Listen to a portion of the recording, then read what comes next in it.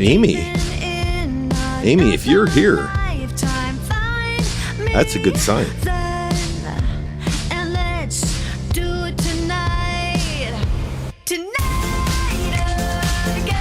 Welcome to the morning stream. This is the end. No, this is the beginning. This is the beginning of the new stream and the end of the old one.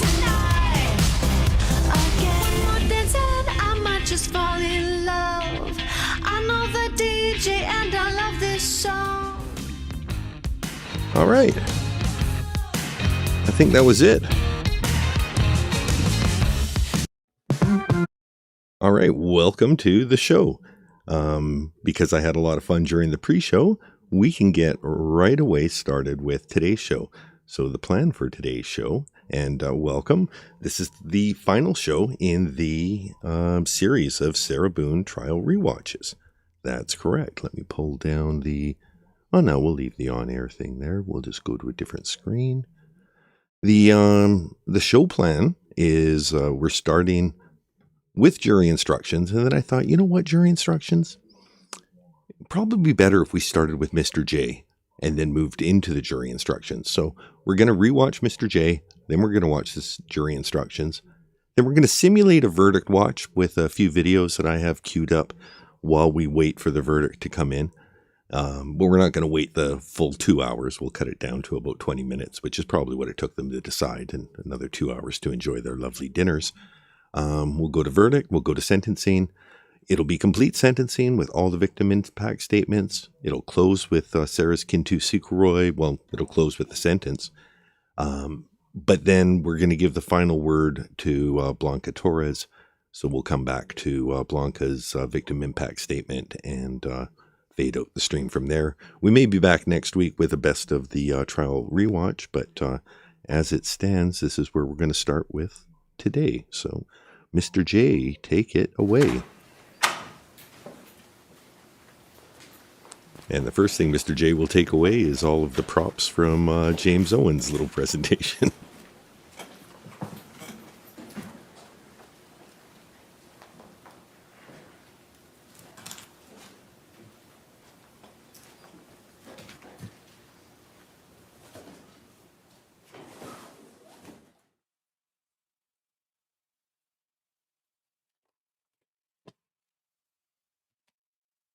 Drop.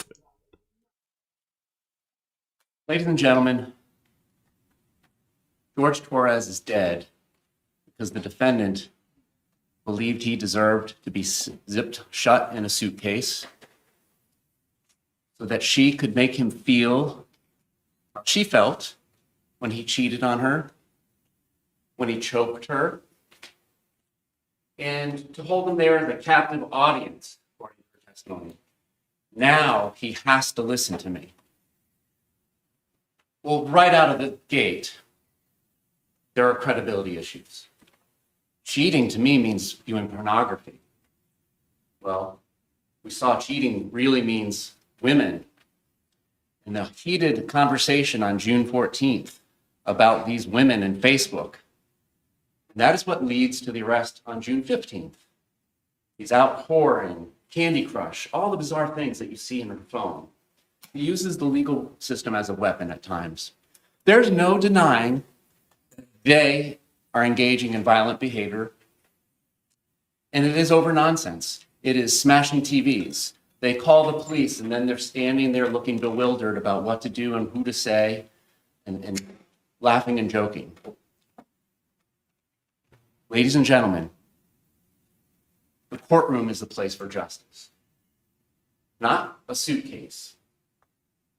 The reason we have a jury system originally started with the idea that the king, the crown in England, shouldn't be able to go and incarcerate citizens on his whim. So it developed into a system where citizens would have to say, yes, you can take our fellow citizen. Habeas corpus. But the opposite is also true.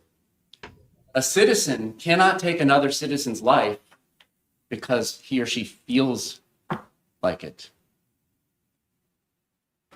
That likewise requires a jury to decide that it was objectively reasonable for a person of ordinary prudence, and caution.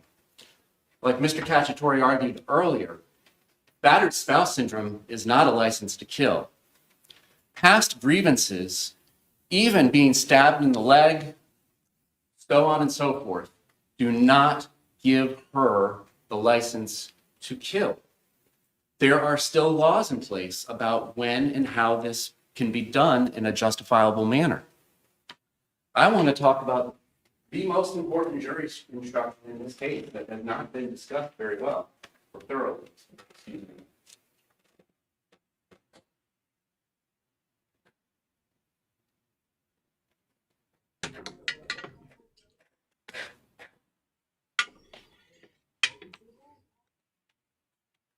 However, the use of deadly force is not justified if you find that Sarah Boone used force to initially provoke the threatened use of force against herself. And we'll stop at that comment. The facts of the case that came from her own mouth, if she is to be believed, and we will explore thoroughly why you should disregard every bit of her testimony, from court to the detectives, to the 911 operator, to the doctors. Her testimony, if it is to be believed, the most favorable light that she has presented of herself, is that at the end of a Sunday fun day, where we're drinking, we're outside by the dartboard, we're doing puzzles, we're doing arts and crafts, and there finally comes a point in time where we're going to play hide and seek. And he says, "Tag, you're it."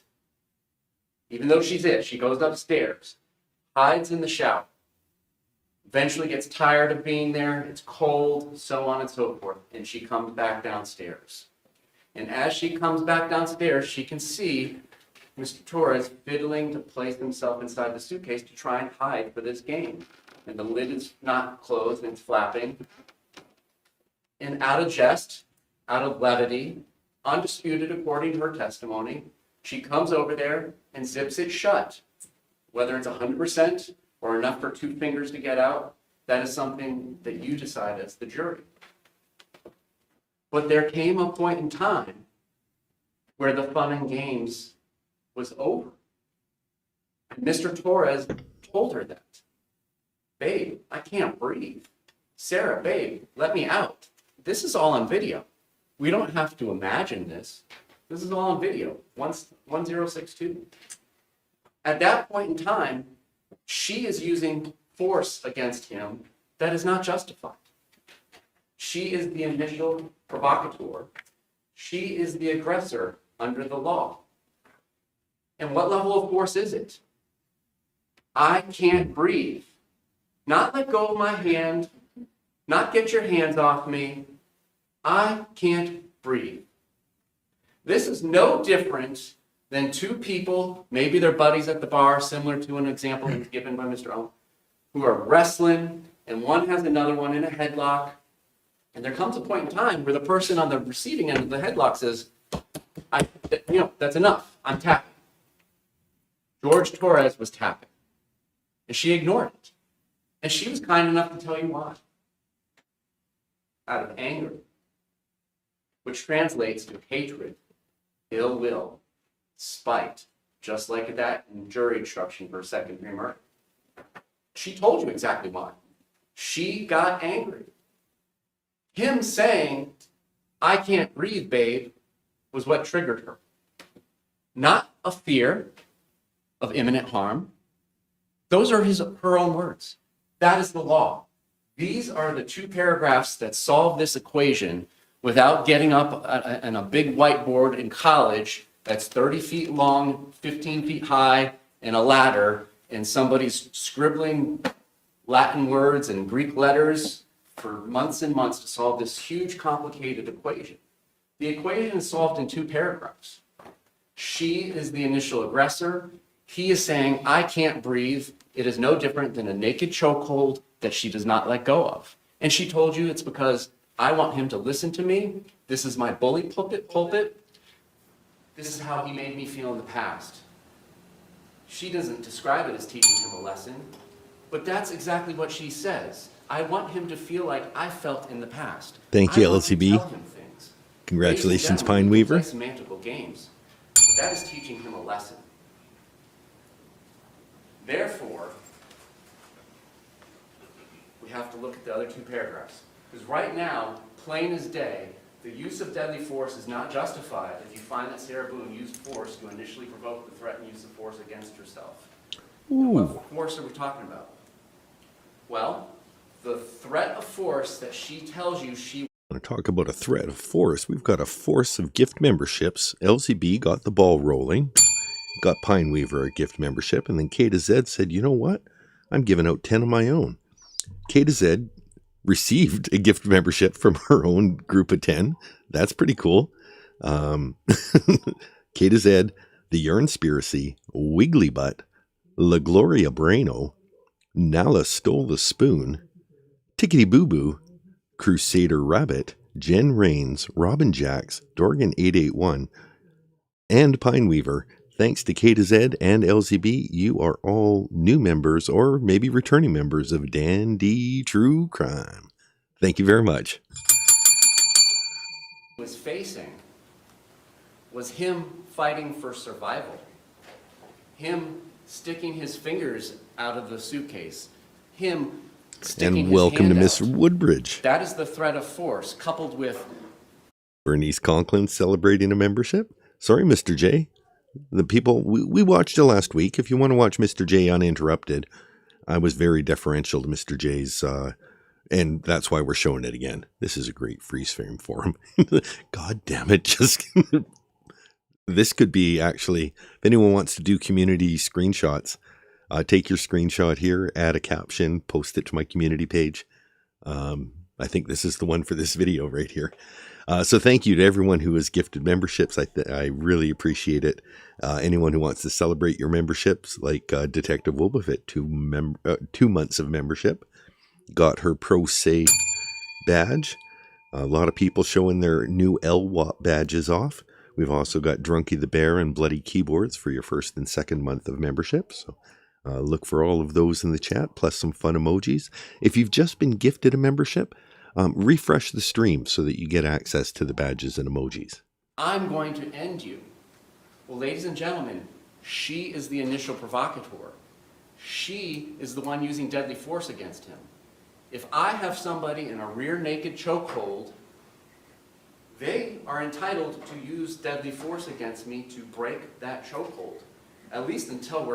Congratulations to Siba, who's celebrating 1 month of membership and got her bloody keyboard out for everyone to see. separated. He had every right to say what he said. Dabs for Dummies asks a great question, and it's worth bringing up because it doesn't come up often enough. There is a particular process for enabling gift memberships. So I know if you're on an iPhone, automatically it's harder. It's automatically not nice. So you have to press the $sign button, which is, you're thinking, Christ, okay, it's just going to make me put in my credit card.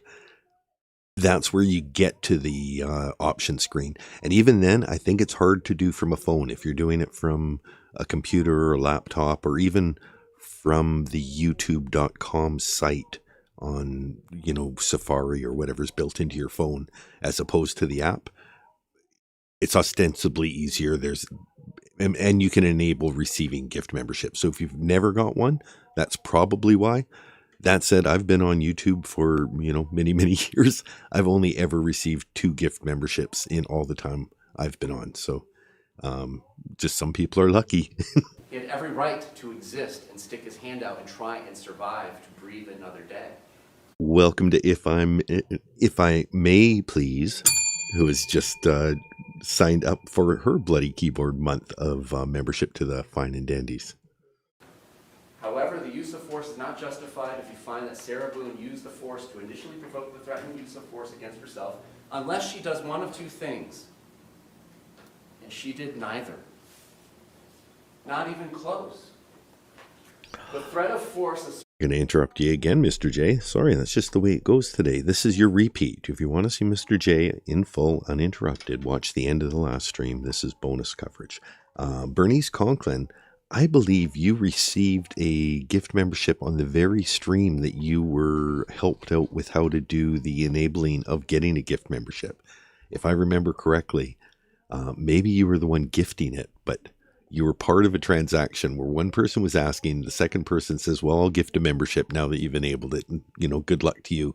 And like calling her, Babe Ruth calling his shot in center field, amazing. The person who was asking about getting a gift got the gift. And, I've never seen anything like that in chat before. Asserted towards the defendant was so great that she reasonably believed that she was in imminent danger of death or great bodily harm.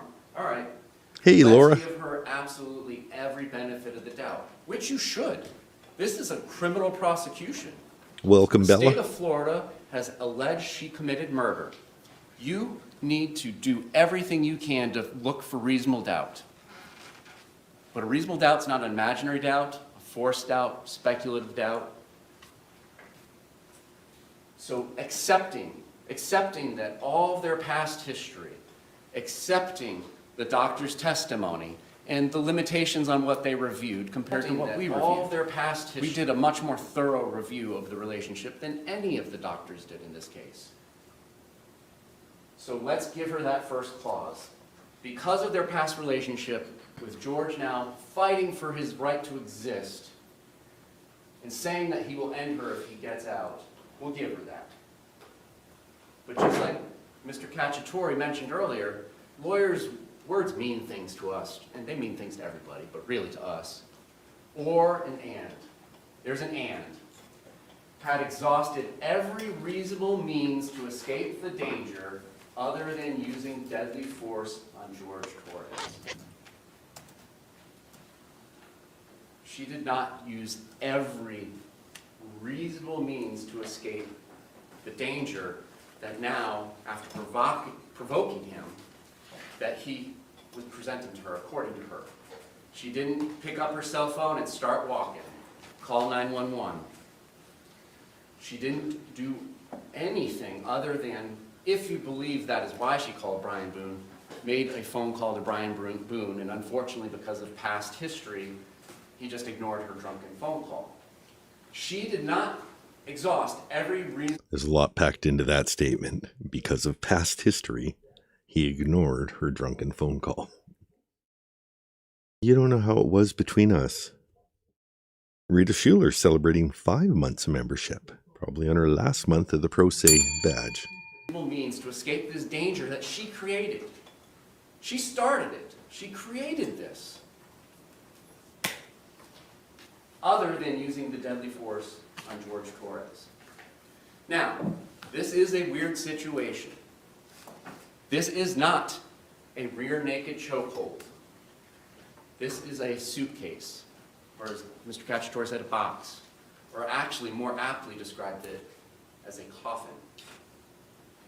And when you secure somebody into a good 4:45 a.m. or p.m. to Margaret Adam box or a coffin, you can still exert that deadly force on them from a distance.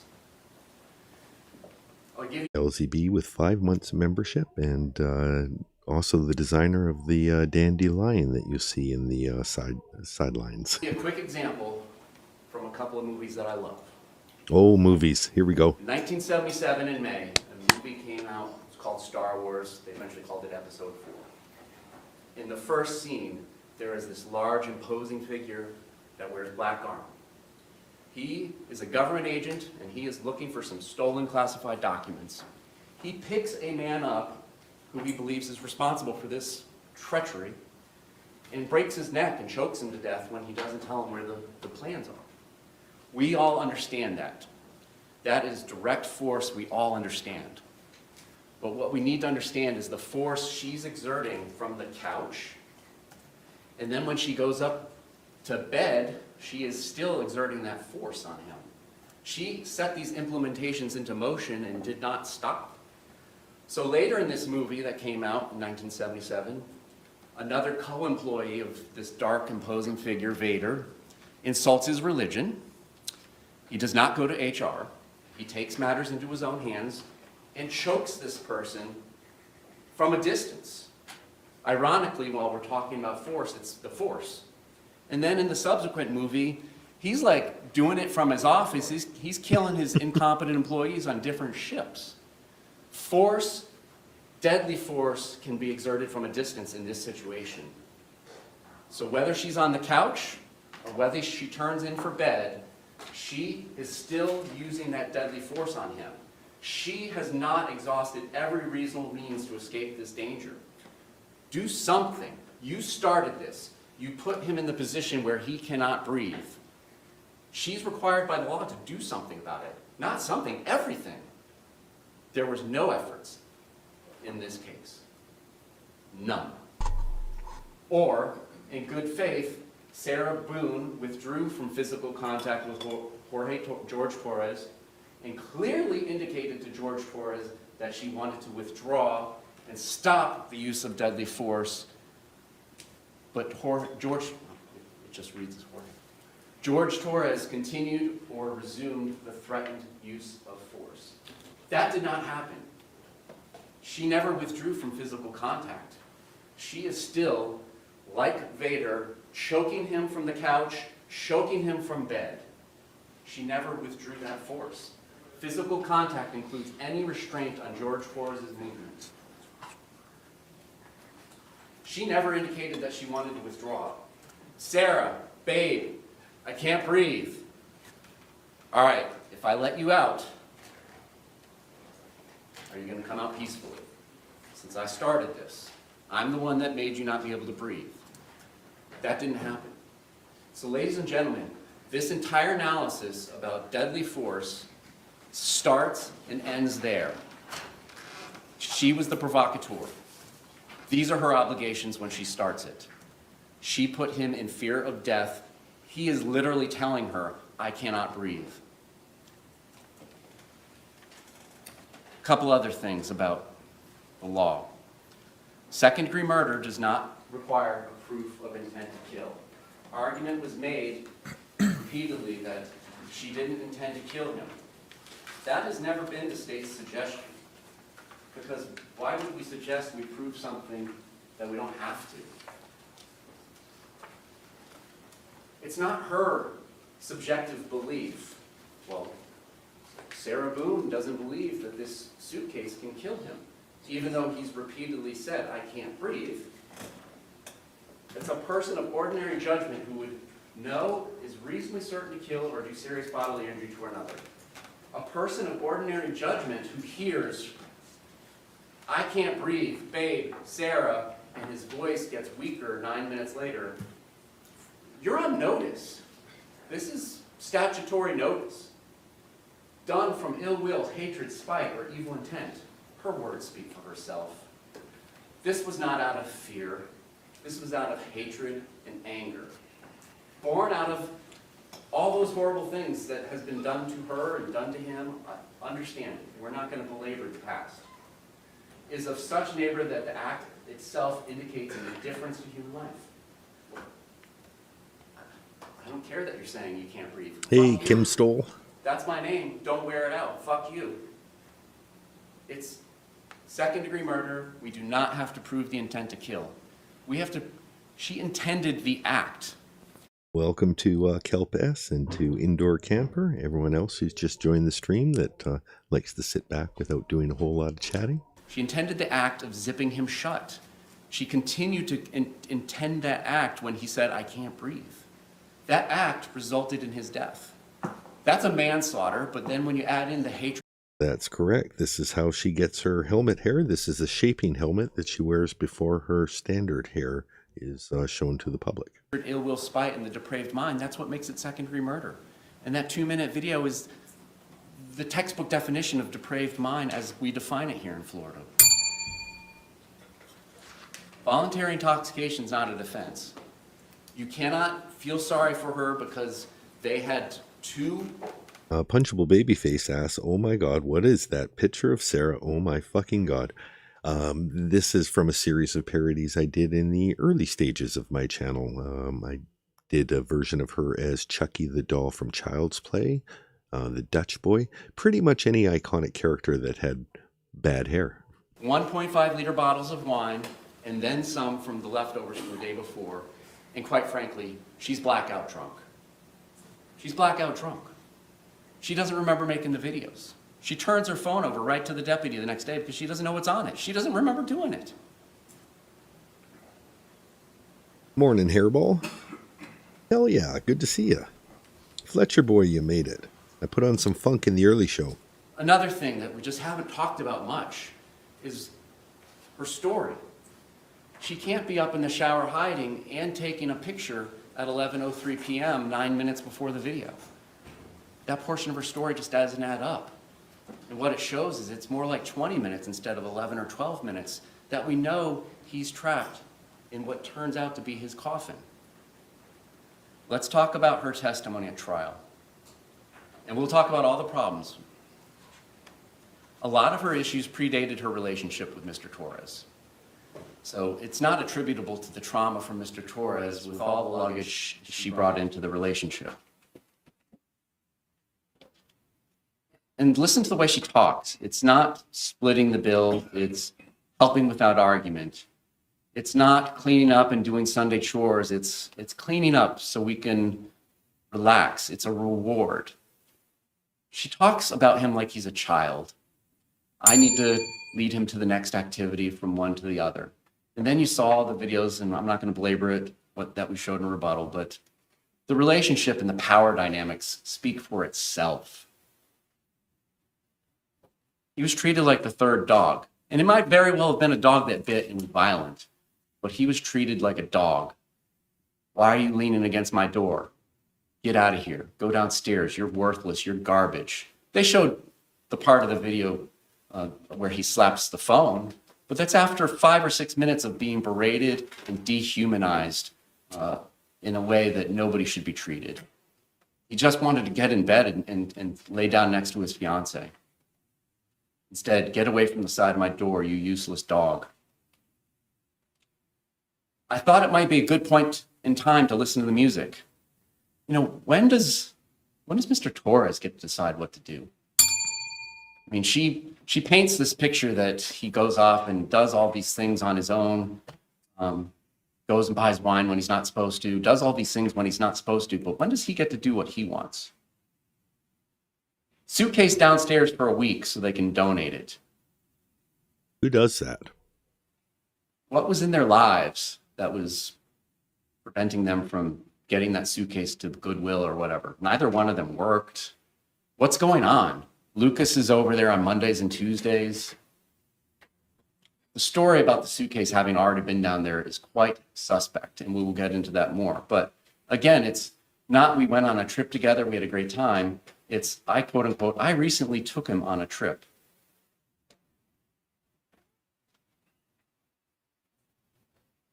Then it comes down to the moment of truth, which we've already gone over. And it's just quite frankly inconsistent because she doesn't, there's no explanation for the picture. Her explanation at trial when I brought it up to her was, I just don't remember. I don't remember this period in time from the picture at 11:03 to when I was supposed to be coming down the stairs. There's a major glitch in her matrix. She shakes the suitcase. Please stop doing this to me. And then his hand gets out. Now she's the point in time when she gets angry and doesn't do what the law requires after basically choking him with his coffin. Beats him into submission with the bat and turns it back over. For the first time ever at trial, she says, I'm going to fucking end you, is what he said. She never told that to even her doctors. We've heard the arguments why she didn't tell the truth to the police and all that. And there's a lot of truth into the argument that was made. There's a lot of truth. When the argument is made that she didn't understand self-defense, what that means, what it comes across as, she makes this story change as she learns about it.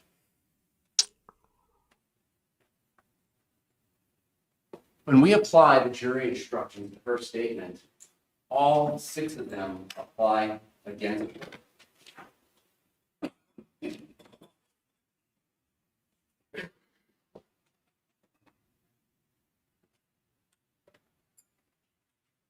Won't belabor this since it was discussed earlier, but did the witness have an opportunity to see and know the things about which the witness testified?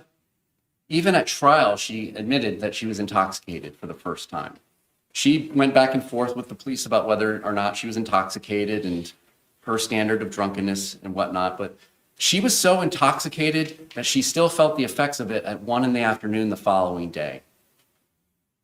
The medical examiner told you that alcohol dissipates in the average person. Everybody's different, tolerance, all sorts of things come into play. But on average, 0.015 grams per deciliter will dissipate every hour. So you can do the math. 0.015 times 14 puts her at 2.5 times the legal limit. For those reasons alone, you should not believe anything she told you. You should not believe anything she told the police. You should not believe anything she told the doctors. She was at 2.5 times the legal limit. She has a gap in her memory that's unexplained when I brought up the photograph at 11:03. You can't have it both ways. I don't remember 11:03 to 11:12, but I was upstairs in the shower hiding. Does the witness seem to have an accurate memory? Well, this ties into what we're talking about. But again, there's a glitch in the matrix, 11:03 to 11:12. Memory is not accurate. By her own admission, I don't remember. She tells the police when they show her the video, I don't remember that happening. Was the witness honest and straightforward in answering the attorney's questions? I submit when we got off script, and by we, I mean with both attorneys, she wasn't as honest and straightforward as when it was a very directed and smooth examination. I came out of the gate with something that was off script. Tell me about Pamela Erickson. Tell me about Christine. Tell me about Crystal. Because she's the one that said cheating to her meant pornography. Well, ladies and gentlemen, you know, she knew exactly who those people were and that she believed that he was cheating on them. And just a reminder for people who forgot about how he opened his cross-examination. He starts by asking, do you know Pamela Erickson? What about Christine? Don't know a Pamela Erickson? Oh, unless it maybe is somebody that he was talking to using my phone. I brought this up during the time, but SKR has a great video on the Notes app that Sarah Boone, she pre-litigated arguments on her own through the Notes app. And the names of all these girls that George was apparently communicating with, she was keeping receipts and keeping notes so that she could spring them on him in an argument. What about Pamela Erickson? On November 3rd, you sent her 2 love hearts and you said, good job. Or, she would just insane receipts. You could just be trolling Facebook and giving out hearts to, and sure, I get it's flirty, but whatever. Could you imagine living with someone like that? My God. Her. And apparently she is too, with some guy named Ben. But that was the perfect start by Mr. J, because it totally threw Sarah off. She was ready to talk about not intentional, not this, and all of a sudden it was like, why are you asking about Pamela? I don't even care about her anymore. George is dead. Yeah, exactly. And when I describe this as a violent, nonsensical relationship, that's exactly what it is. Oh, and if you want to see it, just look up SKR Sarah Boone Notes app. It's a much shorter video than his standard. It might be as short as 40 minutes long or something like that. Could be as short as 20 minutes, but I'm going to say 40.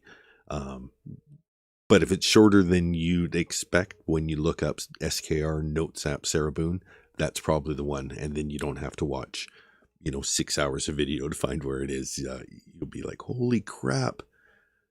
Is it possible she's more insane than I already thought? Downplay the violence. She got stabbed. She had minor surgery. It got infected. Those injuries are real. But they just don't apply in this case. They just don't apply when you use that self-defense instruction when she's the aggressor, if it's to be believed.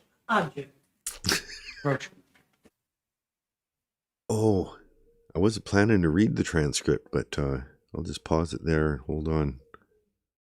Because you guys probably want this. If I remember, this is the one where James Owens is like, oh no, because James Owens is, okay, well, let's see what it is. Because he's the one who's made the objection. The really spicy one was James Owens going with, he thinks he knows everything. He objects to everything, Your Honor. He thinks he knows it all. Okay. Oh, there's a lot of approaches, that's for sure. That's a good question. Maybe we'll just...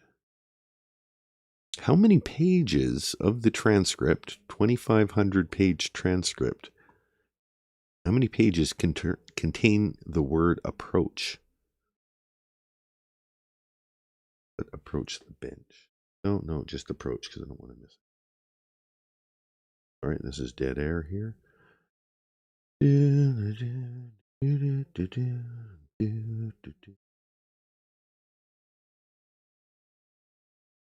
I don't think there is very... It should be the last one, right? Okay, there's a couple of them with the jury instructions.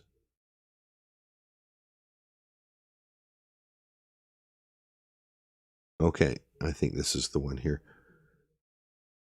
No?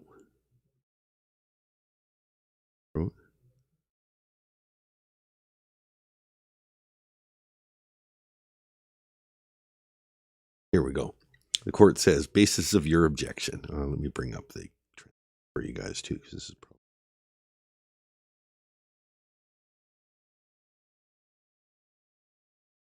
Play. Basis of your objection? They don't apply in this case. We had two witnesses that testified that she's a battered spouse, his own expert.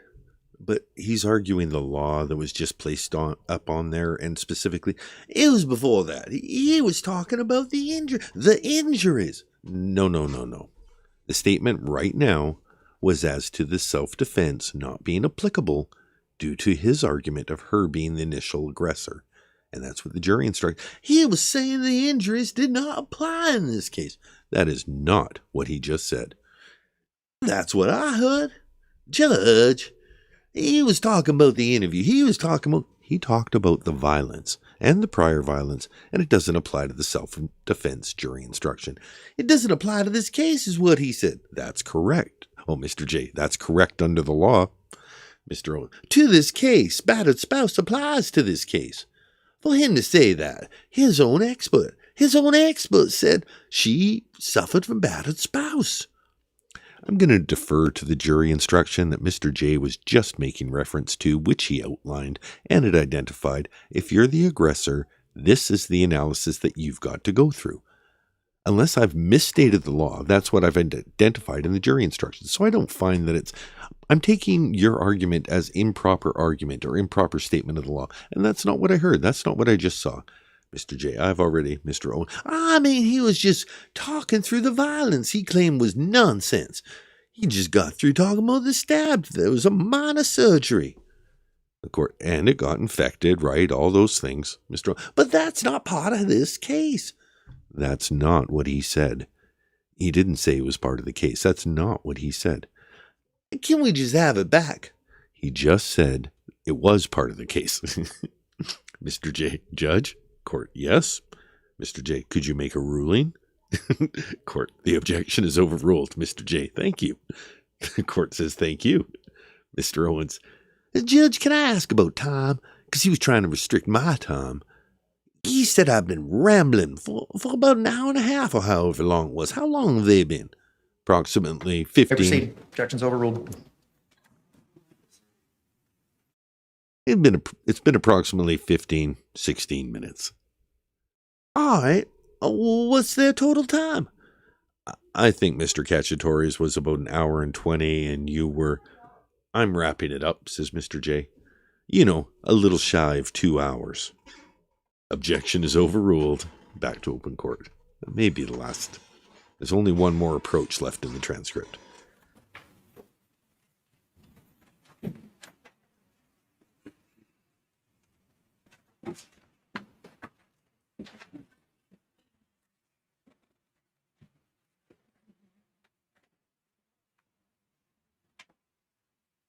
Let me say it loud and clear. Back spouse syndrome does not have any effect on this case. It has no relationship to this case because she is the aggressor. She zipped him shut in the suitcase. After he said, I couldn't breathe, she wouldn't let him out. Therefore, all of the instructions above that paragraph of however do not apply. They do not apply. Now, turning back to what I was saying, did the witness have some interest in how the case would be decided? Well, of course. 3 out of the 4 panels that y'all came from indicated to the judge fear of punishment was more important than the fear of public speaking. It speaks for itself. She has an interest in the outcome of the case. Now let's talk about, does her testimony agree with the other evidence in the case? You do not have to accept this story. Let's pretend, as you should, because all 6 of these things, we haven't even gotten to the inconsistent statements.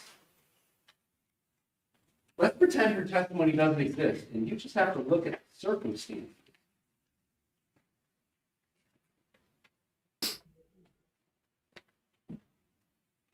The testimony from the defendant is George Torres' head is here. You can stand if you need. You've been sitting a long time too. You can stand if you need. His head is here. His butt is kind of down here. His feet are here. And his hands and his knees are up here. He's in the fetal position, if we remember right. The hematoma on his head is on the left side. The bruises, the deep bruises on his back, are on his left side.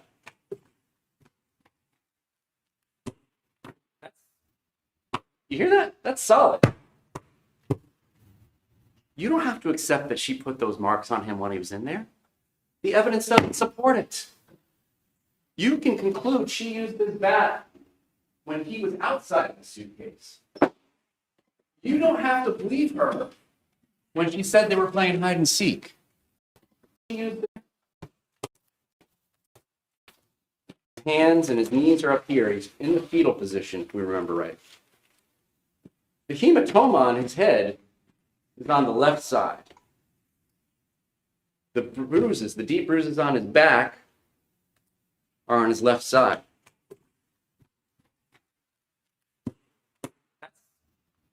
You hear that? That's solid. You don't have to accept that she put those marks on him when he was in there. The evidence doesn't support it. You can conclude she used this bat when he was outside the suitcase. You don't have to believe her when she said they were playing hide and seek. You don't have to believe her because she doesn't know the rules. She came downstairs, saw what she had done, and had all the opportunity in the world to clean up whatever mess may have been at the bottom of the stairs. But ladies and gentlemen, physics doesn't lie. She can't expect you to believe her testimony about the loud boom being the day before compared to her 2 neighbors who weren't drinking, who have no interest in the outcome of the case, who suffer from none of the infirmities of her testimony. She suffers from all 6 infirmities. When her neighbors say there was a loud boom that night, there was a loud boom that night. Did it shake the wall they shared in common? It shook the wall that they shared in common. Did she have any injuries consistent with being dragged? Apologize if anybody's hearing creaking in the microphone and is wondering what it is. It's just a sign that Mum of Lola is alive and well upstairs and immediately over the joist that this microphone is connected to. Up and down the stairs the night before. No, you saw the pictures the CSI took. You don't have to accept her story about hide and seek. Something made that loud boom. It takes energy to make a loud boom. Energy that could very well be in the form of somebody going down some of the stairs, all the stairs, in the suitcase, out of the suitcase. But that's what the evidence supports, is there was a loud boom that shook the walls and interrupted a FaceTime conversation that was so loud that the girlfriend on the other end heard it. Something loud happened. And then there was silence, according to the witnesses. And they can argue that Juan Torres' testimony was great for them. It's great for the state. She was screaming at him already at 7:30 p.m. Welcome to the stream, Peter Shane. Was already on her bully pulpit.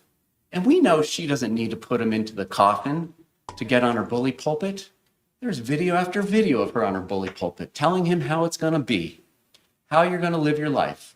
Go take a walk. Do this. Do that. You don't have to accept anything she said. It's inconsistent that he received the hematoma to his head, his bloody mouth. How is his mouth getting bloodied inside the suitcase? That's protected from her and her bat. But that suitcase, a 100-pound drunk woman is not beating through the wood of that suitcase or whatever it is that's making that noise when it's thumped. Ladies and gentlemen, those injuries happened outside of the suitcase. Ladies and gentlemen, somebody or something went down those stairs. She has no injuries consistent with going down the stairs. He does. He has blunt force trauma all over him. You don't have to buy her story, and you shouldn't. Fuck, so many good statements there. The inconsistencies, I'm not going to belabor it. Your dinner is waiting him back. Let's just briefly talk about the experts, and we'll move on to the end. Dr. Brandon was absolutely fantastic. He explained everything that you all needed to know about battered spouse syndrome. And this isn't about whether one of them or both of them had battered spouse, because at the end of the day, she's the initial aggressor, and she had the duty to do the things that the law requires. But it does call into question the credibility of the past power dynamics of their relationship. Those videos speak for themselves. The officer in the last video asks him, dude, you're a guy. Why don't you do something about this woman, your wifey, who you don't want to rat on for beating you? It's like, man, I'm not a beefcake. I'm not going to rat her out. There's countless examples, if you apply Dr. Brandon's testimony to Juan Torres, that really shows you the power dynamics of the relationship. He was her violent pet. And I really want to reinforce that I really like Dr. Brandon's testimony. It's underappreciated in the scope of the whole trial because he wasn't overwhelmingly, biased like a Dr. Harper. But his competency deserves the respect too. And I think the way that he was able to be an expert witness rather than an expert for the defense, I think that speaks to how all experts should be in especially murder trials where the stakes are so serious. So yeah, kudos to Michael Brandon for his testimony and for his fashion style. Dr. Harper, I don't find much quarrel with what she says about battered spouse syndrome, and nobody should. I mean, she's the expert. But she's not Miss Boone's treating physician. She's not her treating psychologist. The way it was described in argument, and I believe from Dr. Brandon's testimony, was she's supposed to be a forensic detective. Get to the bottom of this. She's going to come in here at trial and tell you her opinion you should rely upon. With 9 visits, she never asked the defendant what it is the victim said that put you in imminent fear of death or great bodily harm. That's the crux of the matter, Doc. You're never going to ask her what it is he said or did for this grand jury instruction about threat of force or use of force? It's remarkable. And, she didn't review everything that was presented to you. At the end of the day, it's your opinion that matters about this relationship. And again, we agree with Dr. Werner. It doesn't matter. She had the duty to retreat. She had the duty to take the chokehold off. And if it was too dangerous for her to directly take the chokehold off, she had the duty to do something else, everything in her power, to stop him from dying because she started it. She set it in motion. She used the force grip on him from a distance, the couch and from bed. It was her obligation to stop. She didn't. But Dr. Werner, She was called by the state of Florida after having evaluated and listened to the defendant give a similar story and concluded battered spouse doesn't apply. So she was never asked to delve any deeper into it. Given the information that she did have, the limited information, she agrees, yes, Ms. Boone has battered spouse syndrome, but it doesn't apply to the case because she was the aggressor and she did not fulfill her obligations. And really just your gut common sense. Go back to jury selection. In jury selection, there was examples about bullies day after day doing something to somebody. And somebody raised their hand and said, don't they have to do something that day? Don't they have to do something that day? And he didn't. After he was put in fear of death and told her he can't breathe, the imminent threat of great bodily harm and death she is describing to you is him fighting for his life to escape. She did not fulfill her obligations. There's details that matter. And again, it's not to belabor it. I mean, the evidence in the body-worn camera and the 911 calls, it's not offered to prove the truth of the matter as who stated what. Who knows what happened between these two?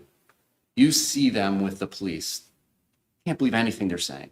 It's not offered to prove that she's a bad person. It's not offered to prove that Mr. Torres is a bad person. Good morning, it's simply Michelle. offered to call in question the reliability and credibility of what she said about the past. That's all that it's there for. But there are some nuggets and some Easter eggs. Beth There was the an argument salesman. made during closings that Mr. Torres knows not to. Beth the salesman asks, are we getting to the elocution today? Yes, Beth, we are getting to all of it today. By the time we're done today, everything that can be considered trial and sentencing will be part of this stream. So yes. That said, instead of it going allocution, Judge Kranick, and then Sarah led out of the courtroom, we're going to go allocution, Judge Kranick, final sentencing, and then we'll return to Blanca Torres' victim impact statement as the final word on this stream.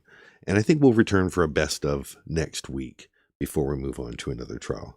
Do anything when being videotaped. Bizarrely, shortly thereafter, they showed a very edited clip of him attacking her and slapping the phone out of her hand. He knows he was being videotaped, and there was another video like it too. So to make the argument that he doesn't do anything, he's a good boy when he's being videotaped, it's belied by their own argument. They showed one of the videos. Learned helplessness. She seemed to control everything. I mean, his birth certificate, it gets torn up when he doesn't comply with her wishes. You'll see the rest of the text messages if you choose to delve into them. But I would suggest you don't have to, given the jury instruction about aggressor. Ladies and gentlemen, this has been a long 2 weeks, and you are making a very, very important decision for Ms. Boone, and a very, very important decision for Mr. Torres and the state of Florida and his family. He's dead. She killed him. She's admitting she killed him to have this affirmative defense if I was justified. It was not justified under our law. She does not get to decide that she has a license to kill because of her past grievances. The law requires her to stop using the force that she started applying to him. And she didn't. She didn't withdraw. She didn't tell him he was withdrawing. She didn't use every means available to try and stop this from happening. She didn't. And you know what was in her heart. She tells you it's hatred, ill will, spite, and venom. This is not a self-defense case under the law. Go back and follow the law.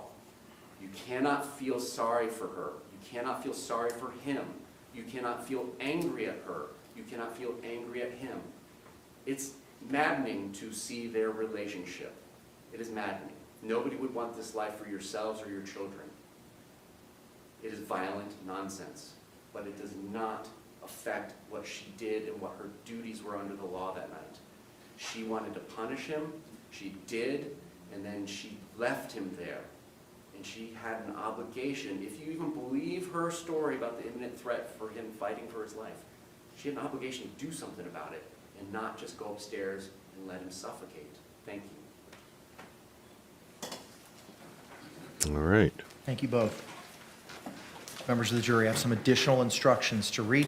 Just before we get into the jury instructions, which will be the official beginning of the show, I'm going to address something you guys have been discussing in chat. A little bit of a discussion over speculation.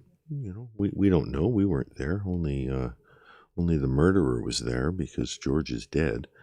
But yeah, we're just going to speculate, and I'll share my own speculation with you. So let's move to the please stand by screen. And you guys, a few of you in the chat seem to be along the same lines as me. My personal theory is that George was moving out that night, that George took the suitcase out of the closet upstairs. There's, seeing the video, there's the stairs down, but then there's also like a little hallway, you know, beside the stairs that leads to the upstairs rooms. So I imagine, you know, he's there, he's packing stuff, you know, in that little floor that he was sitting on. And maybe he's squatted in front of the suitcase, you know, just feet on the ground, knees up near his chin, and, you know, putting things from a pile into the suitcase. And Sarah says, no, don't go. You can't leave. Don't leave me. You can't leave. And he says, that's it, Sarah. I'm leaving.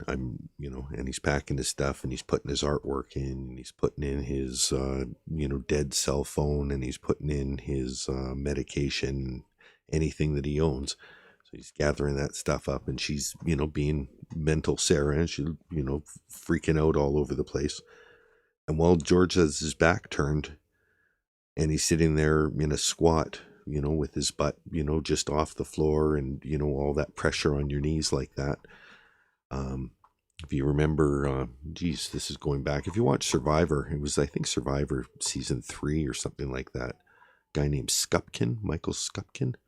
He's building a fire and he's like over top of it. And it's just a really quiet scene. I don't think the people filming it expected it to be anything. But he was so close to the fire that he was... he inhaled the carbon, or too much carbon monoxide. He passed out. He passed out into the fire. He fell into the fire. The coals burnt him. He got evacuated from the island. Anyway, the reason I bring that up is the image of him there squatted, and like just the way that your momentum, if you don't have the strength to hold your body, you're going to fall forward. So I think George is there. I think he's squatting. I think he's putting his things into the suitcase. And gets hit in the back of the head. He just gets poked with the bat. We'll say poked with the bat. And it gets, you know, if you get somebody in the right part of you don't have to be a strong person. You just have to hit them for that to be like a kind of hit. And maybe he falls into the suitcase. And Sarah sees it and she's laughing. She's like, God, you fit in the suitcase. That's hilarious. You fit in the suitcase. So she's laughing and she's giggling and it's like a big fucking hilarious thing to her. She zips it up. You know what? I'm going to send you down the stairs like you're a sled. Ha! Oh, that's so much fun. Boom, down the stairs. Down at the bottom of the stairs. You know what? I'm taking a picture of this. 11:03 p.m. Picture's taken. 10 minutes later, set up with a bottle of wine, sitting on the couch, had her fun, wheeling them around, extended the handle, using the wheels. Center of force gravity, it's a lot easier to move one of those suitcases with the wheels. Exhausted, sitting on the couch, yeah. How you make me feel when you cheat on me. Anyway, that's my theory. That's how I think things happened. You guys gave me a bit of a reason to refresh my memories of events. And, you know, there's so many lies and it's so hard to put together the pieces of real evidence with your own speculation. But For me, that kind of fits a lot of the pieces of known evidence with a lot of the gaps in what we don't know. Back to the jury instructions and Mr. Judge Kranick. Accepting the doctor's test. Oh, that's my own feed. There's the one we're looking for. You would be so kind to turn to page 21 of 22. Hey, Artmans. Instruction. Artmans, this is a personal message to you, but you posted a message on my community board, and I do have an answer for you on the community board, so make sure you check that if you're looking. 3.12, verdict. You may find the defendant guilty as charged or guilty of such lesser included crime as the evidence may justify or not guilty. If you return a verdict of guilty, it should be for the highest offense on the verdict form that has been proven, beyond a reasonable doubt. If you find that no offense has been proven beyond a reasonable doubt, then, of course, your verdict must be not guilty. The verdict must be unanimous. That is, all of you must agree to the same verdict. Only one verdict may be returned as to the crime charged. The verdict must be in writing, and for your convenience, the necessary verdict form has been prepared for you. It is as follows. If you're looking for it, you don't have it. I do. That's why we only have one. The verdict form reads, Mr. in the Circuit Kranick, Court of the Ninth Judicial always- Circuit in and for Orange County, Florida. Mr. Kranick, always the joker. You're looking for it, you're not going to find it, because I have it. You don't have it. I do. That's why we only have one. The verdict form reads, in the Circuit Court of the Ninth Judicial Circuit in and for Orange County, Florida, case number 48-2020-CF-002603-0, State of Florida Plaintiff versus Sarah Boone Defendant. Verdict. We, the jury, find the defendant guilty of murder in the second degree as charged in the information. We, the jury, find the defendant guilty of the lesser included offense of manslaughter. We, the jury, find the defendant guilty of the lesser included offense of culpable negligence. We, the jury, find the defendant not guilty. So say we all, dated at Orlando, Orange County, Florida, on this blank day of blank, 2024, signed, the foreperson. Final instruction, members of the jury, page 22. Instruction 3.13, submitting case to jury. In just a few moments, you will be taken to the jury room by the court deputy. The first thing you should do is choose a foreperson who will preside over your deliberations. The foreperson should see to it that your discussions are carried on in an organized way and that everyone has a fair chance to be heard. It is also the foreperson's job to sign and date the verdict form when all of you have agreed on a verdict and to bring the verdict form back to the courtroom when you return.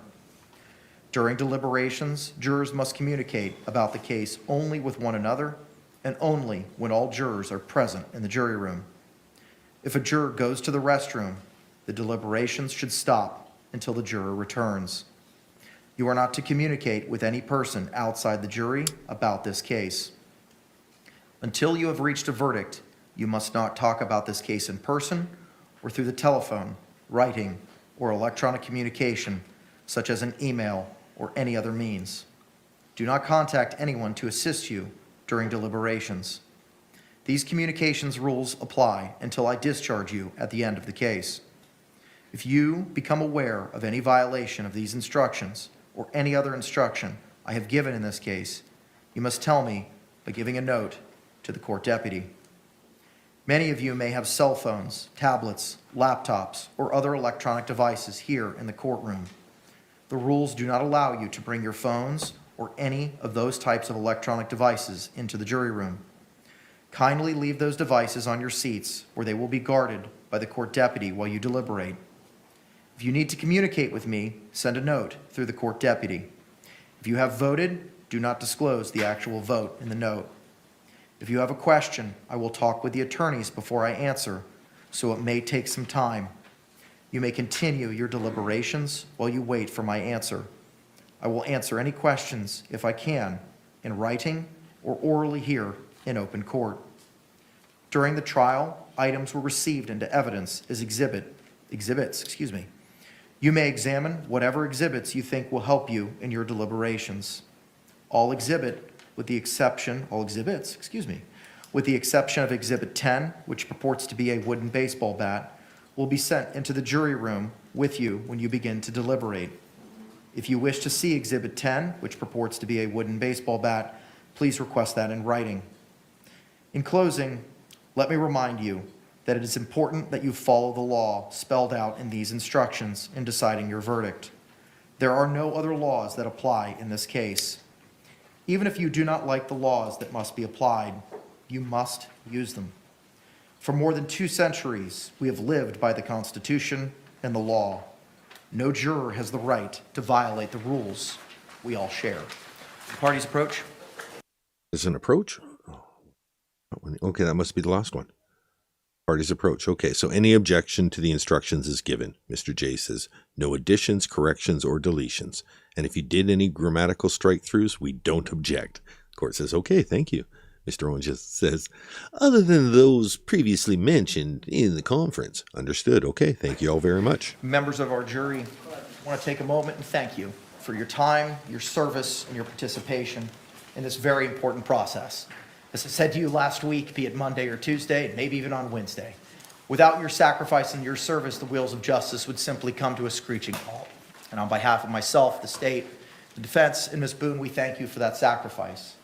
With that, jurors wearing badge 295, 9, 569, 515, 130, 249, and 448, and 110, you've successfully served as our alternate jurors in this trial. I wish I could give you more than my thanks and a hot meal that's waiting for you, but I do thank you for your service and your sacrifice. Courtroom deputy is going to take you out at this time so you can collect your meal, and I'll meet you back there momentarily to give you your jury certificates. Thank you for your service. The rest of y'all, if I didn't call your badge, you need to hang out. Don't go anywhere. Okay, that looks like the audio is cutting out. It may just be to excuse the jury. There's, I think, going to be a little bit more here. For you 6, you are that will be deliberating in this case. I thank you again for your time and your service. The exhibits will be brought back to you momentarily, and a meal is waiting for you. We will work till approximately 10 o'clock tonight if you do not render a verdict before then. And I thank you again for your time and your service. I'm going to ask the courtroom deputy to go ahead and take you back now to the deliberation room.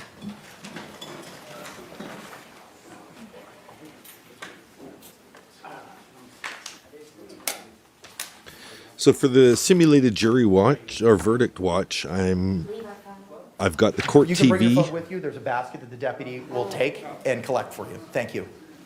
I have the court TV footage of them waiting for the verdict, so we can watch what they felt in real time. I have a special news footage reaction screen that we'll use for that. Deputy.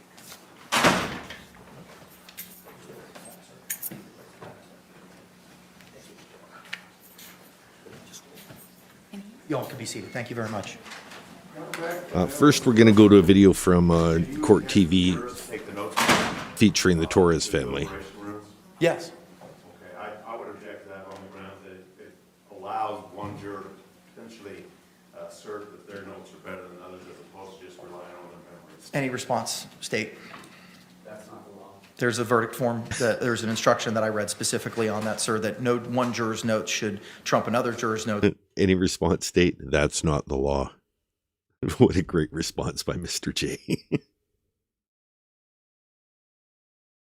One juror to potentially assert that their notes are better than others as opposed to just relying on their memories. Any response, State? That's not the law. There's a verdict form, there's an instruction. Any response, State? This is not a Wendy's. Okay. I'm going to have to side with the state on this. And that I read specifically on that, sir, that no one juror's notes should trump another juror's notes or their memory. So your objections are ruled. Mr. J and or Mr. Cacciatore, do you have the clean laptop for the review by the defense?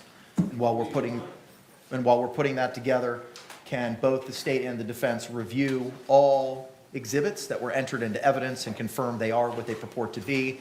so that all exhibits that were entered, with the exception of Exhibit 10, the bat, would be sent back to our jury. Yes, please.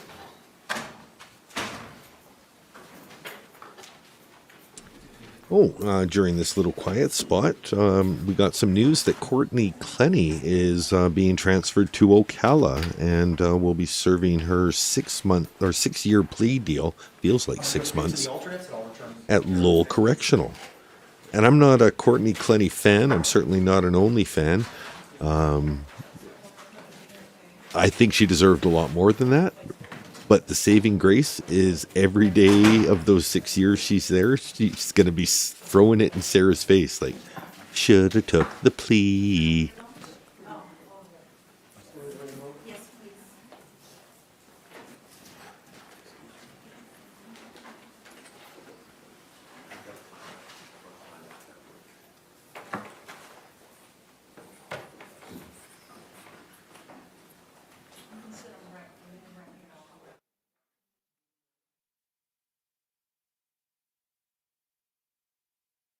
Oh, the volume just dropped out. Of course it does that just as I finish talking.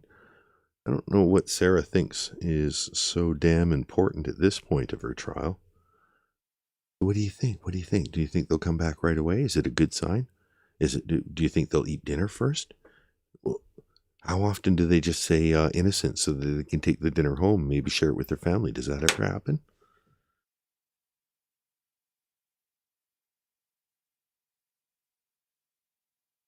Yes, that's correct, Kelly. Courtney Clenny has been assigned to Lowell Correctional Institute. Might be a time to float. I've had some preliminary discussions with Daniel Chavon about this. I'm thinking we should do a collab series and call it Ladies of Lowell. It would abbreviate to Lowell. But Ladies of Lowell, and each week have one of us introduce an inmate that is sharing Lowell Correctional Institute with Sarah. So obviously there's some high profile ones we could start with. And it would be, one of us kind of, hey, did you know that she's there with Sunny, the famous, that might be who I start with. Sunny, the WWE superstar.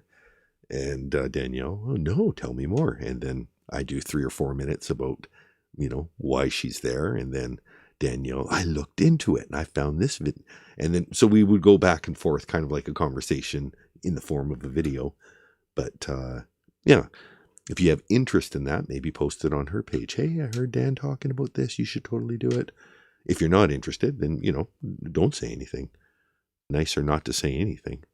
What is she so damn interested in? Probably Billy Lane at this point. Or I can zoom it in. Oh, it's Lauren Henderson. She's trying to get. So all those things that you taught me how to do, how many of them am I going to be able to do in the jail cell? Like, can you still visit me once a week and, smuggle me makeup?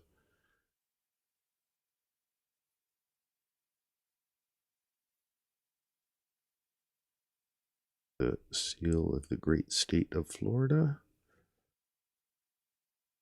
Oh, but I don't have to go to the seal of the great state of Florida, do I? I do not. How long does this have? I think this is just the end of the video. It is. Okay, so this is where the playlist comes in handy. So we will move to the... I think this is a safe watch screen. I think if I do something like this, obviously if you want to watch this video, I'm going to post the playlist in the comments. So if you want to watch any of these videos without the TV screen and in a better aspect ratio, you can watch the videos from the playlist. But this is going to be a video that Court TV did an interview with the Torres family. I think it's very appropriate at this juncture of the trial while we're waiting for the sentence to come in. So take it away, Dan D. Let's go to that next video. All right.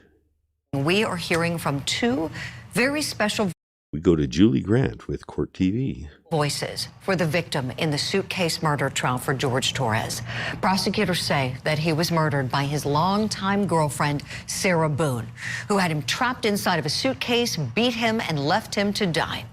The defense is saying that Sarah Boone was acting in self-defense. Now, George Torres' family is speaking out this morning, saying that he's being unfairly depicted as an abuser and that it was Sarah Boone who was the real aggressor. Now, since early in this case, we've seen evidence of Boone's problems with Torres' family. To know what we're here, what we're investigating, and that they're going to think I killed him. Why would they think that? They always have said that. Why would they think that? Always have said that. What have they I said? told you it's because I'm the blue-eyed white dragon. That's what they call me. Because they don't want him with me. So he's basically just not really been around his family because he chooses me over them. I want to welcome in our special guests now. We have George Torres' oldest daughter. And A little warning, if anyone has any children near the TV screen, you might want to take them away. We're about to see a monster. And when I say a monster, I mean a monster. We're going to see George's ex-wife. Victoria Torres with us. We also have Dolores Ortiz with us, who is George Torres' first wife, and she's a monster. When I say she's a monster, she actually looks like quite a lovely person. She deserves to have a moment in the sun like this after all of, anyway, she's not a monster. we also have Dolores Ortiz with us, who is George Torres' first wife, and she also brought with her this morning her youngest daughter, Destiny. First of all, my heart goes out to all of you, and for all of us here at Court TV, we are so sorry for your loss. Thank you for coming on the show, and I know that you really want to clear the air. And Anna Victoria, I know you've wanted to kind of be the family spokesperson, so I want to start with you, please. The way that your dad has been depicted as being an abuser in this trial, I know that it has upset you and you felt it's very unfair. Tell us why. Thank you, Cather.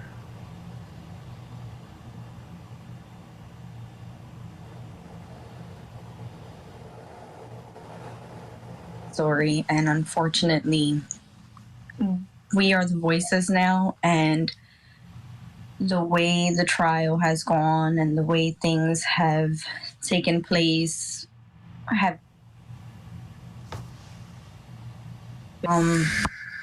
nobody has ever contacted us to hear our story or ask us questions in regards to our father, his character, or the relationship between him and Sarah Boone.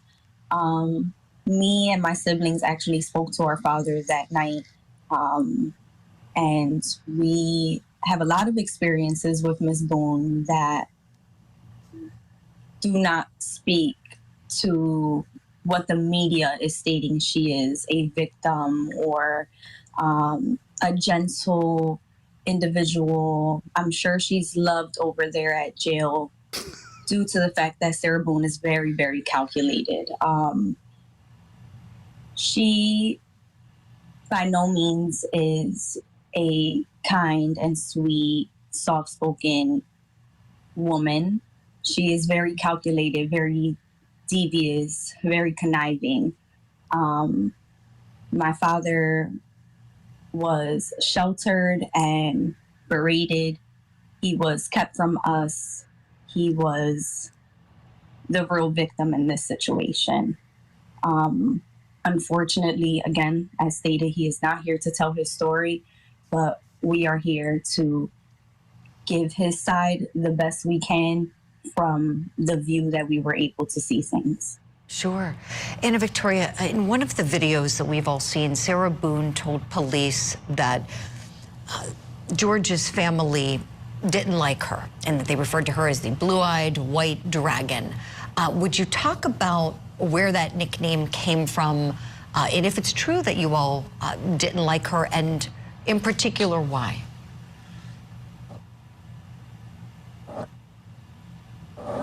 I can definitely answer that. As far as the nickname is concerned, that was created all through Sarah's little brain. Other than that, she was definitely correct as far as us not liking her. And she should have stated that she didn't like us either, because that is very much correct as well.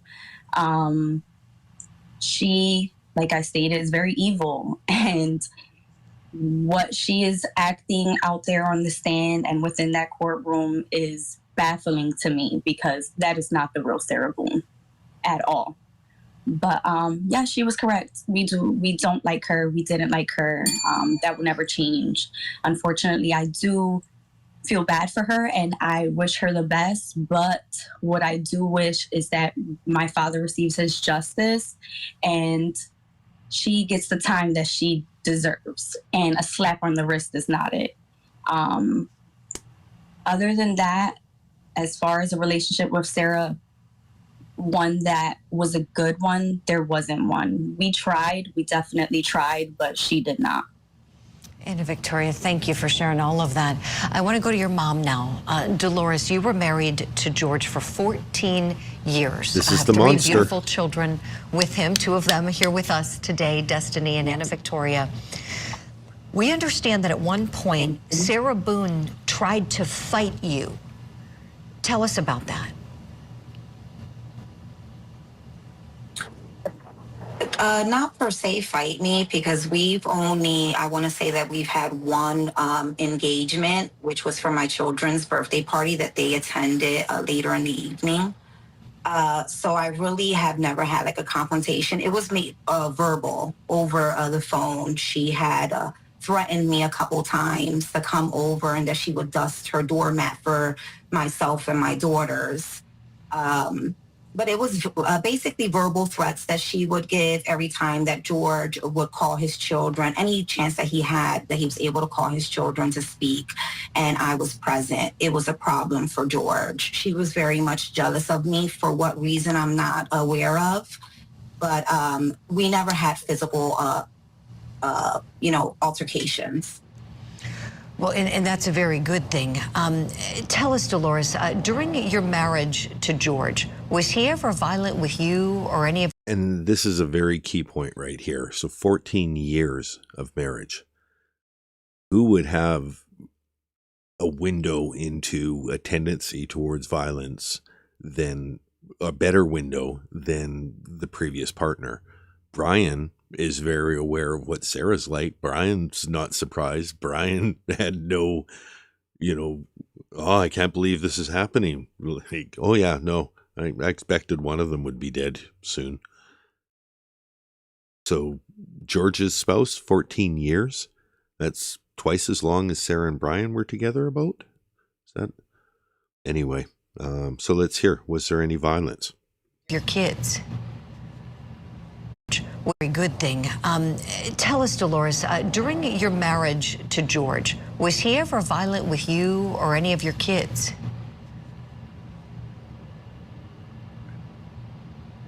He was never violent with my children. We would have normal husband and wife family spats here and there, but never to the point where police were ever involved, DHS was ever involved. We were never that type of family.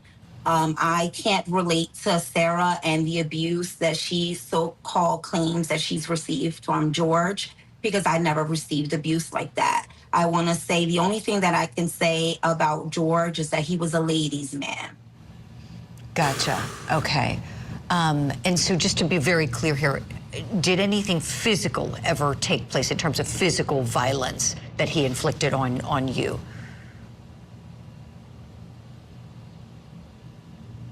No. Okay. And thank you for that. I know these are very personal questions, but we really want to get everything out here and get your side of all this, as everyone in the courtroom isn't hearing it. Destiny, we're so happy to have you here. You were a surprise this morning. We knew Anna Victoria was coming on and your mom, and we're so glad to see you too. What would you like to say about your dad, the kind of person that he was? What would you like the world to know about him? Exactly, Charles Grieve. That's exactly the point that I really want people to be able to take away from this video here is, this is when I say a monster, she's a monster. Send me money, send me money, send me money. Well, how's he supposed to send money when he doesn't even have a job? Meanwhile, Sarah's in prison saying, send me money, send me money, send me money, when she doesn't even need it. Her husband is a single parent to her only child. Send me money, send me money, send me money. Who's the monster? Who's really the monster?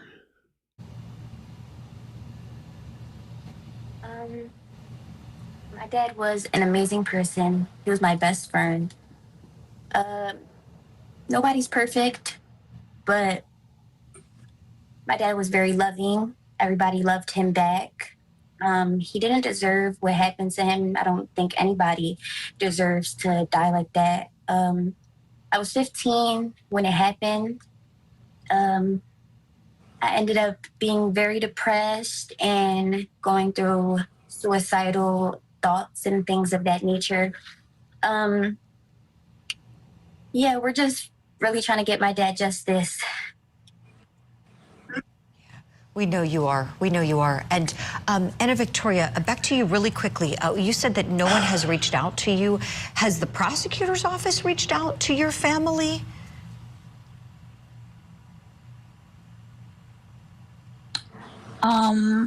As far as my father's mother, his father, his siblings are concerned, they have been communicated with due to the fact that they do live in Orlando. I live in Philadelphia, but nonetheless, I have communicated with the attorneys. The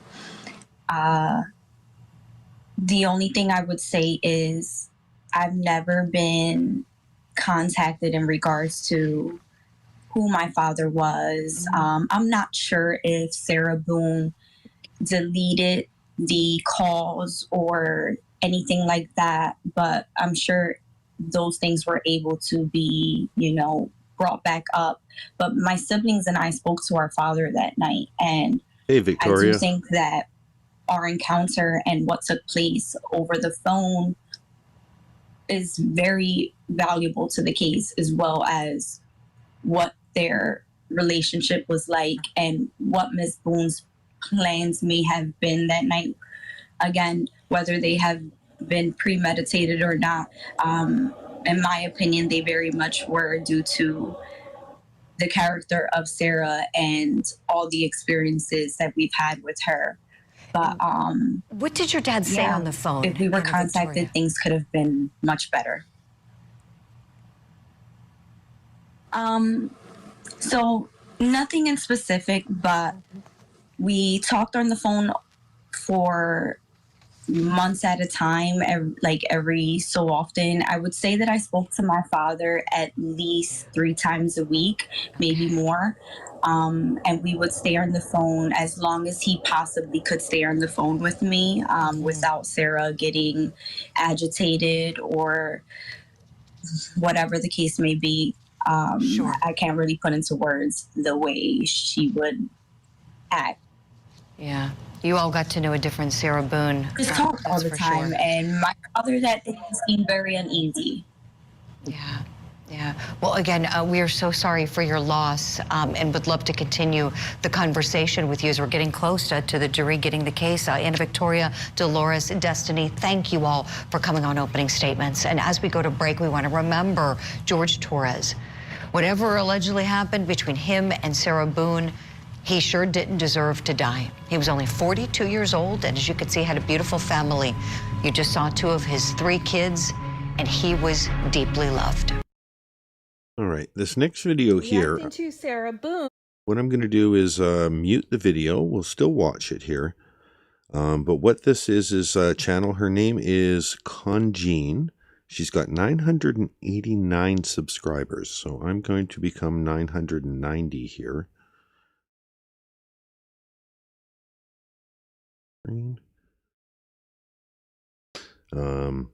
So yeah, with YouTube's got some new rules where it's going to be even harder for people to get to monetization. So she's close, and we can push her over the edge. 10 of you can help out. Her channel is it's a hodgepodge. There's like recipes, there's personal vlogging stuff, and she also seems to be a fan of the Sarah Boone case. What she's done here, it's just a 7-minute video that I'm going to talk over. But she's gone on to some of the Facebook pages and found the original videos or original photos that Sarah posted of her son in the suitcase. So this is a picture. I don't know why they blur the top of Brian's head, like that his bald spot needs to be protected as well. But the blurred image in the suitcase here is the shared son. And this is the Disneyland, or we're going to a theme park picture. There's another picture that she's going to get to where it's just a suitcase. There's no picture of who's in it. And ostensibly, Sarah's in the suitcase, but it's weird. It's really chilling, actually. One for a little bit here, and Conjeans, Conjeans,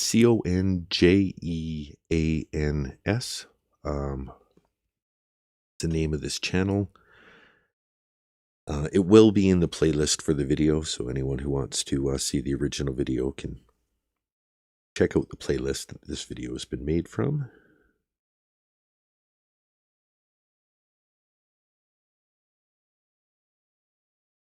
Oh yeah, there's some videos about Al too. We can talk about Al a little bit. There's the, so that looks like the son standing by the suitcase.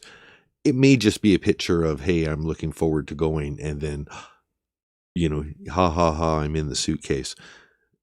The key thing about this to remember is, well, a couple of key things. One is that she has more than one suitcase, but that she knew about the danger that a suitcase caused. I don't think that she premeditated a suitcase kill.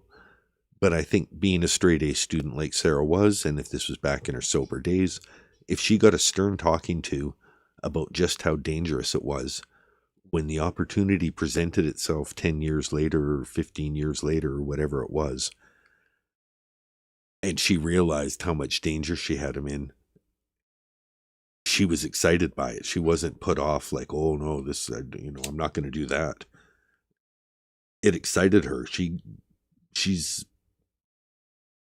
audibly into what she's created, which is sick. It's the hardest part about covering this case is listening to that macabre satisfaction and sinister joy she gets while cruelly mocking his authentic attempts to just live. Anyhow, I think I'm going to speed up the video here because she's got a couple. Okay, well, no, she's gone to it. We'll just leave it. We'll let it go full regular speed. She's got some pictures. Some of you may have seen these before, maybe not. These are pictures of Sarah from the yearbooks, high school pictures of Sarah. This is around the time of Nickelodeon. You can kind of see Nickelodeon Sarah's right in between these two Sarahs.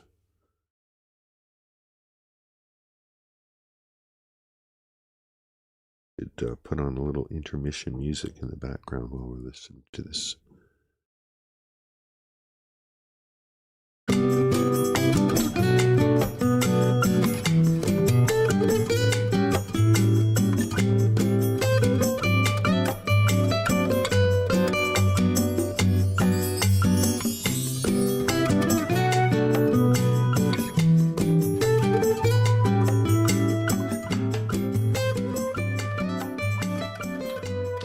Happier days, happier days.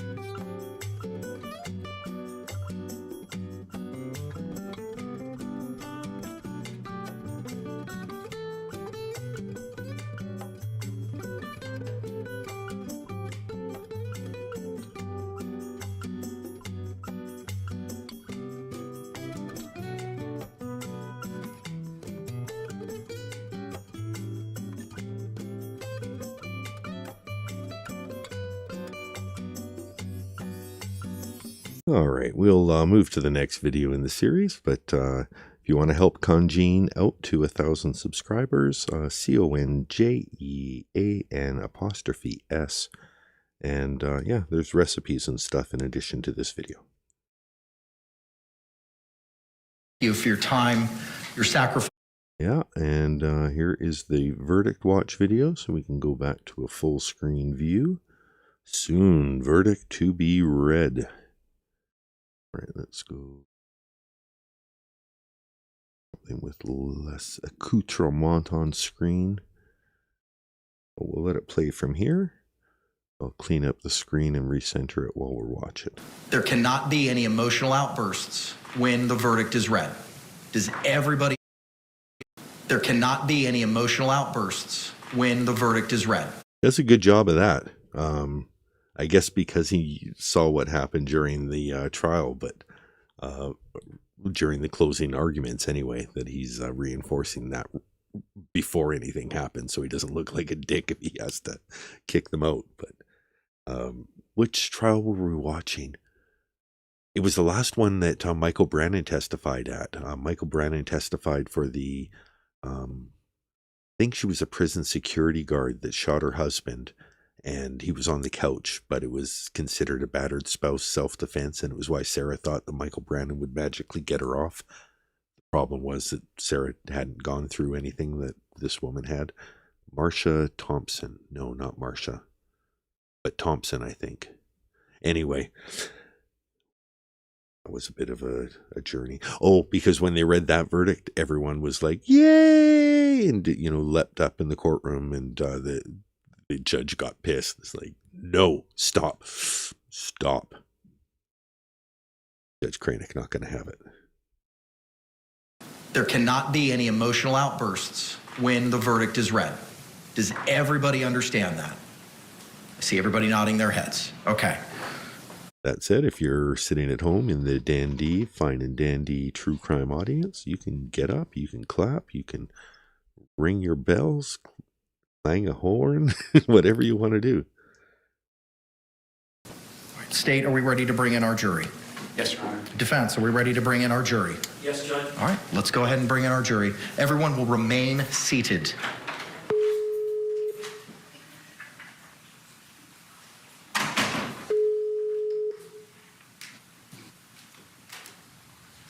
All right, folks, they're bringing in the jury. Bang a gong, get it on, yeah. Hey, Margarita, welcome to the stream.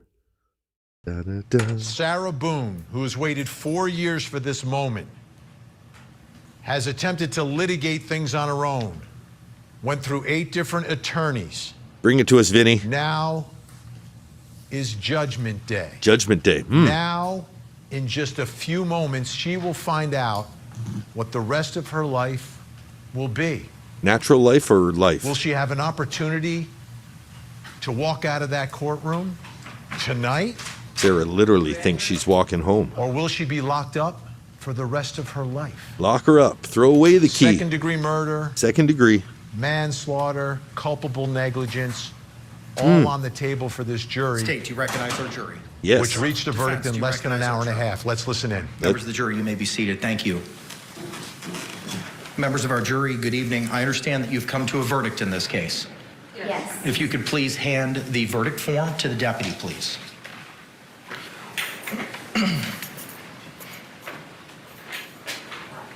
Thank you, sir.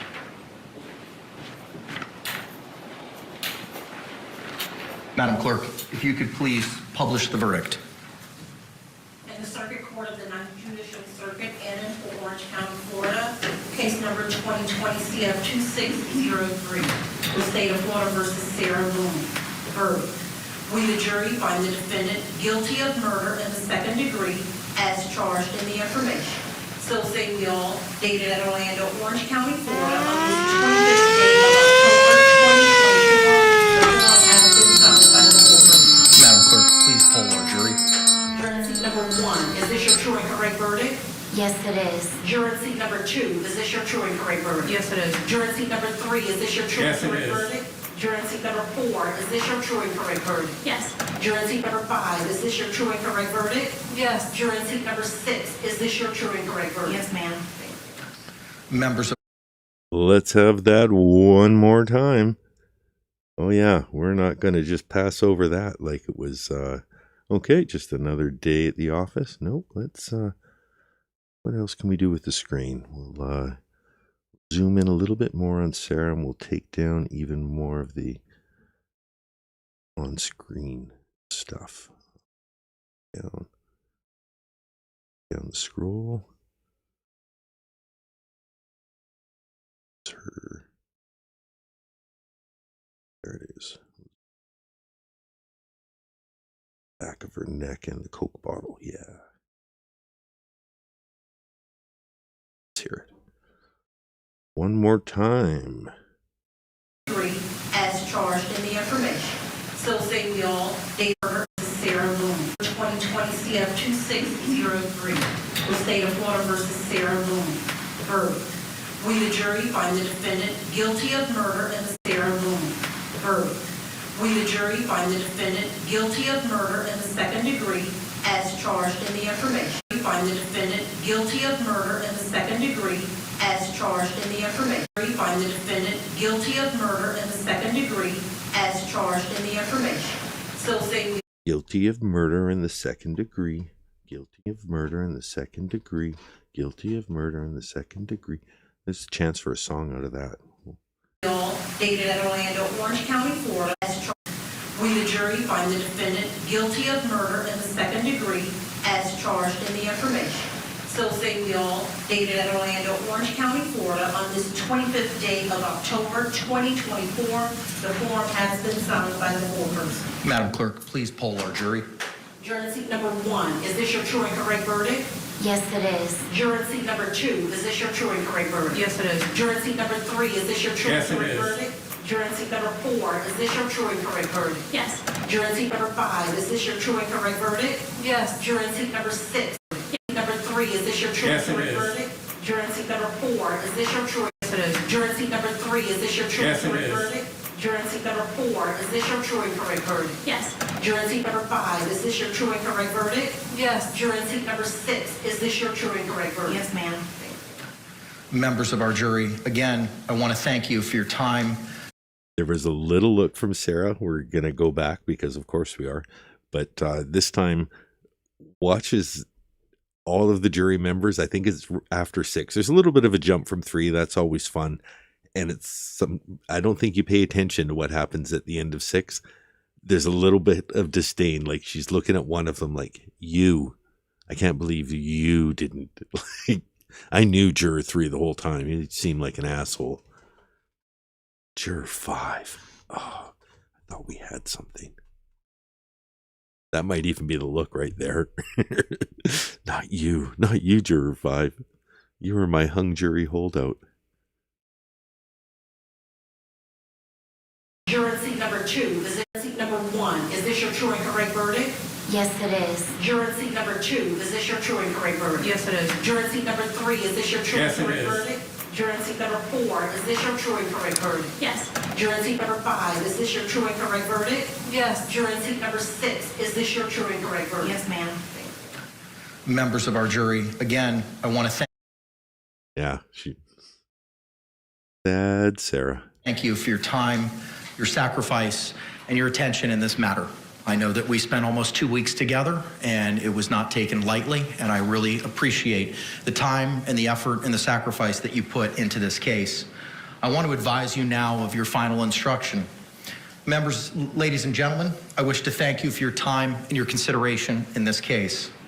I also wish to advise you of some very special privileges enjoyed by jurors. No juror can ever be required to talk about the Just appreciate the cameraman for continuing to get the suitcase in every shot of the back of Sarah's head. discussions that occurred in the jury room except by court order. For many centuries, our society has relied upon juries for consideration of difficult cases. We have recognized for hundreds of years that a jury's deliberations, discussions, and You know what? We're going to go back again because some of you are seeing it in chat, and we're going to... So juror 1 and juror 5. And this is maybe a good time to bring up, because she definitely asked to find the identities of jury members.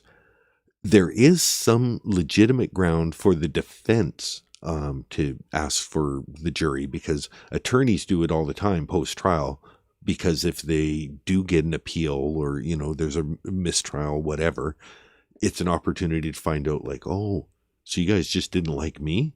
You know, you can find out little details and that kind of thing from the jury. So there is a legitimate reason for it. There's no legitimate reason for Sarah to ask for the jury's information, but there is a legitimate reason for the defense, if you have lawyers, to ask for it.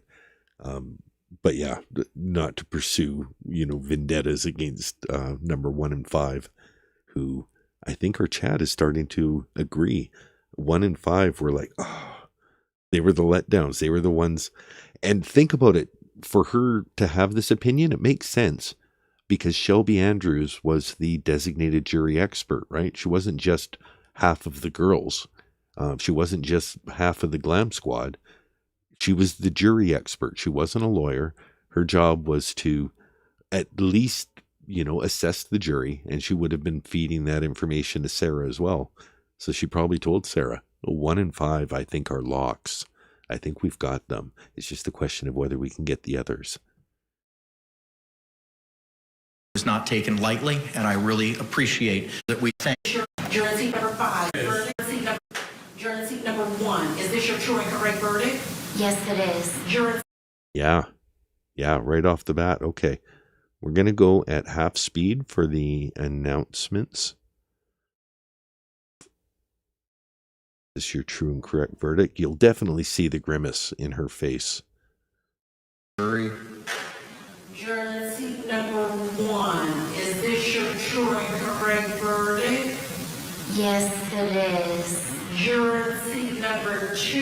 Is this your true and correct verdict? Yes, it is. Jury seat number 3. Is this your true and correct verdict? Jury seat number 4. Is this your true and correct verdict? Yes. Jury seat number 5. Is this your true and correct verdict? Yes. Jury seat number 6. Is this your true and correct verdict? Yes, ma'am. Members of our jury, again, I want to thank you for your time, your sacrifice, and your attention in this matter. I know that we spent almost 2 weeks together, and it was not taken lightly, and I really appreciate the time and the effort and the sacrifice that you put into this case. I want to advise you now of your final instruction. Members, ladies and gentlemen, I wish to thank you for your time and your consideration in this case. I also wish to advise you of some very special privileges enjoyed by jurors. No juror can ever be required to talk about the discussions that occurred in the jury room except by court order. For many centuries, our society has relied upon juries for consideration of difficult cases. We have recognized for hundreds of years that a jury's deliberations, discussions, and votes should remain their private affair as long as they wish it. Therefore, the law gives you a unique privilege not to speak about the jury's work. Although you are at liberty to speak to anyone about your deliberations, you are also at liberty to refuse to speak to anyone.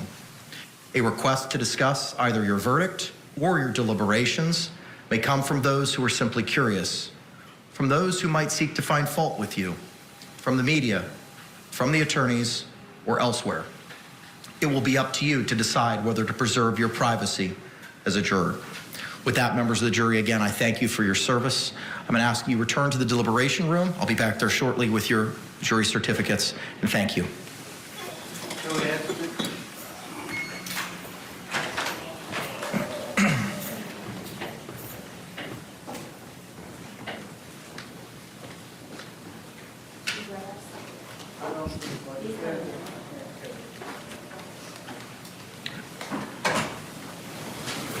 Ms. Boone, the jury has spoken in this matter and has found you guilty of murder in the second degree. The court adjudicates you guilty of murder in the second degree. As this is your first felony conviction, you are entitled to a pre-sentencing investigation by the Department of Corrections. Mr. Owens, are you seeking that in this case? Yes. Okay. State, I will order the Department of Corrections to prepare the pre-sentencing investigation. State, for the purposes of sentencing, do you anticipate eliciting any testimony from, be it the victims family? 2 or 3 victim impact statements, sir. Okay. Mr. Owens, do you plan on presenting any evidence during the course of the sentencing hearing, sir? Probably some testimony from Dr. Harper. Okay. All right. Dr. Harper. How long do you think, State, that you would need? You mean timing-wise, or are we thinking? A quantum of time, sir. Yeah, well, normally it takes about 30 days or so.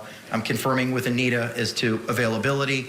I just want to know from your side of the ledger, how much time? Okay, 15 minutes. How much time do you think you're... Is that a correct phrase? A quantum of time? I know like quantum physics and quantum mechanics, but it seems like an imprecise amount of measurement. I'm going to look that up. You're going to need to produce anything from your side of the ledger, sir. Mr. Owens.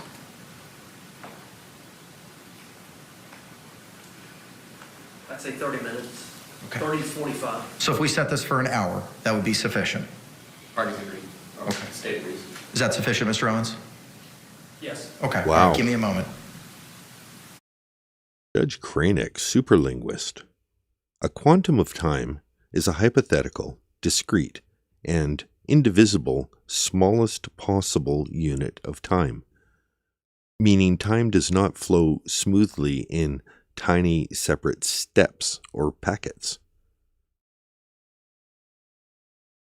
Instead of time being an unbroken smooth line, a quantum of time, sometimes called a chronon, treats duration like a digital screen made of individual pixels rather than a smooth painting. In modern physics, the closest real-world equivalent is Planck time, about 5.39 to 10 to the 44 squared seconds, which is the shortest possible time interval in which a measurement can theoretically be made.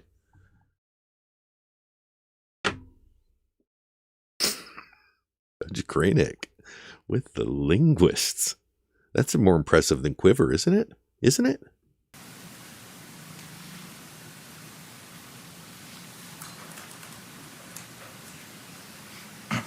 Okay. All right, give me a moment. Okay. State agrees. Is that sufficient, Mr. Owens? Yes. I'd say 30 minutes. Okay. 30 to 45. Your side of the ledger, sir. Mr. Owens. How much time do you want to know from your side of the ledger? How much time? Okay, 15 minutes. How much time do you think you're going to need to produce anything from your side of the minutes? Is time, sir? Yeah, well, You mean timing-wise, or are we thinking? a quantum of time, sir. Yeah, well, normally it takes about 30 days or so. I'm confirming with Anita as to availability. I just want to know from your side of the ledger, how much time? Okay, 15 minutes. How much time do you think you're going to need to produce? That's a great question. Hey, I just got back. Why didn't they stand for jury? It may be that Sarah is shackled to the floor at this point, because there's no need for her to have any kind of free movement. She's not going to get called to the stand. She may be already in more custody because everything that she negotiated for her trial is over. Trial's done. We will not stand for the jury. That's a great point to call out, though. Anything from your side of the ledger, sir. Mr. Owens.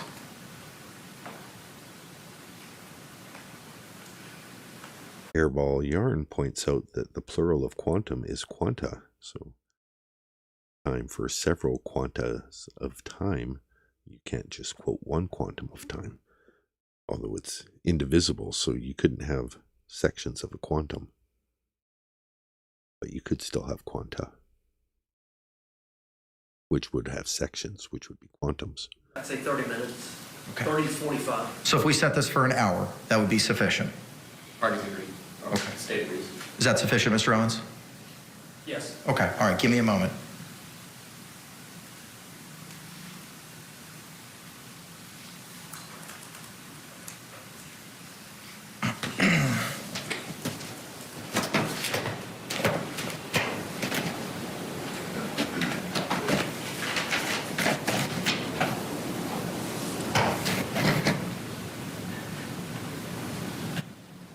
I Outside of quantum physics, a quantum of time simply means a specific measurable amount or quantity of time. Sarah Boone, now a convicted murderer.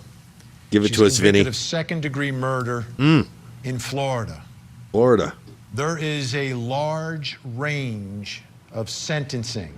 22 and a half years minimum. Anywhere from 16 and 3/4 years to life. Oh, well, that's with good time. Gain time plus 16 and 3/4 years to life. So while this is phase one, which is absolutely significant, phase two of this case, the sentencing. This is actually a good point to remember from a rewatch point of view, though. It was like, we're all satisfied. Yay, guilty. But in the moment, we were all like, okay, guilty. But are they going to depart from sentencing? Is she going to get some shitty, stupid, less than her plea deal sentence? What's the max? And everyone was doing the math on the time served plus gain time. And you don't get 80% on the whole sentence. You only get 80% on what you served, or 85% in Florida. Yeah, 85. Will be enormous in determining whether or not Sarah Boone ever has the opportunity to be a free woman again. We can set this matter for 1:30 in the afternoon for sentencing on December 2. State, is that acceptable? It's a Monday. I have a status hearing, but I'll... You got a case of the Mondays. That sucks to get sentenced to life in prison on a Monday. I can move it to later if necessary. I'm co-counsel on it. Okay, defense. Yes, sir.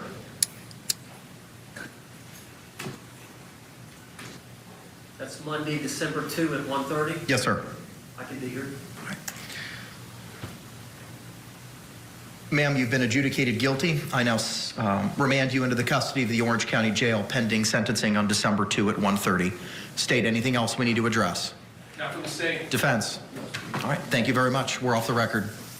There you saw the family of George Torres getting some sense of justice tonight, but they'll have an opportunity to address the court directly when it's time for victim impact statements on December the 2nd.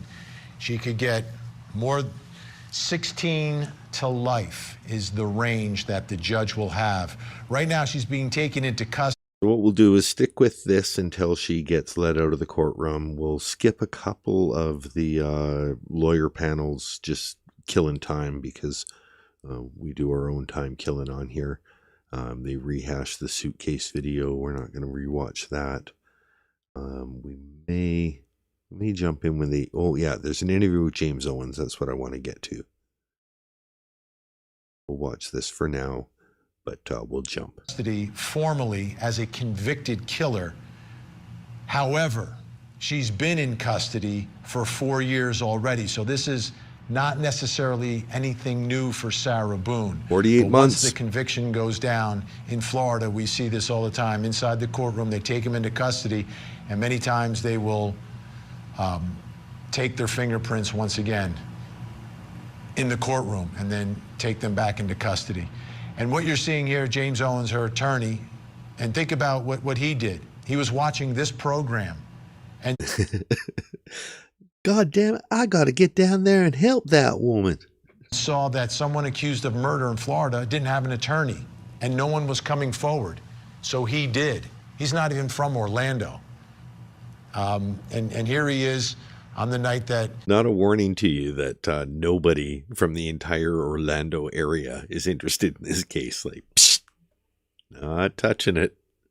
Yeah, go ahead, Owens. Ride in like a white knight. His client has been convicted, speaking with her, and, you know, I guess preparing her for whatever's next. And the next phase is significant. It's absolutely important. And December 2nd, a big, big day in all of this. And it's a big day for George's family. He literally thought he was riding in like a white knight on a white horse, and he was really like almost like a Milton Doodle dandy riding in on a pony. Feather in his hat that he called macaroni. Family.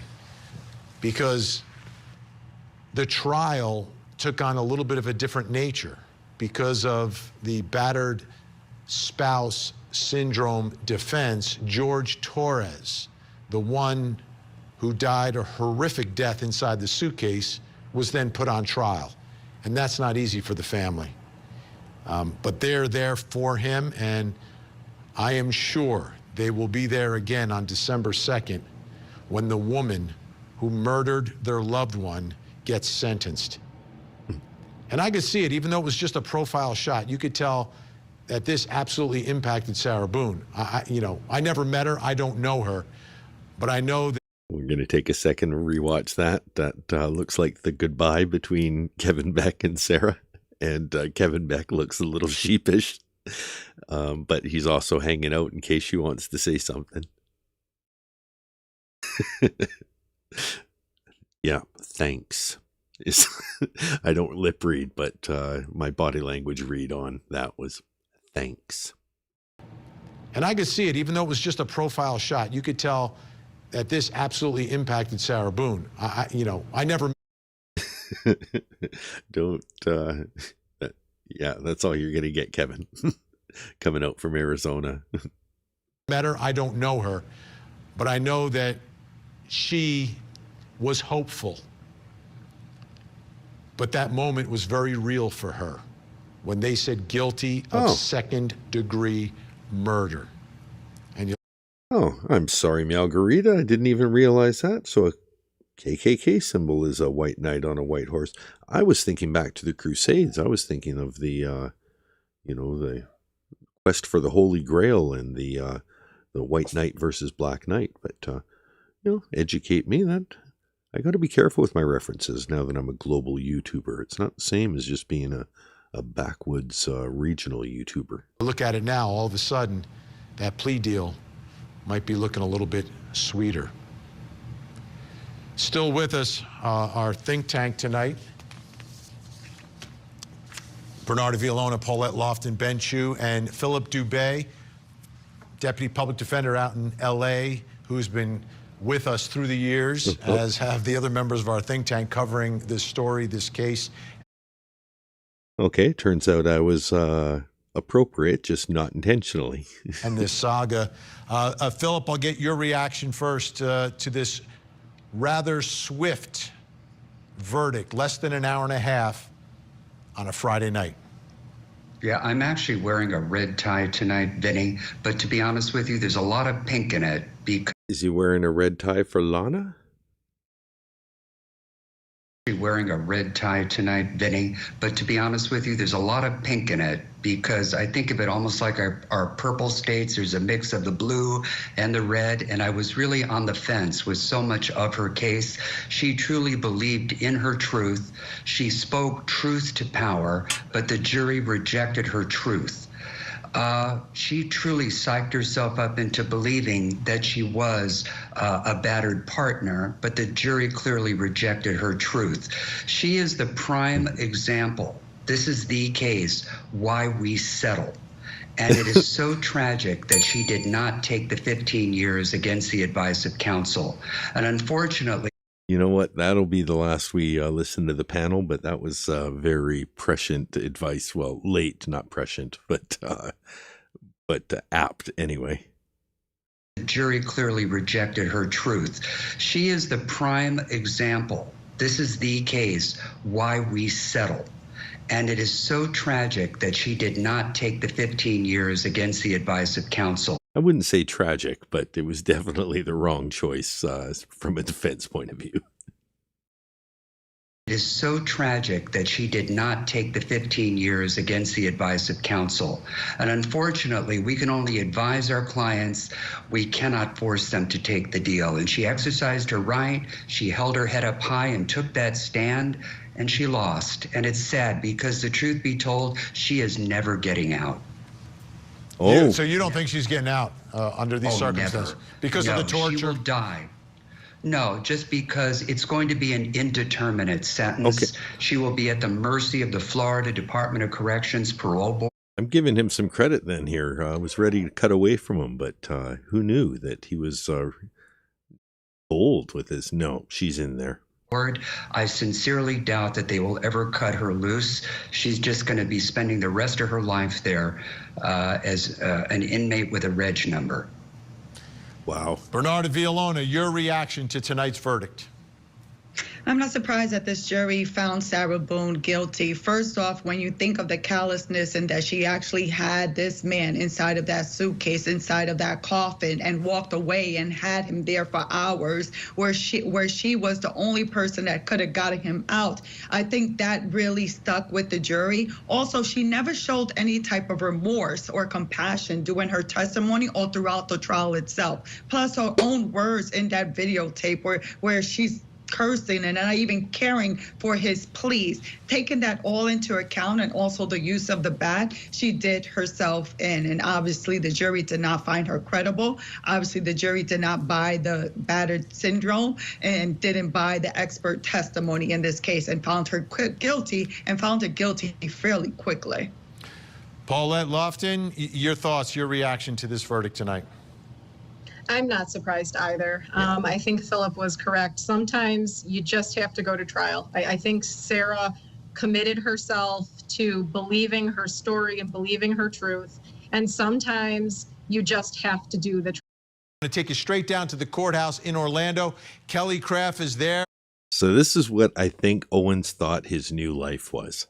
I think James Owens wasn't expecting to get rich off Sarah, but was expecting to get rich off of helping Sarah. And I think you look at him staring down the camera right here. He wants to be Vinny. He wants to have a TV show. He wants to give his legal analysis. And he thinks that this is his ticket into being on court TV for the last stages of his career. With Sarah Boone's attorney, Kelly. Hey there, Vinny. Yeah, it didn't take very long for the jurors to return a verdict in this case. Sarah Boone guilty of second-degree murder. We are joined now by her defense counsel, who advocated for her vehemently throughout this trial. This is James Owens. James, what's your reaction to the verdict? Just disappointed. Sarah's devastated. She's disappointed. We felt like we had a good defense with the facts that we had. Obviously, we had some hurdles to overcome for the state's evidence, and for whatever reason, the jury didn't see it our way. We respect the jury's decision. I'm sure that Sarah Boone is going to want to appeal. I believe that she does have potentially 2 or 3 good appellate issues. So the next thing in store is, I think we've got sentencing set for, I believe, Monday, December the 2nd at 1:30. And we intend to call Dr. Harper as a witness to speak about her other mental health issues that she struggles with, and hopefully the court will consider that. Mr. Owens, Sarah Boone was offered a plea deal in this case, manslaughter. She did not take it. What do you think now, having the verdict? Well, ultimately, that's their decision. You know, they've got a couple of fundamental decisions. One is whether to plead guilty to anything, and the other is whether to go to trial, and the other is, you know, whether to testify, and then the other is whether to appeal.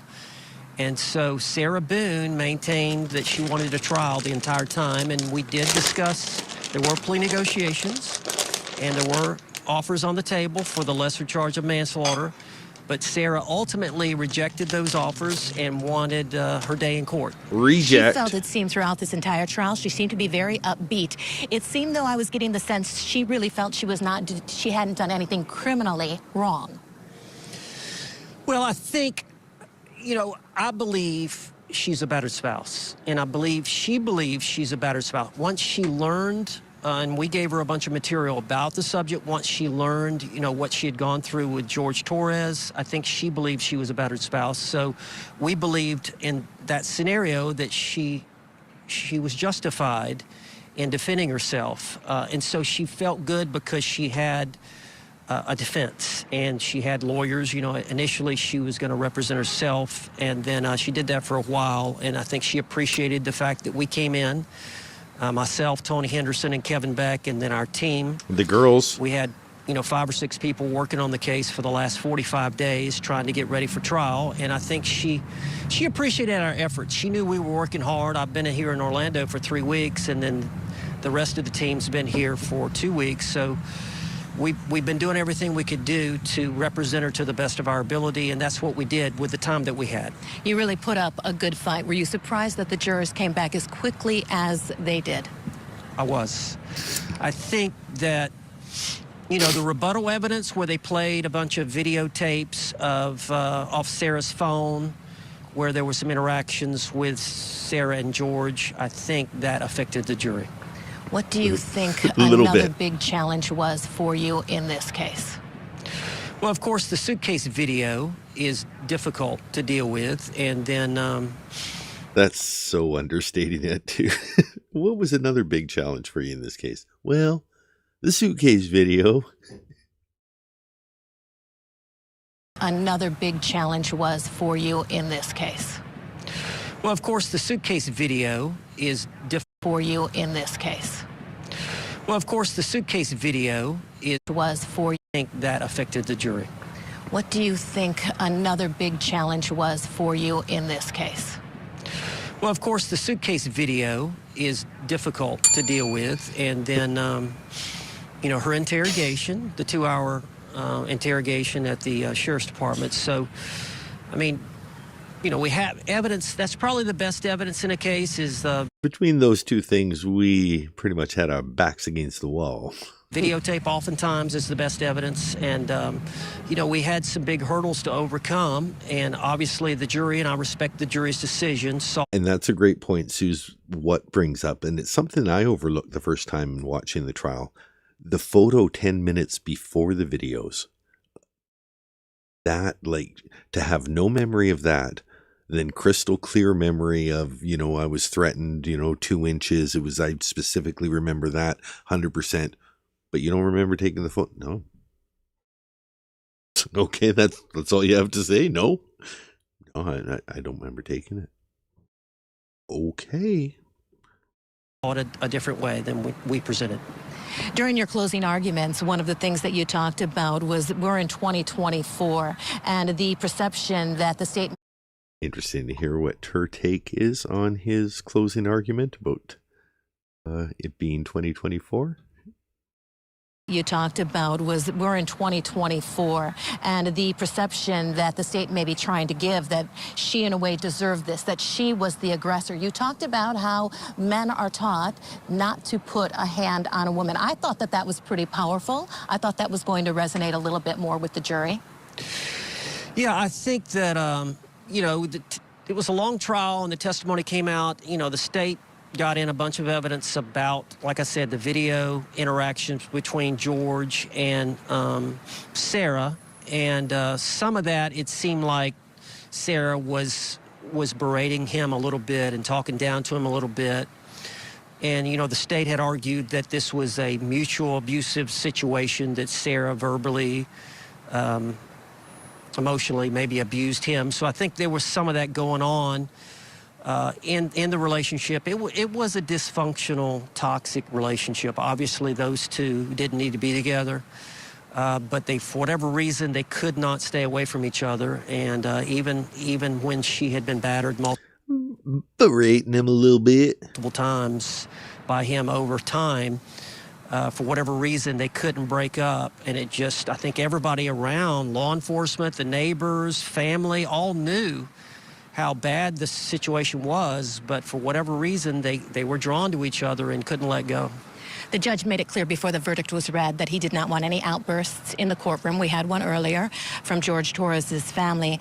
No real reaction from Sarah Boone. I just saw her talking with you, but obviously, as you were mentioning, seems to be not very happy, devastated with the verdict. Yeah, she couldn't believe it. We were optimistic. You know, we were... I bet they were optimistic.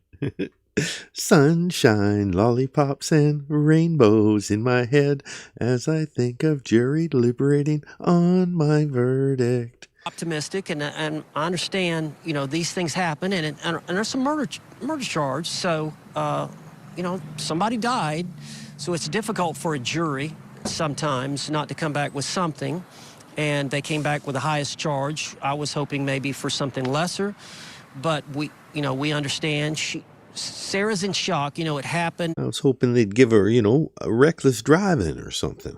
And then she was escorted out of the court fairly quickly, so we really didn't get a chance to talk that much. She said she would call me tomorrow. I'm going to be driving back home. and we'll talk. I'll be on the road for 6 hours, so we'll talk for however long. But I explained to her she had a right to an appeal, and she had 2 or 3 good appellate issues. So I told her to keep her head up. Mr. Owens, you were not her first attorney. She went through several attorneys. How was she to work with? She was fine. I think once she realized, it wasn't just me, and I spent a lot of time down here with her. And then once It's just you? No. I'm going to bring on a whole team for you, Sarah. I'm going to bring on Mr. Henderson. He's good. Oh, he's good.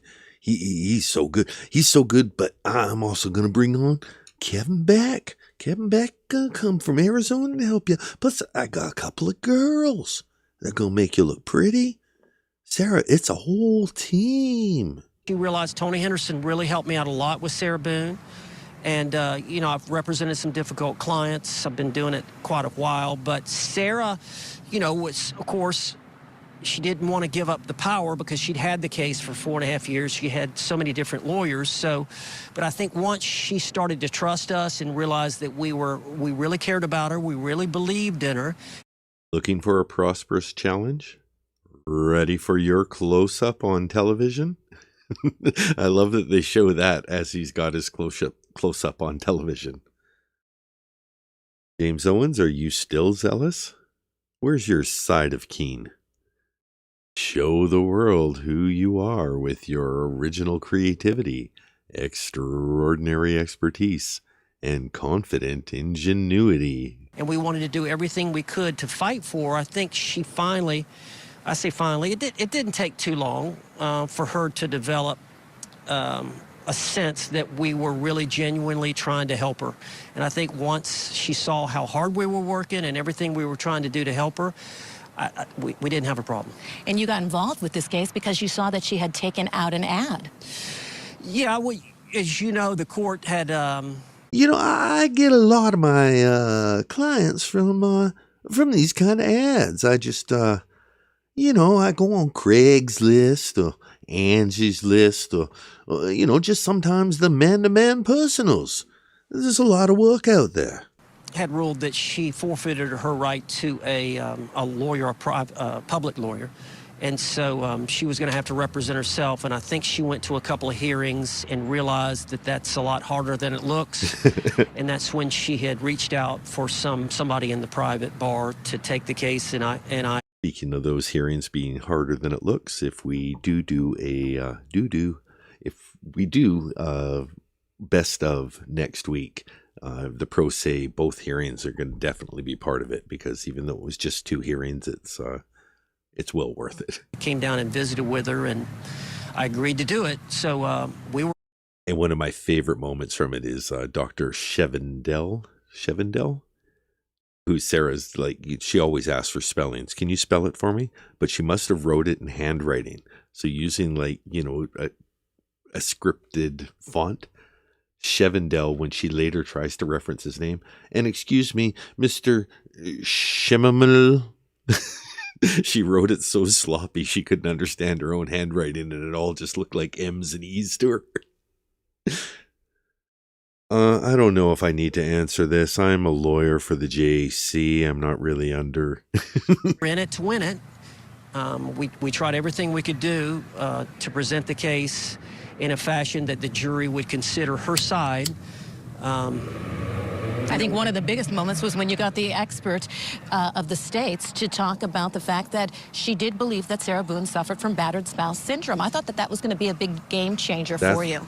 Owens thought that was his huge moment. We got her to admit it. Well, it was, I've got some disagreements about how that was all handled. But nice one, Suze. What? M. Night Shyamalan? That was the plot twist. Because she came out with an opinion that she had never expressed before. And then you had to conduct a deposition right there in court. Yeah, I've never had to do that. That was a first, but... I could tell it was your first time doing the deposition. Oh, in court? It seemed like your first time ever doing one ever, but... It was a unique situation. Of course, you know, the judge had set Hey, Mary Mac. a date certain about trying the case. Indoor so I had the camper? case for about 45 days, but we tried to schedule Dr. Werner's deposition. I believe we took it on October the 4th, and then later on she came up with another opinion that I wasn't aware of until in the courtroom, and so the judge allowed me to take a deposition. I've never heard of it happening before. That was your curative instruction. You complained about not having the opportunity. He gave you an opportunity to cure it. You didn't ask for it to be stricken. You didn't ask for her testimony to be, you had other options, but you agreed to the curative instruction of take a deposition in court, find out all facts that you need without the jury there. So tough luck, James. You rolled the dice and lost. First time it ever happened, but it did. And, we did the best that we could to counter that and then to cross-examine her. But, yeah, I think initially she had said she hadn't made up her mind about it. But I think after a little bit of time, she decided to go ahead and give the opinion that Sarah did suffer from battered spouse. And that corroborated what Dr. Harper had said, that she did suffer from battered spouse syndrome. So I guess that was a good of that. Any thought in hindsight that maybe there was a motion to eliminate for you not to use the battered spouse syndrome defense, to not talk about self-defense? Obviously, you got to be able to do that. The state was very clear. She needs to say there's an overt act. She eventually did. She said his hand coming out of the suitcase was that overt act. In hindsight, could there have been another strategy that you could have taken that could have been more successful, maybe not argue battered spouse syndrome? No, I don't think so. I think what she was saying in that 2-minute video to George while he was in the suitcase, I'm convinced was tied to the trauma that she had received from the abuse that she had suffered from George. And I just think Dr. Harper, it's a complex syndrome. It really is. And it's difficult for lay people to understand. I've tried to talk to, the psychologist, the psychiatrist about it to try to understand it. Why somebody wouldn't leave that situation. Why, if they're getting beaten up, they're getting stabbed in the leg, why wouldn't you leave that situation? It's one of those things, it's a head scratcher for a lot of people. And so that's the reason you bring in expert testimony, is to try to explain that to a jury, what was going on. But it's difficult for people to really understand. When Sarah Boone refused the plea offer, the judge made it very clear to her that the minimum he could sentence her to would be 22 years in prison. Is she prepared for the sentencing? It's going to be in December. I don't think she's prepared. You got that one right. Prepared for the sentencing? It's going to be 22 years in prison. Is she prepared for the sentencing? It's going to be in December. Candace says, Sarah looks like she's wearing white tights. One of my earlier memes was a side-by-side picture of Sarah standing there with those white tight legs, and Delight from the Groove is in the Heart cover. She's wearing white tights with a very funky outfit, but the legs look almost identical, especially because of the groovy angle that they're both standing at. I don't think she's prepared. I don't believe that. I think she was in hopes, she was excited about us, and she felt like she had a defense and that we were doing everything, and she had the experts lined up. So I don't think she was thinking about this at all. I think she was very optimistic. That's why she was optimistic during the trial. Yes, she was happy with us every day. She was happy with what we were doing. And, of course, she understood that it was a valid defense in Florida. Battered spouse using it to justify the force that you use. So, yeah, she's devastated, and she hadn't come to grips. Like I say, I'll talk to her tomorrow, but she was just stunned today. Vinny also has a question. Vinny, what's the question? Yeah, I had a couple questions for James. First, at the sentencing, will this judge have much discretion in what the sentence can be? And do you expect Sarah to express any sense of remorse at sentencing? At the sentencing, will the judge, Vinny's asking, at the sentencing, will the judge have any discretion? This is her first felony. The judge made that very clear. So that's the first question. And then the second question is, will Sarah Boone say something? Will she express any sort of remorse for what took place? Will she make a statement in allocution at her sentencing? I know you have to take some preparation time for that. I think the prosecutor had said the low end of the guidelines was 22 years, and I think the judge told Sarah that. So I think that probably is the minimum, unless there's something I'm missing, maybe a downward departure. I don't know that she would qualify, but you know, the judge has a range, and the judge has the discretion, and the judge, you know, is going to hear from the victims. I'm just going to go back to that because James is talking, but the whole time they're showing B-roll of Sarah. I'm sure this is an exact moment where Shelby Andrews is giving poise tips. I used it in my Glam Squad video set to Popular from Wicked. Popular, you're gonna be popular. Anyway, she looks back and she smiles, and I feel like Shelby's like, chin up. You want to look, you know, innocent. And you see Sarah model it there, and it's like one of her fake happiest moments in the trial. Prosecutor had said the low end of the guidelines was 22 years, and I think the judge told Sarah that. So I think that probably is the minimum, unless there's something I'm missing, maybe a downward departure. I don't know that she. There's the smile, and then she's like, you know, no, not good enough. Chin up. Would qualify, but you know, the judge has a range, and the judge has the you know, the judge has a range qualified, but you know, the downward departure, I don't know that she would qualify, but you know, the judge has a range, and the judge has the discretion. The judge does have the discretion. I wonder what the judge will do with that discretion. Stay tuned. And the judge, you know, is going to hear from the victim's family, and then the judge is going to hear from Dr. Harper, and ultimately the judge is going to have to hear from Sarah Boone about this. I don't know what her position's going to be, but we'll see. Mr. Owens, thank you so much. Thank you. Nice work. Nice work. Vinny, that's the latest. We'll send it back Nice to you. work. Kelly Craft at the courthouse with Sarah Boone's attorney. We've got all our guests here. We're going to take a break. When we come back, more of our coverage. It's a big Friday night. It's a double verdict Friday. Sarah Boone, guilty of second-degree murder in Orlando.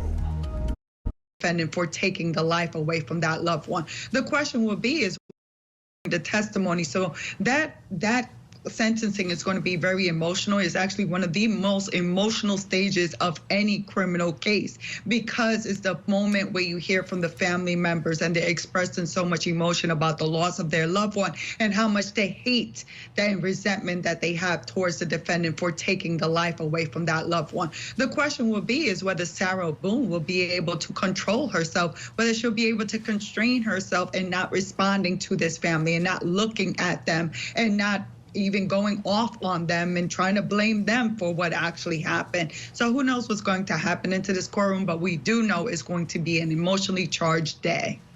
Philip Dubé, my guess is this is going to be one of those inmates who will be filing papers till the end of time. Till the end of time. What are your thoughts? Oh, I've had clients like that. They commit what we call lawfare or the crime of barratry. It's actually on the books out here. It's just filing frivolous civil lawsuits, and they've actually criminalized it. In the civil world, they call it the vexatious litigant. But if it crosses that line where there's this intent to really vex and annoy, it's criminalized where they can file criminal charges against you. I think a lot of it is going to depend on her diagnosis. We're going to hear at sentencing what her mental illness might be. My hunch is that it is a personality disorder, and those are the hardest to treat because there's no known medicinal treatment for it. It's typically dealt with through behavioral therapy, where you have to sit down in a one-on-one with a therapist wagging their finger at you, teaching you how to put your bad behavior in a box. But truthfully, the older you get, the harder it is to unlearn bad behavior. So I don't know that she will ever change. She's the type of person that will only get older, I think. And I hope for Mr. Owens' sake. She's the type of person who will only get older. Isn't that all of us? All right, that's some in-depth analysis. Let's move ahead to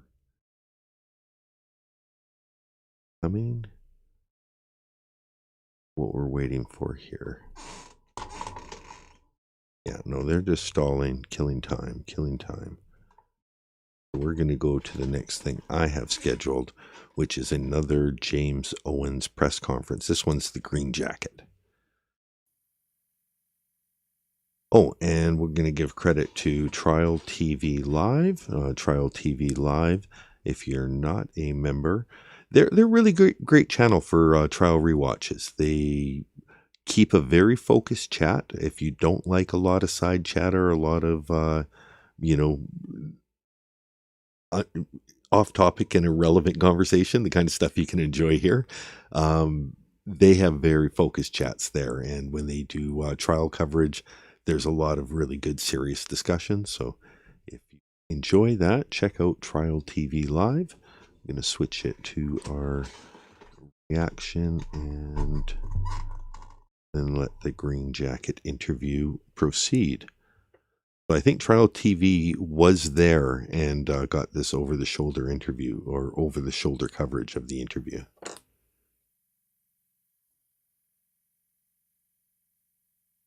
This particular video only has 1,000 views, so it will be in the playlist if you want to see it in full. Hey, how you all? Good, how are you? Life sentence for Sarah Boone. Very dissatisfied, very unhappy about that result based on the testimony that came out from the two experts as well as Sarah's testimony about the abuse that she suffered. Obviously, I don't believe she was lying about that. I think we had a history of it with photographs, with arrests that were made. We had two experts, not only the defense expert, but also the state's expert saying that she suffered from intimate partner violence. I think that is at least a minimum, a mitigator in something like this. I understand the jury's decision. We respect the jury's decision. But the testimony, the photographs, the evidence was clear that she was abused.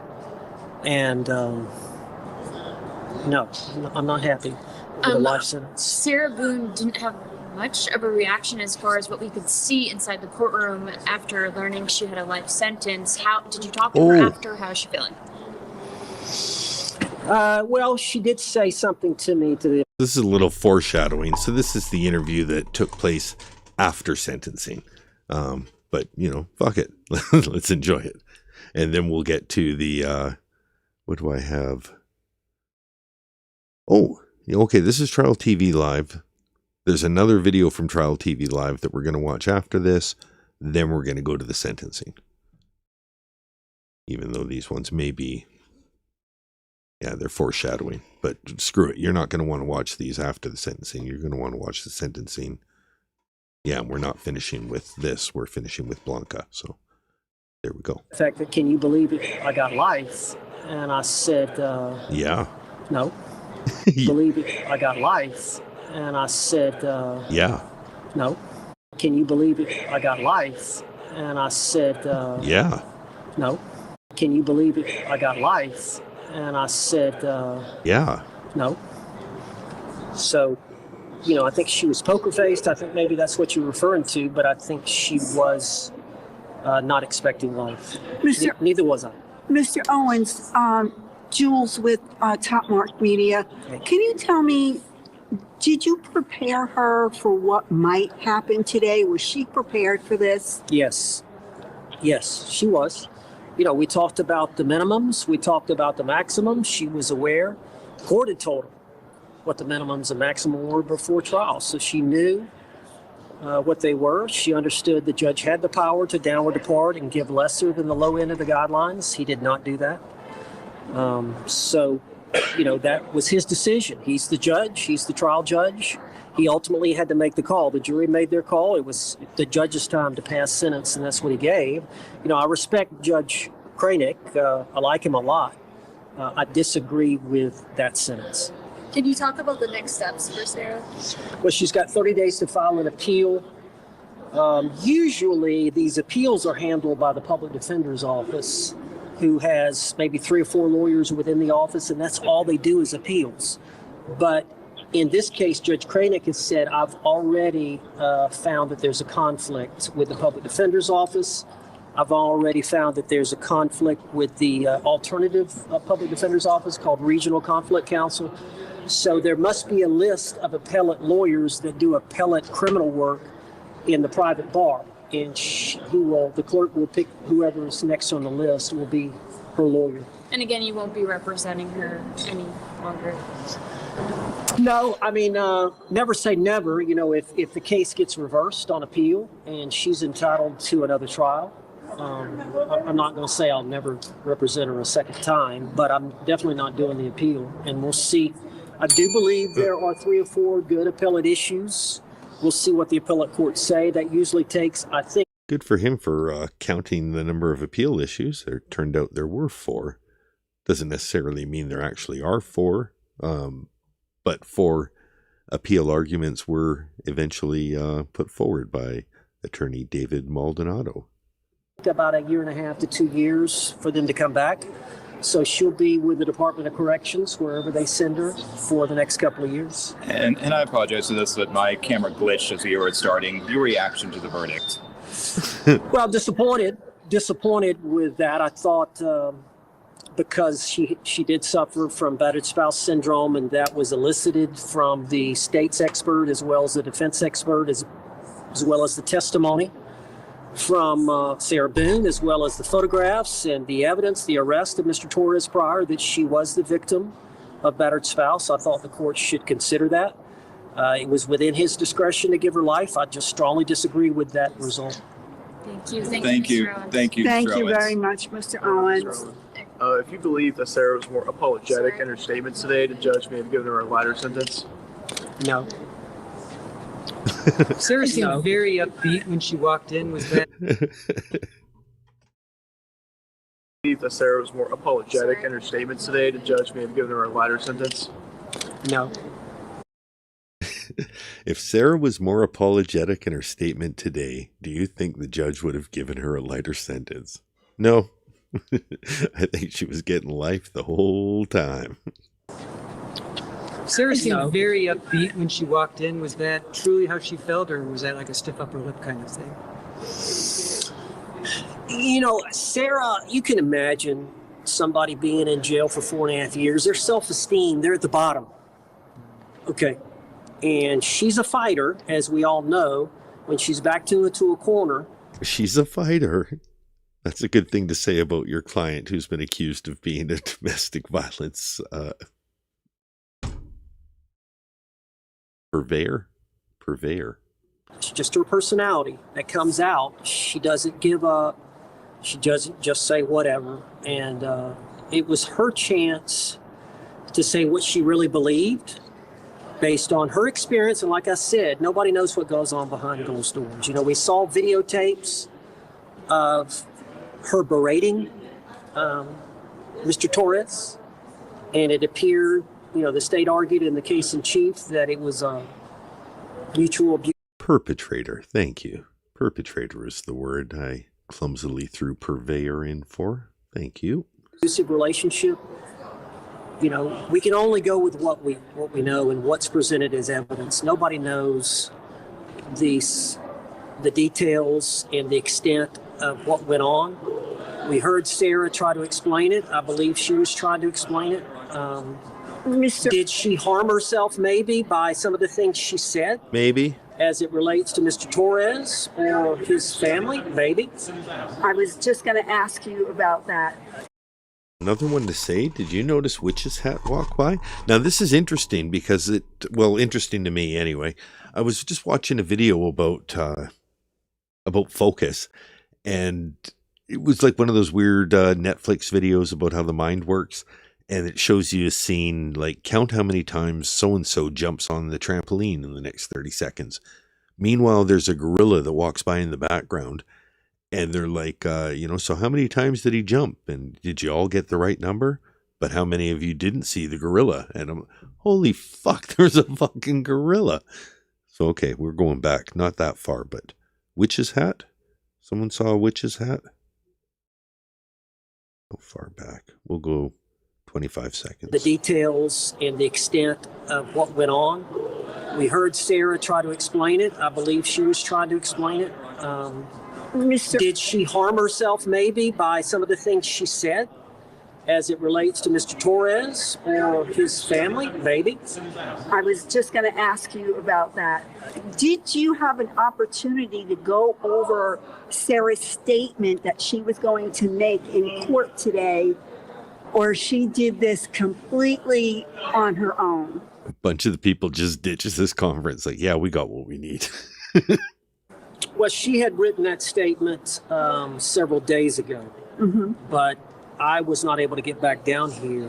The holiday. He doesn't want to take any credit for that statement. On her own. Well, she had written that statement several days ago, but I was not able to get back down here. The holidays and some other things that went on until last night. So I had a chance to talk to her about that statement earlier, right before court. I'm torn between being a lawyer and being a human being. I mean, she's facing life in prison. It's your chance to speak. I don't like to take away everything, but I did have her delete a bunch. I did have her delete a bunch. Yeah, we just got to see the tip, or we're still yet to see the tip of the iceberg. In the best of next week, I will bring the whole iceberg. We'll do a reread of the unedited statement alongside her sentencing statement. She did say it was edited. It was. Okay. At my suggestion, but to some degree, she truly believes that she's a victim, and Margaret Adam brings up a good point. Why were the photo boards allowed when there were no medical records to back it up? I've always wondered why they were allowed with no evidence to show that they were caused by George. And that's part of the reason why they were allowed, is because there was no evidence that they had anything to do with George. All they were evidence that Sarah had images that she testified about having taken. So you only believe in the images as much as you believe in Sarah. And if you don't believe Sarah, there's no reason to believe her story of how those images came to exist is true. And that's how they came in. So if they'd been proffered as evidence by a medical examiner or, a medical doctor that looked over Sarah's records and said, she was brought in and that corresponds with the date that, so-and-so was arrested or something like that, then that would have been different. But they were brought in under fairly, not the most, you can have evidence that's like carved in stone. This was like evidence that was carved in jello. This country, I'm sure there have been other victims of domestic violence that have been battered women that have gone to prison. There have been a few cases where they've been acquitted based on the testimony, but it's a case-by-case basis. It is a difficult syndrome to explain. It's a difficult syndrome to understand. Welcome to the stream, Suma. We're getting a little ahead of ourselves. We're just watching the reaction to some of the sentencing statement, but then we're going to move into about 2 hours of sentencing, and we'll be closing the stream with the words of Blanca Torres, who will reprise her victim impact statement as the final words of this stream. I think we got about 3.5 hours left. Because most women leave. The first time some guy pushes, strikes, hits, whatever the case may be, they won't stand for it. But there is a small percentage of women that put up with the abuse. What's next for you now, Mr. Owens? I'm going home. So am I. What's next for you now, Mr. Owens? I'm going home. I'm tired, boss. I'm tired. What's next for you now, Mr. Owens? I'm going home. So am I. Yes, driving home. Thank you. Thank you for your time. Thank you. Scott, is there any last questions you have? Do you have any questions for him? I like this about the trial TV footage, that this is what I remember media scrums being like back in the day. This is the raw footage. Obviously, you'd cut your interviews from the clean spots, but the nice thing about YouTube now is you get to see a lot of the behind the scenes, and oh, there's 7 guys who are interested in this. 4 of them are using cell phones. 1 of them's a real reporter. Okay. Well, that's Sarah Boone. I think, this was a horrible accident that happened. I don't think she intended to kill her. And this is another thing you can totally do as a reporter, is just kind of scoop other people. If they're standing and doing a public interview, there's nothing wrong with you recording it and using it as your footage. You'll probably crop out the person's voice and questions, but there's nothing wrong with getting some extra interview footage that you don't even need a host for. But the state didn't have to prove that she intended to kill him. I do think she loved him, but it was a highly toxic, dysfunctional love affair that they should have never been together because of just the way he was and the way she was and how it ultimately ended up. Obviously, if you could go back in time and you'd want to change things, I think, they probably tried to break up 2 or 3 times. I think he moved in with his parents, and he would come back over. So it was one of those relationships. We've all seen him. We've had family or friends, maybe not this dysfunctional, but relationships where it's not working out, but they can't seem to let go. The statement she made in court with his family in there, knowing that he was no longer alive, and the family there, I mean, she would say that she forgave them for not stopping the abuse.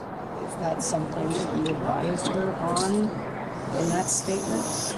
Well, that's something that she came up with and she wanted to say. And again, she's facing life in prison. I believe she was a victim of domestic violence based on everything that I've looked at in this case. So I know that she was a victim. Now, whether she was justified in somehow this happening, of course not. But didn't that strike you as, you've been an attorney, did that not strike you as odd or not a good situation to be blaming the victim, the dead victim's family for? I don't know that she was blamed. I think Great question. Too bad about some of the background audio, but let's go back here. Odd or not an attorney. But didn't that strike you as, you've been an attorney, did that not strike you as odd or not a good situation to be blaming the victim, the dead victim's family for? I don't know that she was blamed. I think she was saying she forgave him. She felt like they should have intervened. I don't know if she was saying she blamed them. I think she said she forgave them. What speech did you listen to, James?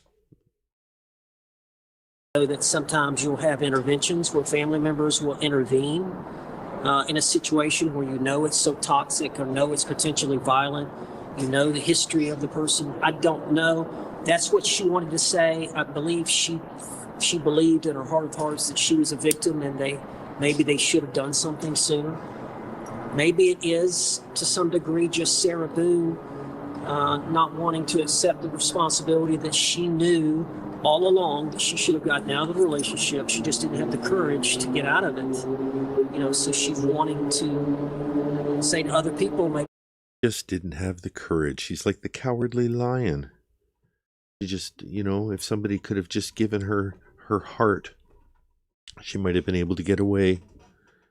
y'all should have stepped in and helped me some more because I was too weak or not strong enough to, not independent enough to let Well, if you doubt your strength or your courage, go no further, for death awaits you all with big, nasty, sharp-pointed teeth. Kill a rabbit in those caves. What did she say after she was given the life sentence? I think she was, she didn't say much other than, "Can you believe he gave me life?" Or Can you believe he gave me life? Or natural life. What did he say? she was, she didn't say much other than, "Can you believe he gave me life?" Or she was, she didn't say much other than, "Can you believe he gave me life?" Or "Can you believe I got life?" And I said, Yeah. That's all she said. And then we started talking about the appeal, and we started talking that she wants to talk to me tomorrow. I think I'm going to Zoom in or something at the jail and speak to her tomorrow about everything. So, yeah, up there after that, you can't really talk to the client that much. And the only thing you can do is go down to the very bottom and talk to her. So I just told her I'd talk to her tomorrow. So we were talking about that, and then she had to fill out. That's interesting, too. He says, oh, the only thing we can do is, go down to the very bottom. So there's jail cells under the court. Would that mean that Sarah is under the jail? After that, you can't really talk to the client that much. And the only thing you can do is go down to the very bottom and talk to her. So I just told her I'd talk to her tomorrow. So She's under the jail. We're talking about that, and then she had to fill out a form, an indigency form for appeal. She wants me to file an appeal, and I'll do that within 30 days, and then the court will appoint an appellate lawyer. Does she have grounds for an appeal? I believe she's got, 4 or 5 issues. I'm not an appellate lawyer. Oh, he's already up to 4 and 5. First interview, he said 3 or 4. I'm not a great, legal scholar, legal mind, but I know that I had a case years ago that I felt like there was some mistakes, and I know that I made sure we filed the appeal, and it was reversed on appeal. So I know it happens, and it was just my gut instinct that there were some things that were done. The appellate courts have a lot of power. They can find just one thing as being so egregious that it affects the entire trial and she didn't get a fair trial, or they can maybe find 4 or 5 things and they say the cumulative effect maybe. Didn't the judge say, though, that there was no mistrial? Well, yeah, and that's his opinion. But all the cases that have been... Didn't the judge say that there'd be no mistrial? And that's true. Judge Cranick did rule against a mistrial, but the appellate court could say that that was an incorrect decision. And that's why you got to get it on the record. Reversed on appeal and had to go back and try it. But, the trial judges did the best they could and felt like they were... Thanks for sticking around with us, Indoor Camper. We'll catch you on the replay crew and see you next week. Have a great day. There was no mistakes made. So she's going to try and get another trial? Well, yeah, if when you file an appeal and you claim that there was errors made either by the judge or by the prosecutor or whatever the case may be, and he's going to mansplain it. I think she knows it better than he does, to tell the truth. The appellate court agrees and says we're going to send this back to the trial court. We're going to set aside the verdict, and it'll have to be tried again or resolved some way. At that point, it's back to square one for negotiations with the state attorney. But, of course, that's her hope, that she wins an appeal. Nobody wants to do life in prison. Who will pay for all of this? The state of Florida. Fletcher boy, I have a sanctuary for homeless birds outside. I have at least anywhere from 20 to 50 of them. They don't have food. They must, but they come to me without food, and whatever seed I can put out for them just to help them in their daily struggles. The taxpayer. The taxpayer, ultimately. As in any case. Taxpayers have to pay. Yeah, I didn't charge anything to represent her, and all the costs. I didn't charge anything to represent her. I'm planning to get it on the back end here, doing these kind of interviews. And expenses that I'm not asking for reimbursement. So I agreed to take the case. Ms. Boone understood that, the court understood that I wasn't going to be asking for any attorney's fees or any costs. Why did you take the case? Well, that's a long story. We have time. Tell us, why did you take the case? explained that before, but it was, if you remember, she went through about 7 or 8 lawyers, and finally the judge had deemed that she had forfeited her right to a trial or right to representation. And so I think after that, of course, I'm a YouTube fan, so I was watching it on YouTube, and We're all YouTube fans. I get it. saw a couple of hearings after that where she was representing herself, and I can remember her saying something like, "Judge, this is not fair. I can't do this." So at that point, the court had ruled she'd forfeited her right to a lawyer. She couldn't represent herself. I didn't think somebody could get a fair trial for murder without a lawyer. So, I came up here and talked to her and agreed to take the case. And now she'll get another. She'll get another appellate lawyer. She'll have an appellate lawyer that will, of course, everything will be typed up. Everything that was said, that's why it's so Everything will be typed up. It'll be real official like. important to record everything. Everything will be typed up.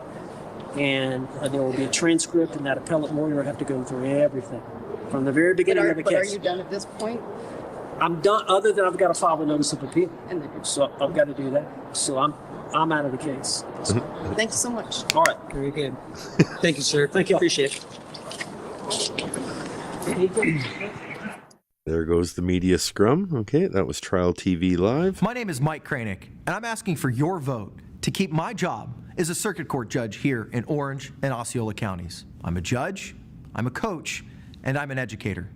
I spent over a decade acting as a commercial litigator representing individuals, homeowners, and small and large businesses throughout the Central Florida area. Currently, I review emergency petitions filed by persons seeking protection against domestic violence, and I hear all matters relating to a family. My job is challenging and also very rewarding. The dream of serving as a judge started by serving as a coach. Since 2008, I've been serving as a coach for a mock trial program at one of the law schools here in Orlando. Every year, I teach dozens and dozens of students the values of hard work, being prepared, and being fair. Those 3 values I use every day as a judge. I humbly ask for your vote to keep Judge Mike Kranick. Thank you. We want to see the Keep Judge Mike Kranick ad one more time. Looks like people are fans of the ad, okay. If you're interested, this came from the West Orange Chamber of Commerce. It was posted 6 years ago. It has 892 views. The West Orange Chamber of Commerce has 66 subscribers. Court pronounces sentence as follows. No, not yet. Uh-oh, where'd it go? Oh, haha. Ooh, hee hee, ha ha, ho. My name is Mike Kranick, and I'm asking for your vote to keep my job as a circuit court judge here in Orange and Osceola counties. I'm a judge, I'm a coach, and I'm an educator. I spent over a decade acting as a commercial litigator representing individuals, homeowners, and small and large businesses throughout the Central Florida area. Currently, I review emergency petitions filed by persons seeking protection against domestic violence, and I hear all matters relating to a family. My job is challenging and also very rewarding. The dream of serving as a judge started by serving as a coach. Since 2008, I've been serving as a coach for a mock trial program at one of the law schools here in Orlando. Every year, I teach dozens and dozens of students the values of hard work, being prepared, and being fair. Those 3 values I use every day as a judge. I humbly ask for your vote to keep Judge Mike Kranick. Thank you. All right, we're moving into sentencing. Court pronounces sentence as follows. No, not yet. Ms. Boone, court sentences you to life. We'll get there. We'll get there. It's actually pretty quick, but we'll get. We'll let them enter.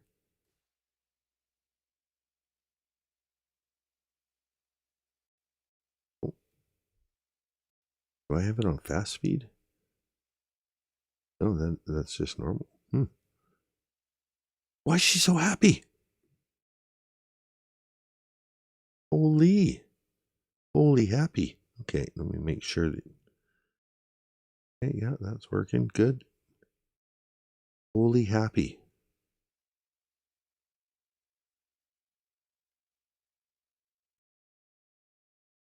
What does she think is going to happen? Oh, she's so excited because she's going to tear the place down. She's ready to burn the whole place down. Yeah, that camera's still here. Thank God. Would have been the worst thing if there was no camera here today.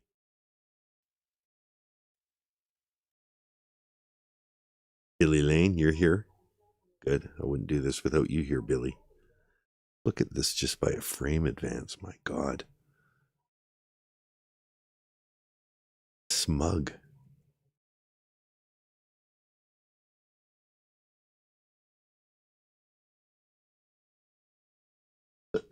My God. Oh, James Owens, he's not happy. So this is December 2nd. This is a month, maybe 5 weeks has gone by. James is like, this is it. This is the last thing I have to do to get out.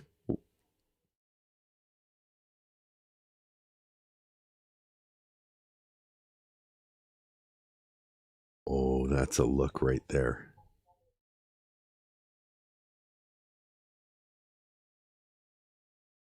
And that's just pure. I think that's the look she had on her face when she turned on the camera. That's her video recording face. This is the watching the video afterwards, reliving the memories face.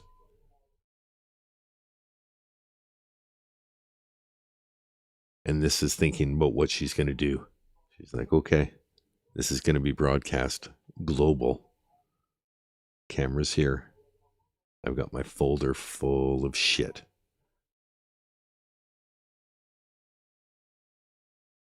Second just to wallow in her. And then can't even sit for a second. Can't even just sit and rest and like, be smug. She has to look for validation. Look for reactions. Who else sees how happy I am? Big toothy smile. Not a care in the world.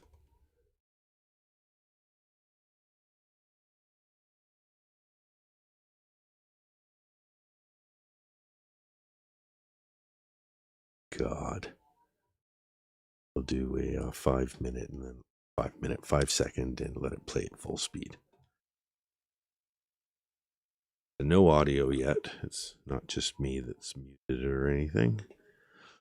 This is where I believe it was a Suma video that did a deep volume enhance and got to the, you got to show some fucking remorse, Sarah.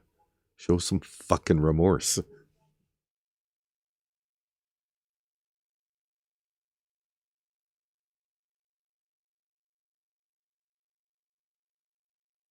James got Tanika's 2 cents up there. Like, look what they're saying in the comments about you, Sarah. It's not good. Not good. Nobody likes you. You're bad.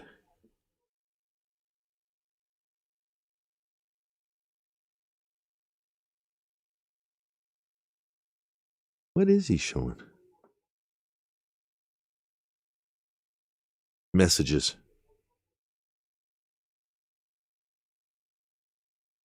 Oh, I've done this before. Oh, no. Hang on.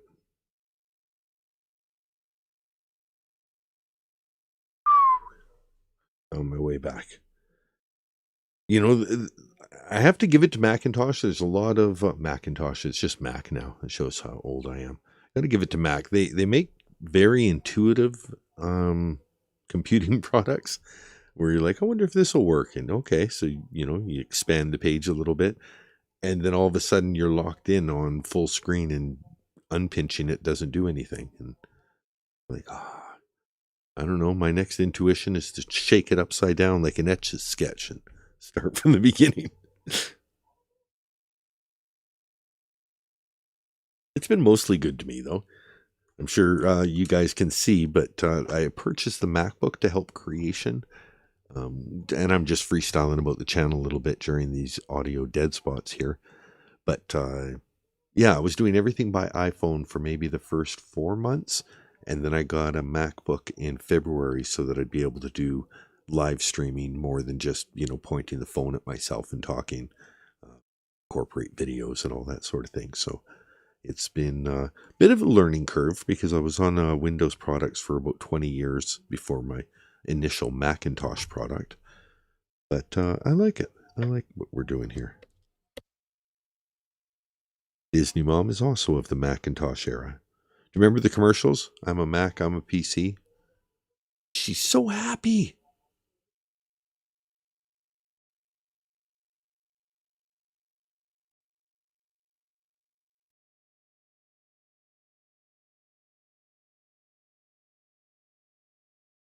You're gonna get me a hot meal?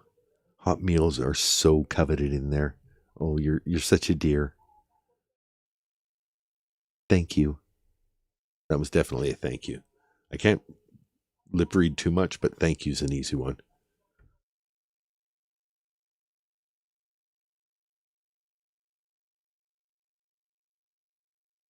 Tricky thing with thank you, it's not too different than fuck you.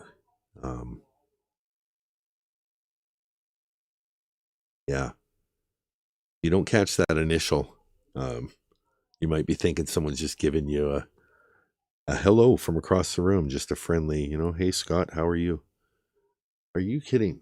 There's like a whole house for this fly to be in, and it wants to be in the like 4 square feet of this. Nope. Not going to bother me because I am cool under pressure, cool and controlled. We need some intermission music while we wait for the...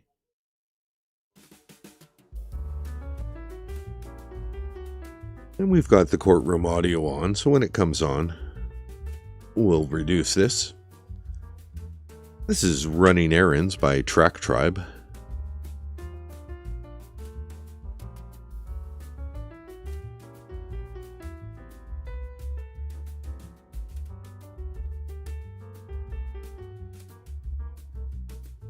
Maybe the fly is like, honey, I shrunk the kids, and one of the kids is flying around on a fly trying to get my attention.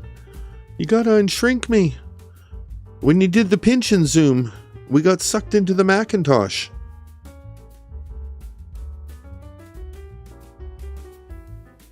You gotta unpinch and make us big again. Dandy!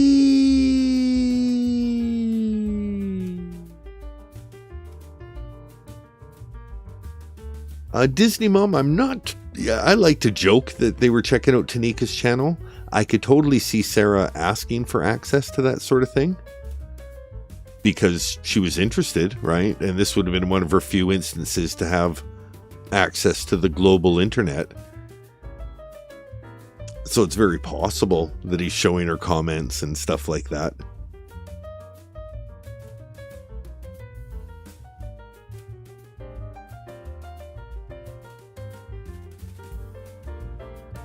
You'll notice Sarah's hands are below the table. That's because they're shackled.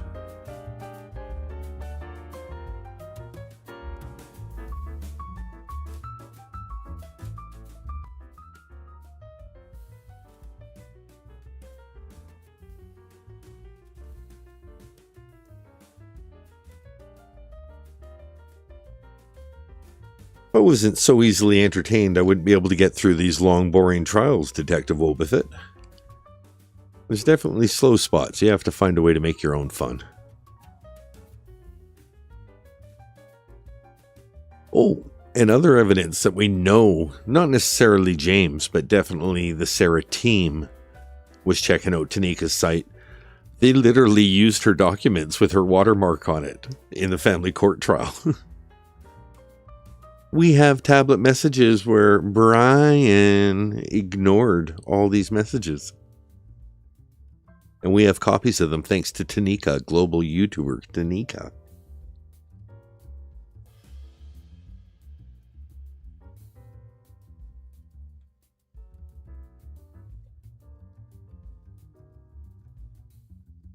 Is there really nothing going on?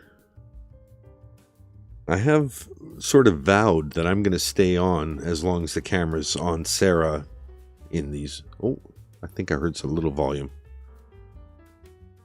James Owens going over to talk to his colleagues on the other side of the aisle. Sarah left to scooch her own chair.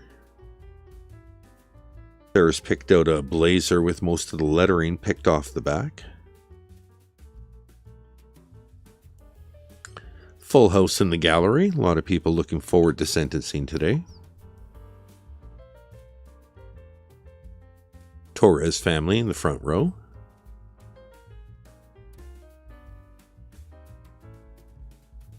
Looks like the media's there.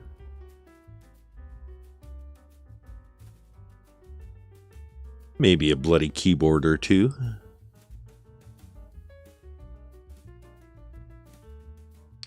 Mr. Cacciatore. We saw him doing some yoga during the charging conference, if you didn't get a chance to see that.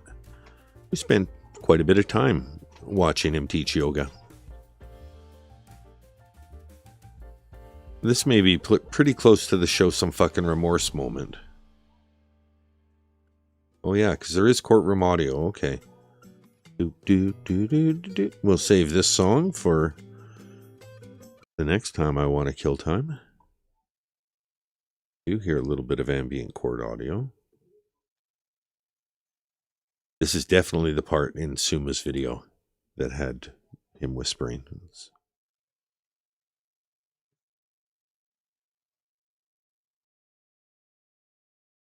That I need that.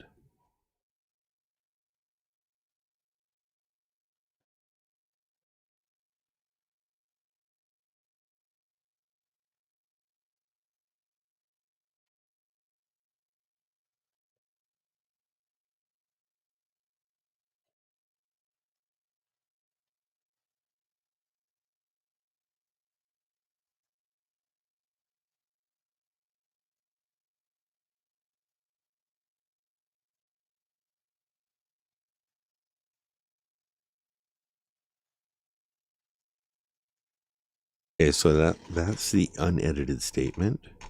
That's her looking around to make sure the Torres family are going to hear her vile, awful words. That's Mama Lola, just making sure we're aware that she's still okay.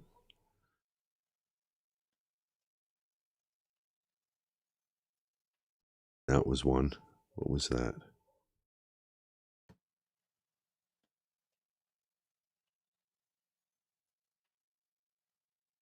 The judge is going to be in here in a couple of minutes. He just chastised her for the staring around the room. That's my bet, though. The judge is going to be in here in a couple of minutes.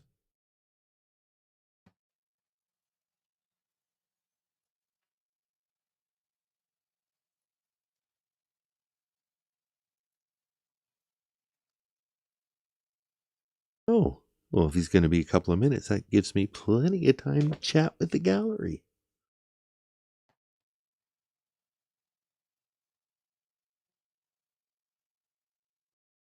James looks... Don't talk to her.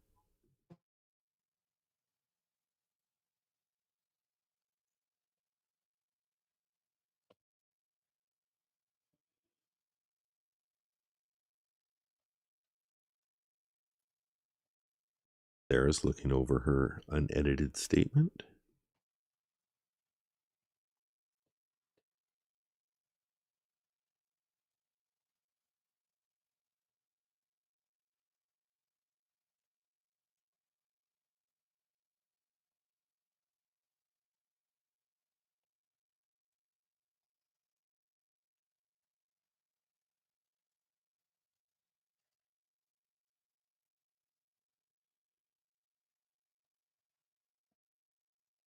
Owens having another look to see who the gallery person is, maybe even a whisper to them. Stop fucking. You're not helping her.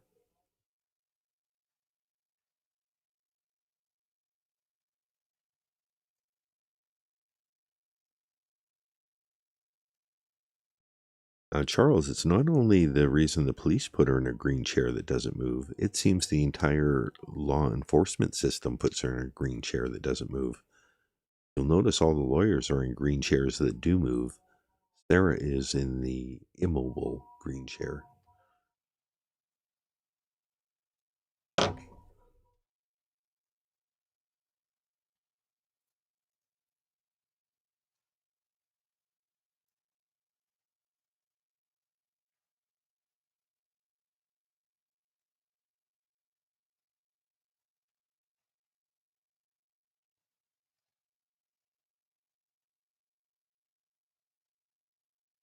See, that's the part. I can't hear it, but I'm sure from the video, this is the part from Suma's video.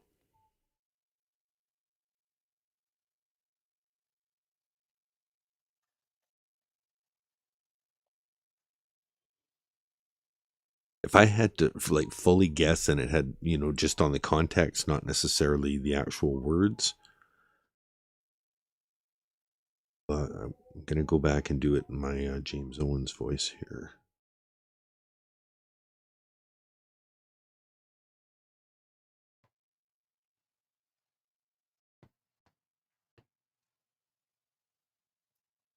Can I read the whole thing?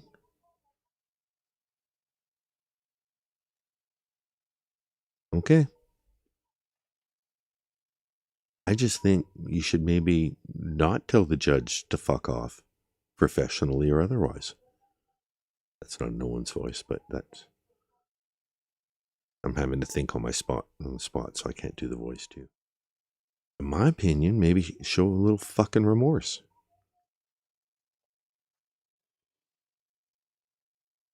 Because most people, they say sorry. That's not what you're going to do, though. Okay, you probably know better. Yeah, you go up there and you tell them, fuck you. Go try that.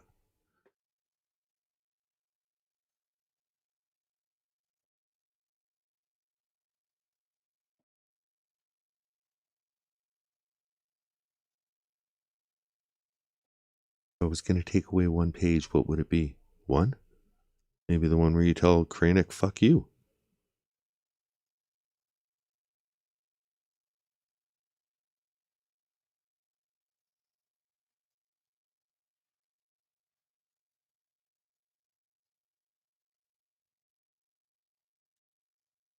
If you're going to edit it properly, you're going to have to remove more than one page, okay? Maybe 3 or 4 pages need to be removed.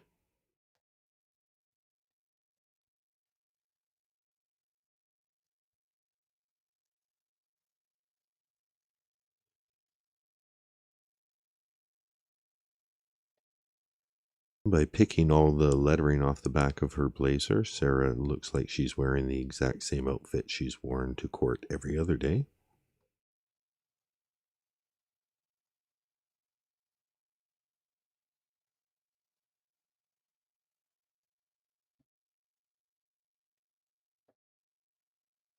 You're going to be sitting up there. You're going to be sitting up there. You're going to be addressing the jury. They're going to be looking at you in the face. You're going to be saying that shit that's written there. That's what your plan is.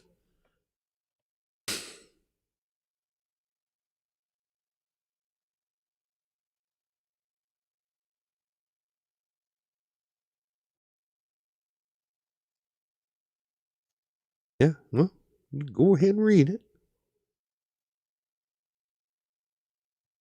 You haven't taken my advice all trial, so why bother starting now?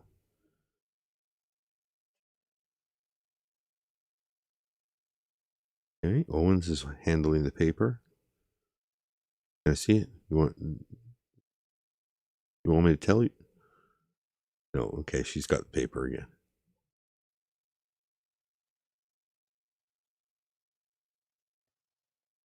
Okay, I could just barely hear it again there. Let's see.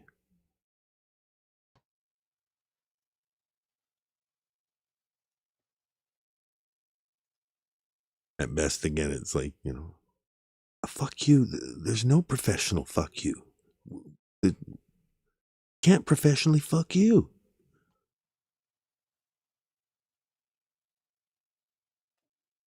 That I think I could hear. I think he's saying 20 years, 20 years.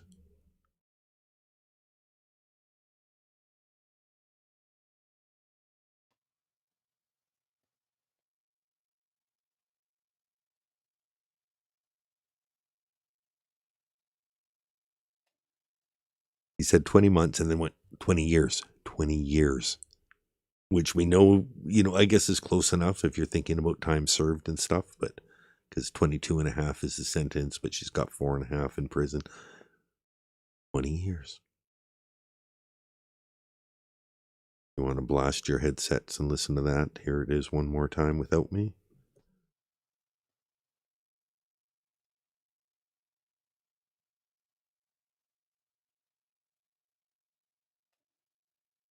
Thank you. Suma in the chat confirms he first says 20 months. And then it's like 20 years, 20 months. Maybe if you were an OnlyFans model. You're not an OnlyFans model. No. Pretty girls, they get 20 months. But 20 years, Sarah. 20 year minimum.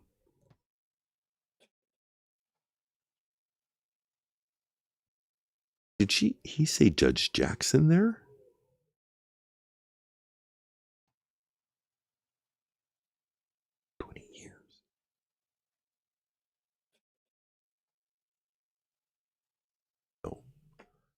Did the judge ask about, or something about judge ask about?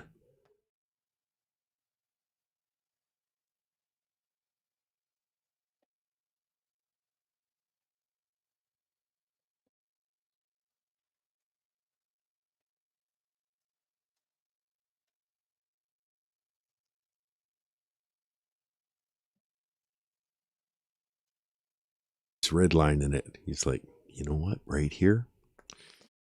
And I think this might be where she specifically mentions Judge Cranick among the people she has forgiveness gold for.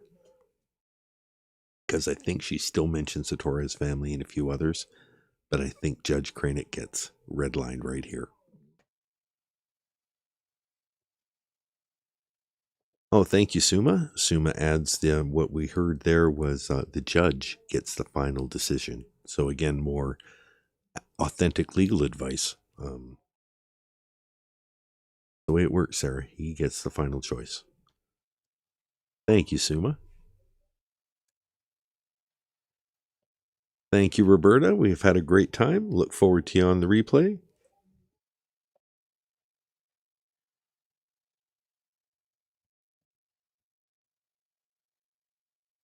Billy Lane's head just nodding in on frame there. Give you guys a little bit more Billy Lane.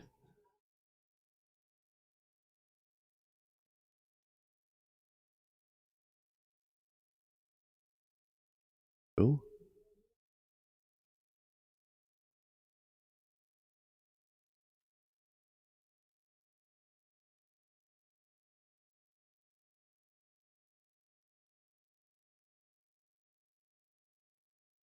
And of course, Billy Lane, a little camera shy, moves right out of the shot. This new view. Better lip read.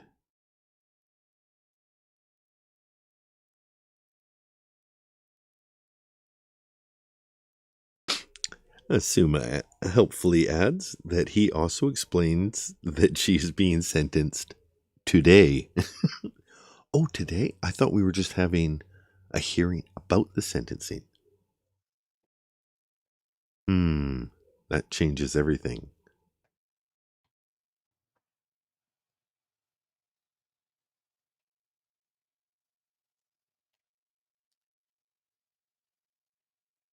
They're all in my dorm.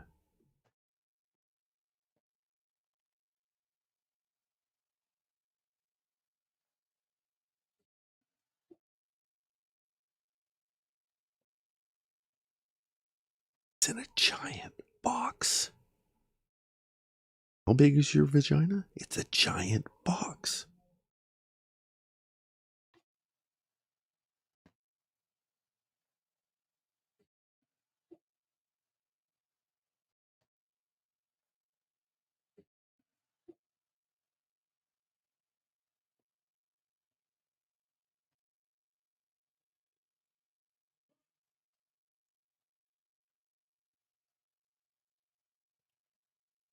The giant box. No, I'm not.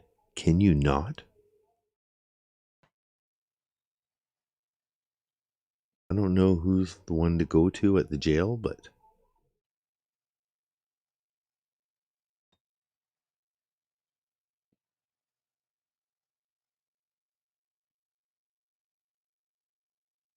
oh, they turned down the sound.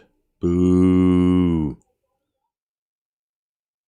Yeah, definitely Billy Lane. That was because that's where he was just leaning his bald head in, making up for the lack of Mr. Henderson's bald head.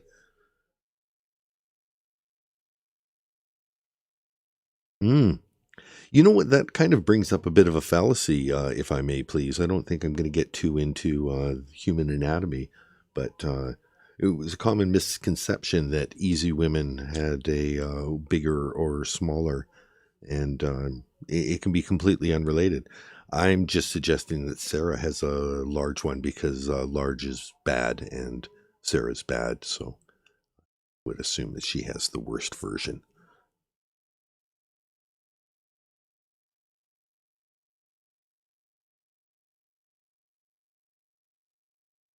Yeah, the cameraman's like, I can hear you. What are you doing?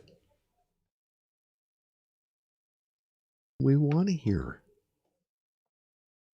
And again, what's going on with the hair? Like, it's time to bring that up again. It looks like the dark helmet that I had on earlier from Spaceballs. It looks like that's the forming helmet. That's like, back in the 70s, early 80s, when you'd walk by the hair salons in the malls and there'd be like 6 women getting permanents done with a big bubble over their head. I think that's like the forming. And then she always comes in half cooked with this, she removed it from the mold too soon. So it has all these lines and rips and...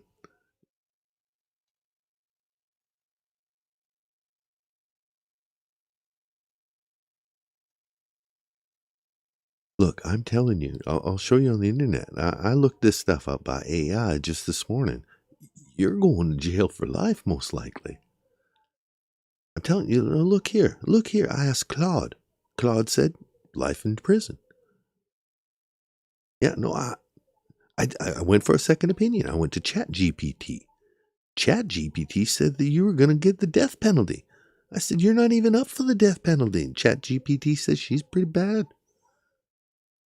Here, looky here. Meta AI. They even have an AI. They say you're going to be found guilty.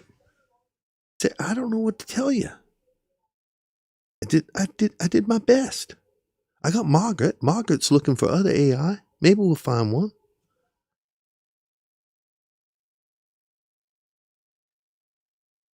Tony Henderson's working on it right now.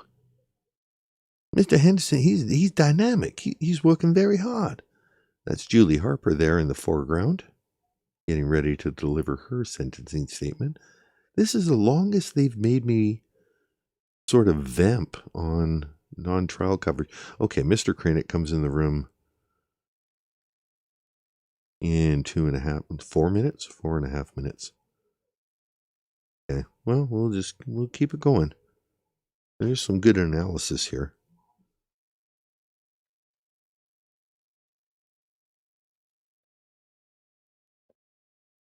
Oh, and I'm just getting a text here now. Margaret's quit and said, lose my number. Sarah, you don't understand how important Margaret is to my operation. I've got all the contacts at the printers. I'm going to be blackballed from Kinko's and FedEx. Hey, Michaela. Somebody's got the hiccups.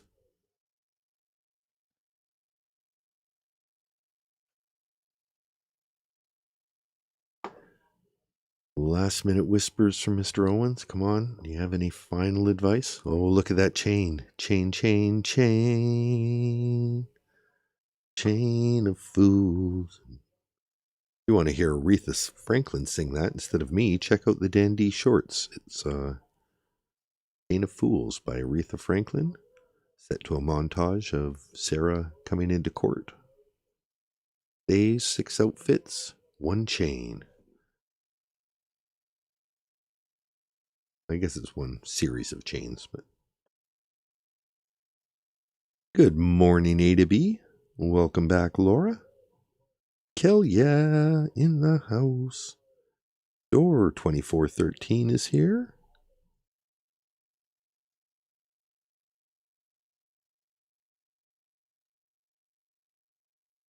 Candace tells me that the bubble is a hairdryer. It's a hairdryer.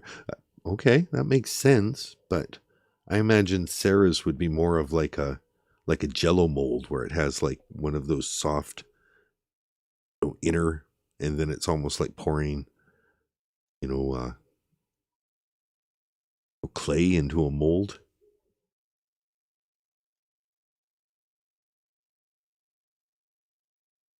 I wonder if the inmates are like monkeys and they pick the flecks off each other's backs, or if they do it. Do you get 2 uniforms at a time, or are you wearing the uniform you have? I bet they're like monkeys and they're flicking each other's. Like, okay, you get my flex for a while. The Flowbee cut is very possible, Charles Grieve, and I went looking into a Flowbee, specifically because of my Sarah Boone coverage. Not because I want Sarah Boone hair, but I think that I could totally cut my hair with a Flowbee. All I do is cut my hair once and let it grow out so it stays about the same length anyway. So yeah, I could totally Flowbee this cut.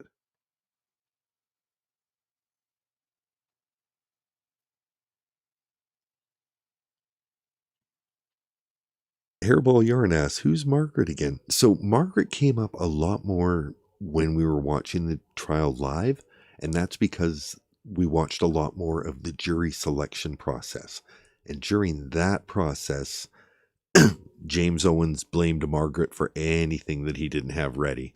Maybe during some of the best of, when we revisit this next week, I'll go into the transcripts from the pretrial stuff, or from the jury selection, and we'll show like maybe we'll even do it today. I'll do a Margaret search on the transcript, and we'll see how often James Owens blames Margaret for something or other. And a lot of that doesn't make the coverage that we have now, because the jurors who didn't get selected, rightfully so, they don't need to be part of the public record. But a lot of that video was just, and that's when Owens made his snacks motion, which is why we have to rely on court TV for footage of that moment rather than having just the full out court moment when it happens, because that day in court is lost to history, or to the streamers who were covering it at the time. Shh. Court.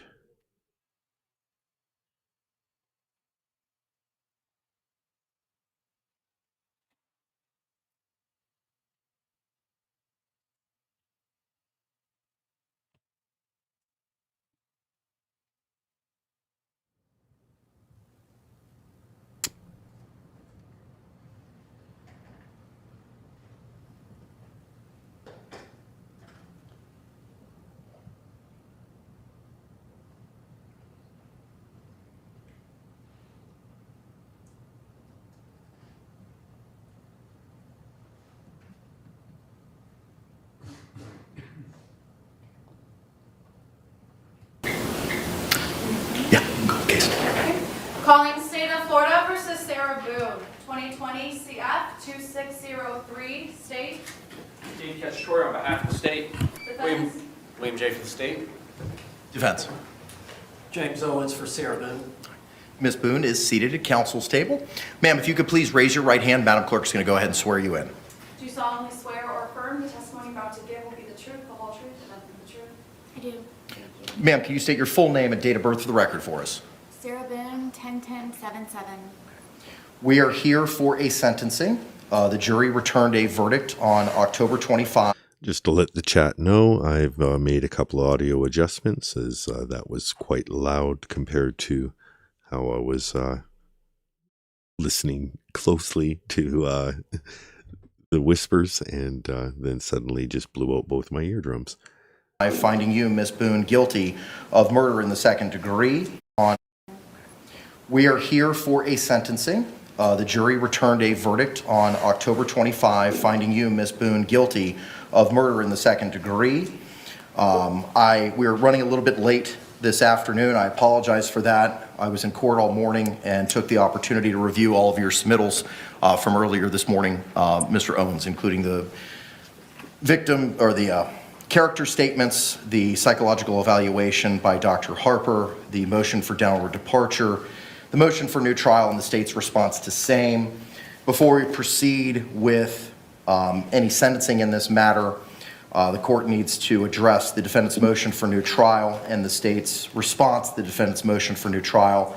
Anything in addition you'd like to argue at this time, Mr. Owens, over and above what is contained in your motion, sir? No, sir. State. No, sir. All right, after reviewing the motion and the state's response the same, the defendant's motion for a new trial is denied. And the state's response the same, the defendant's motion for a new trial is denied. Based on the court's review of the response the same, the defendant's motion for a new trial is denied. Based on the court's review of the record, the defendant's motion for a new trial is denied. Based on the court's review of the record, the court's participation in the trial and the review of all the evidence of the court's prior findings and rulings at trial and prior thereto. With that, I believe that we're prepared to proceed with sentencing at this time. The court has reviewed the pre-sentencing investigation prepared by the Department of Corrections. Are there any housekeeping matters that we need to address, Mr. J. or Mr. Cacciatore, before we proceed? Not from the state. Are there any housekeeping matters from your side of the ledger, sir, that we need to address, Mr. Owens? Judge, I do have 4 lay witnesses that are going to testify. We've got Dr. Harper here to testify. Lana makes her entrance. One of the 4 lay witnesses wants to appear by Zoom. She lives up in Minnesota. I don't know if that's allowed. We'll allow We it. don't have an objection to that. One of our witnesses will be providing an impact statement, would also like to appear on the court's virtual link as well. Okay, so stipulated. If you need it, just let Anita know, and I can have her email it to you right now, the link. We do have the link. She's waiting to get on, I guess. Who might it be, sir? Several people. It should be Lana Albert. She is here, sir. She's in the, she's viewing, her camera's off and she's, microphone is muted, but she's in the lobby. She's here. All right, with that, State, you may proceed. Your Honor, at this time, we would like to take an impact statement from, I believe, Anna Torres, who she will be appearing virtually.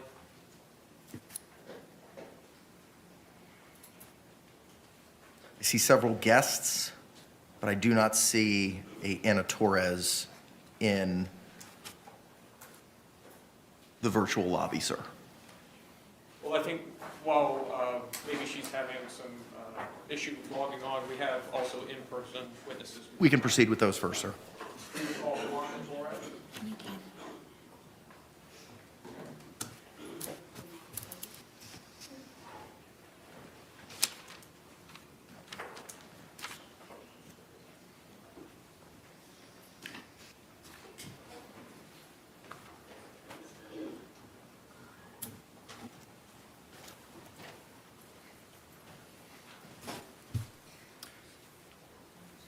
Please.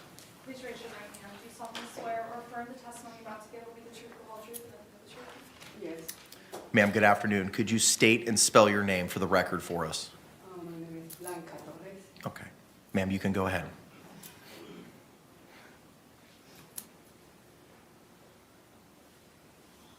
Okay, yeah. Okay.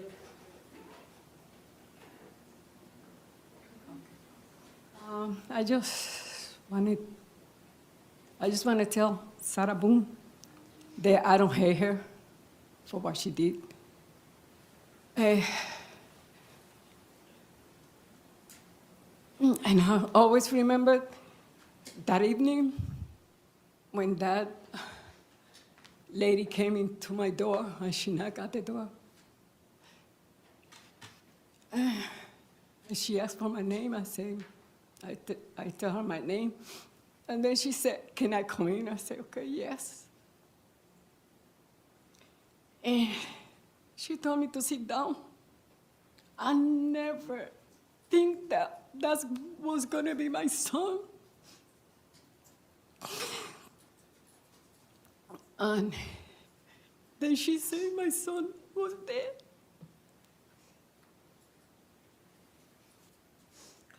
Since that day, I can't sleep. It's hard for me to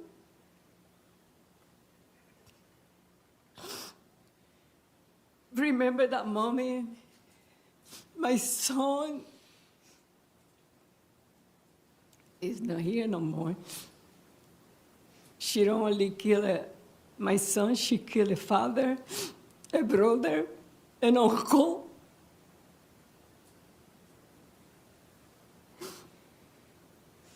It's been hard.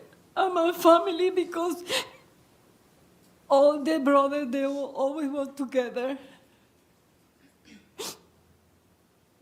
But now it's like something real. Love is missing.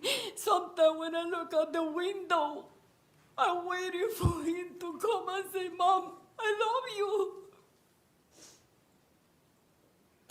She was always there. She come and called me. I miss that mommy.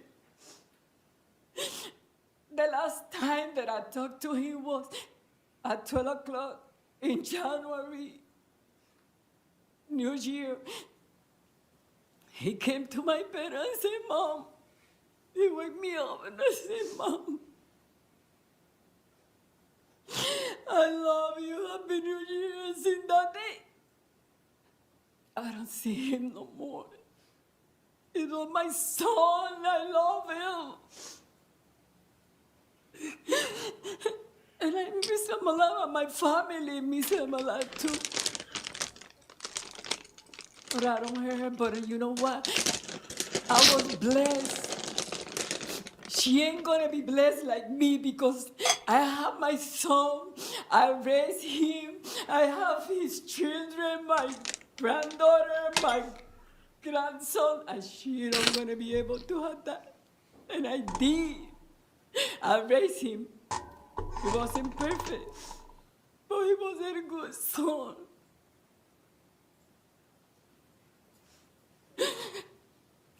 Thank you. Thank you, ma'am. State anything further from this witness? No, Your Honor. Defense? No, sir. Thank you.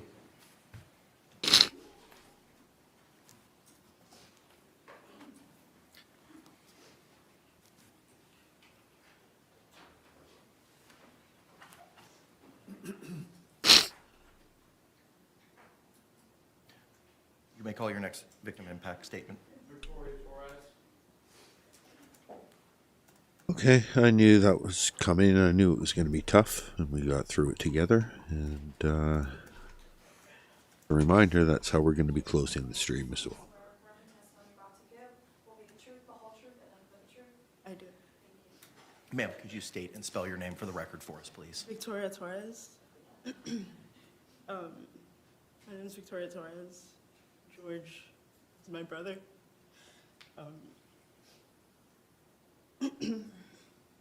Unfortunately, my family has experienced two horrifying tragedies. I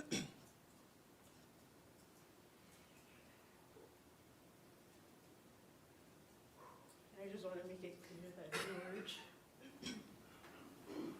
deserves justice. As far as my other brother and Sarah deserve to rot in jail.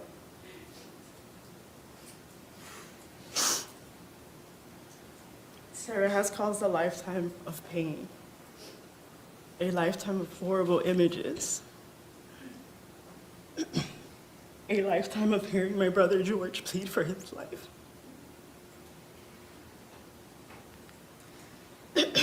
This is just this moment for all of you. For me and my family, it's forever.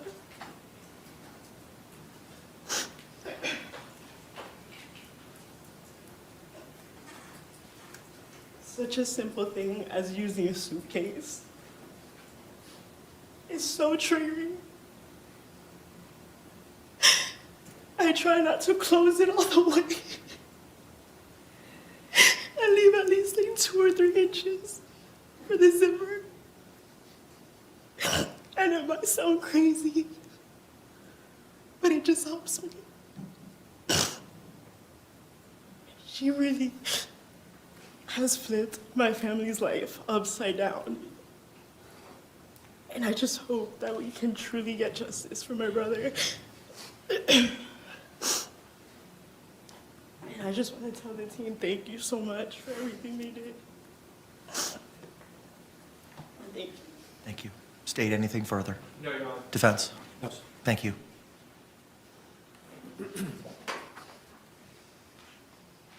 Your Honor, could we see if Ms. Anna Torres has been able to make it online?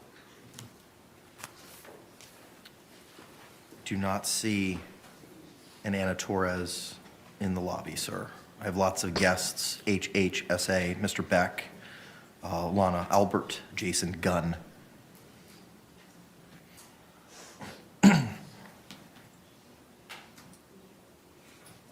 Just to take a quick note here to mention that it was Victoria's testimony that triggered Sarah. At this point, she may even be editing her statement with her shackled hands to include, "This is forever. This may be just a moment for you, but for me, this is forever." And it showed how triggered that Sarah was by it not being about her. That when Victoria's talking about how permanent this is for the family, for everyone's touched by George, and for Sarah to internalize it as some sort of thing about her, and, you know, it is forever, well, at least it's, 22 and a half years, probably forever. She's saying this is forever, as opposed to, hey, you guys are people who are working in the courtroom. You're doing your best. I appreciate it. But you, Mr. J, prosecutor, who didn't contact us, you, Mr. Cacciatore, you, Mr. Kranick, this is just another day for you, and for us it's forever. Sarah turns that into some sort of slight.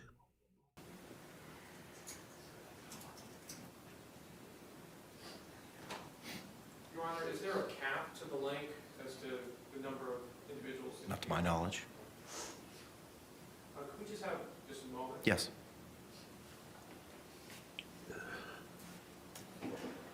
I'm going to take a moment to compose myself as well while they're trying to get the videos. I'll be right back.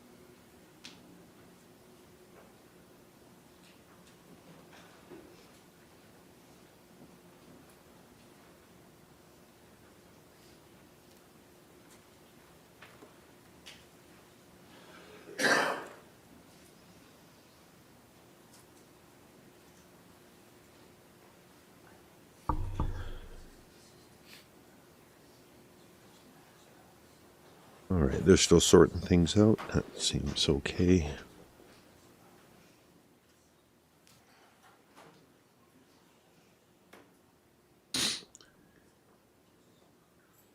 Reminds me of the scene from, I think it's Terminator 2, where the young man, it's the child actor that escapes with the Terminator on the motorbike. There's some point where he's crying, and Arnold Schwarzenegger says, "What's wrong with your eye? It's leaking." Something like that. Leave me alone, all right? Oh, Mr. Cacciatore wants to pass a note. That's a total note pit. Look at he's like, nah, I can't pass it. Sarah thinks I'm passing notes to Owens.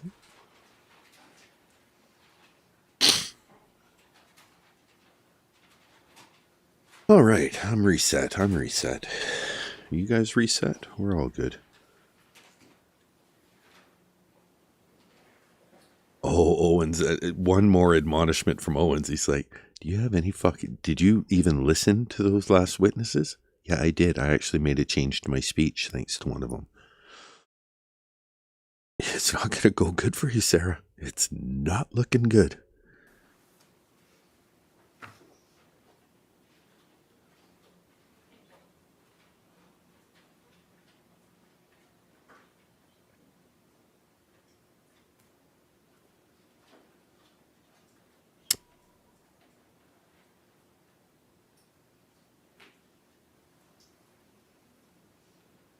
Well, if I may, please, I'm going to let you know. I was going to pause it like I have to work. Oh, see, he did want to pass a note. He ended up getting the chair, green chairs that move.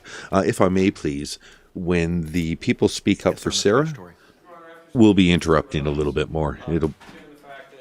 The snark will kick up. Is that her, Anna Victoria Torres?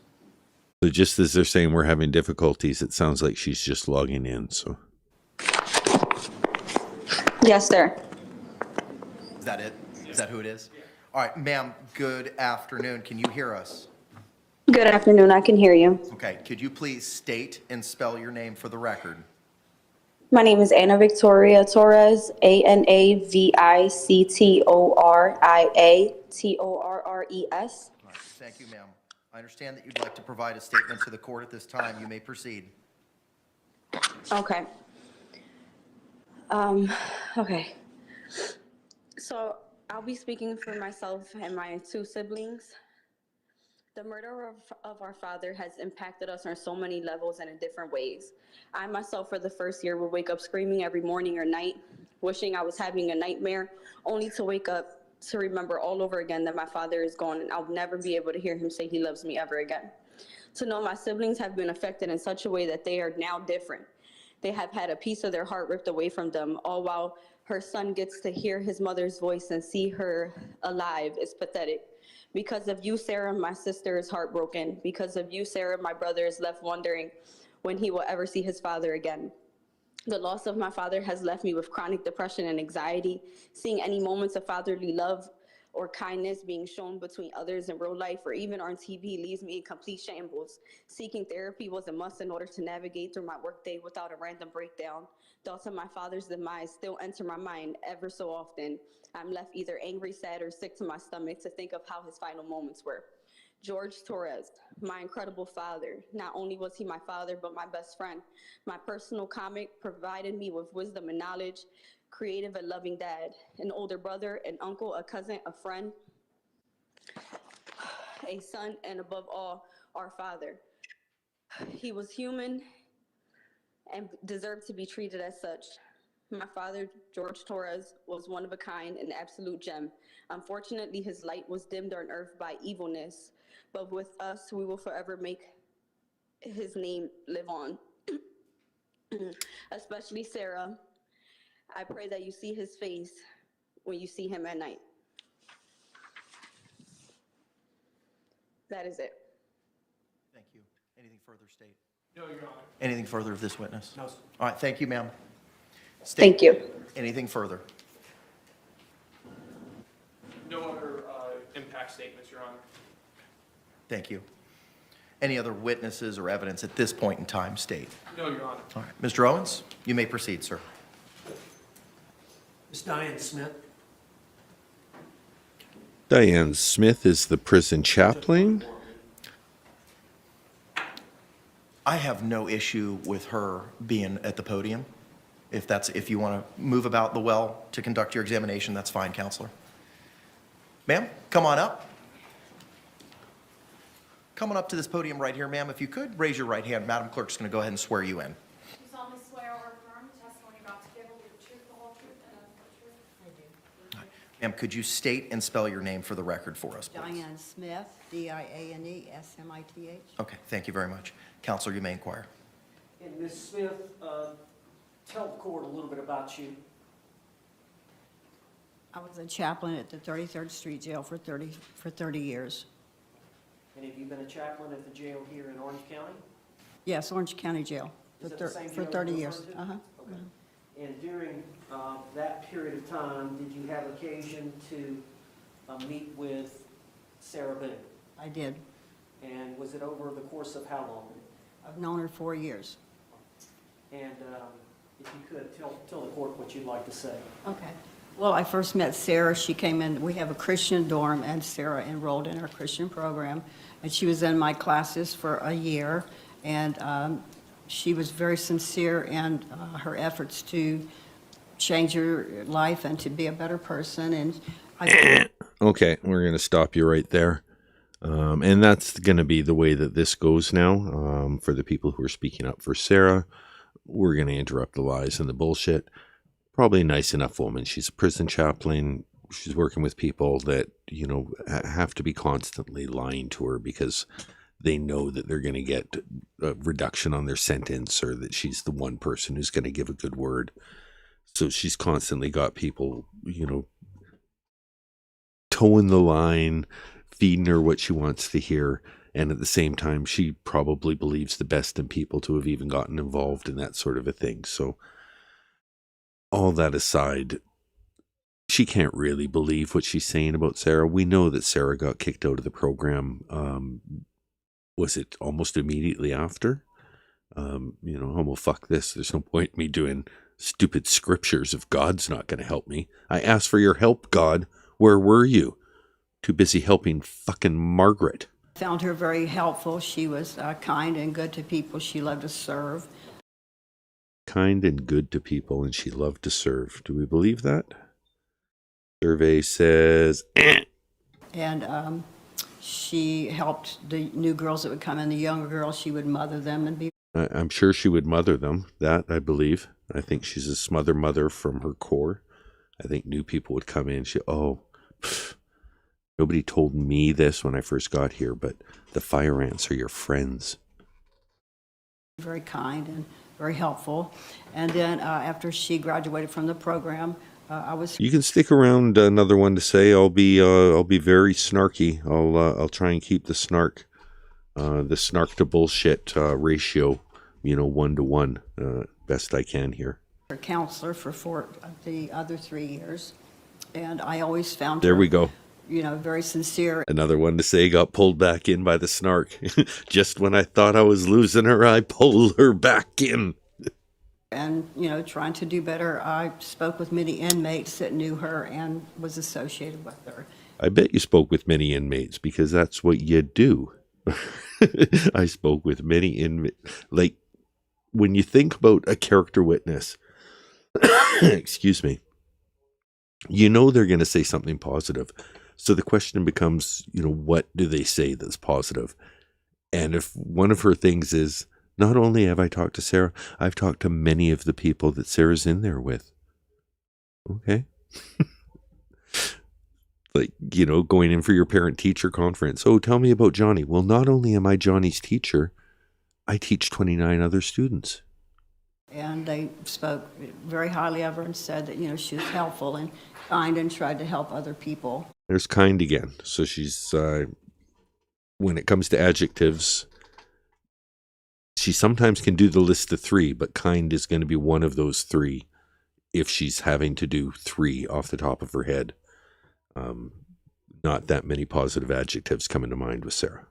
And I just found her to be, very sincere and trying to be. Mentioned sincere a couple of times now, so we know she's not sincere. Sincere means honest and truthful and forthcoming and a number of other synonyms, but none of those apply to Sarah. A very good person and change. And not a very good person. Not a very good person. In fact, that's in the lyrics.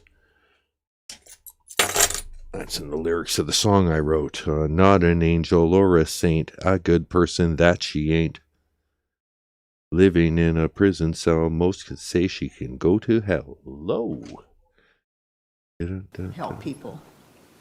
Was the Bible involved at all? Oh, yeah. Was the Bible involved at all? Oh, yeah. Oh, yeah. Was the Bible involved at all?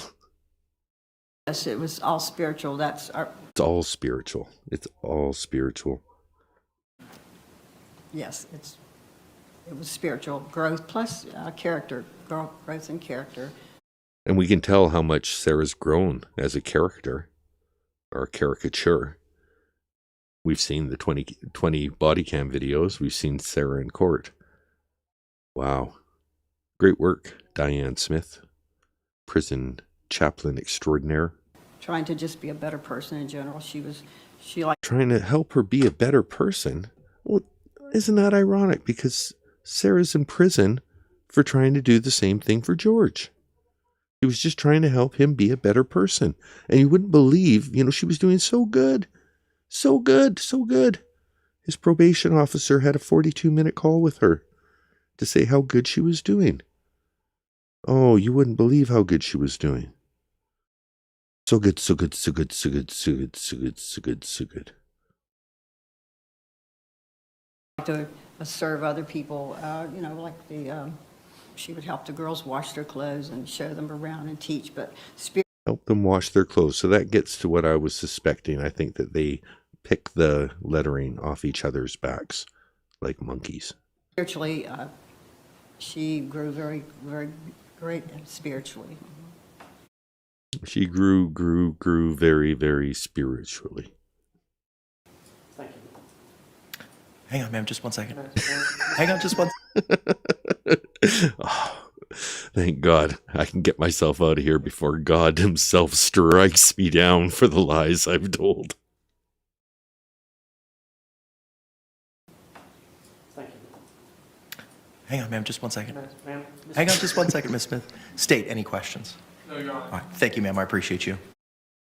Miss Smith, are you afraid that lightning was going to strike you if you stood at the podium for more than 3 more seconds? Hang on just 1 second, Ms. Smith. State any question. Hang on, ma'am, just 1 second. Hang on just 1 second, Ms. Smith. State any questions. No, Your Honor. All right, thank you, ma'am. I appreciate you. And that's how the character witnesses for Sarah are going to go. We're going to be interrupting them. It's going to be snarky. They'll be lucky to get out 1 full sentence, if 2. The respect that was shown to the Torres family will be shown in direct inverse proportion to people speaking on Sarah's behalf. Let's bring on witness number 2. I'd like to call Christina Pena. Christina Pena. Christina Pena. I believe it's Christina Pena. It looks like Pena to me, but Owens says Pena. I've seen Pena. She comes up in the tablet messages. She's a staple of the early Delapine contact with Sarah. Former prison cellie. Yeah, it's fine, Counselor. Thank you.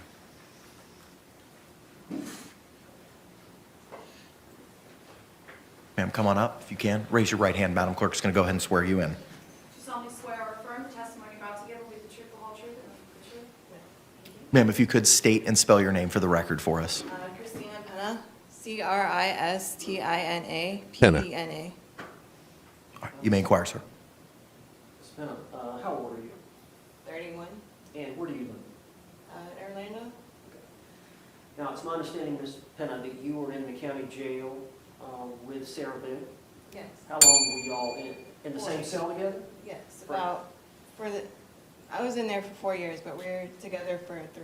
Okay. And I understand ultimately the charges against you were dismissed? Oh, you gave Sarah some false hope, didn't you? Got those charges dismissed, and she thought, if I just stay in here a little longer, if I just get 1 more attorney, maybe my charges too will be dismissed. And so you were released on what day? April 4th this year.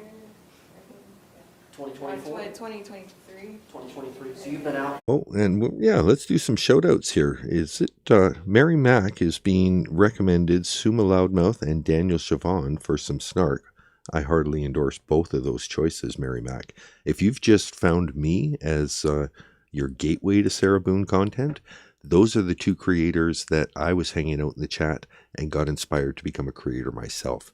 They started making content in the wake of the trial. They were in the comments themselves watching the trial, and so they became creators. I had such a great time in the community of their chats that I became a creator. 100% endorse. If somehow you found me without knowing about those two, check them out. Complete different flavors, and we all mix together to make a tasty commentary Sunday, if you will. I've been out for like A Sunday fun day. 6 or so months now. Yeah, since April of this year, actually. Sorry. April of 2024. And you said y'all were bunkmates there together for about 3 years? Bunkmates. I assume that y'all got to know each other pretty well. We did. Pretty well. Is there some connotation there, Mr. Owens? You guys were bunkmates. I assume you got to know each other pretty well. Sorry. April of 2024. And you said y'all were bunkmates there together for about 3 years? Yeah. I would assume that y'all got to know each other pretty well. We did. Okay. And if you could, if you'd like to speak on her behalf to the judge. Yes. Sarah's one of my best friends, my only. Take your time. Mr. Understanding, Judge Kranick. But I think she's flustered because she doesn't have anything good to say. It's not the moment. Maybe it's a little bit of the moment. But again, it's like, fuck me. I've got to, there's cameras here, and I'm supposed to say good things about her? Fuck. I should have prepared something. She's helped me with a lot. Okay, she's helped you with a lot. Elaborate. Spiritually and like growing and Spiritually, okay. So that's 2 for spiritually. Both the chaplain and the prison inmate believe she's spiritually grown. And thank you, LZB, who has dropped my name and link in AG's chat. AG Tactical is another fun one. One of my early Sarah Boone reaction commentary channels that I enjoyed. And the Mackenzie Shirilla stuff that he does is my favorite. As much as I'm a Sarah Boone content consumer, I think that the stuff he does with the Mackenzie Shirilla calls and his impersonations of Mom Nat, spot on. It's so good. Check out AG Tactical. yeah.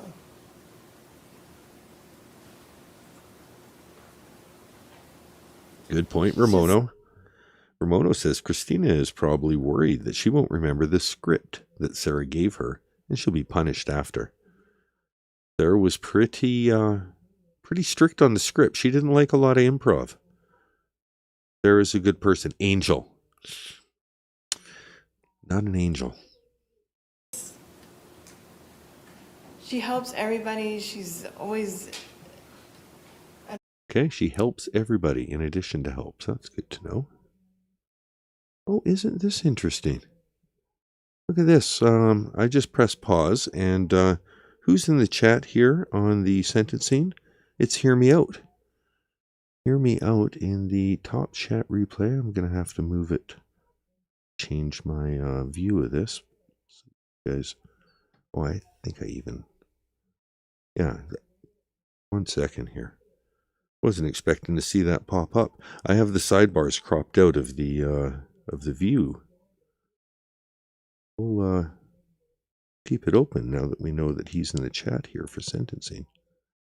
I was in caricatures chats at the time, so I wasn't doing a lot of law and crime chatting. The source will border. Maybe 200 will do it. Okay, yeah, that brings up the chat. There, you guys can see. Hear me. Okay, I'm just going to play it, and you guys can read that chat along with what's going on. But hear me out back in. Hopefully I don't call him out for like maybe he's had a couple whiskeys and he's calling people out here.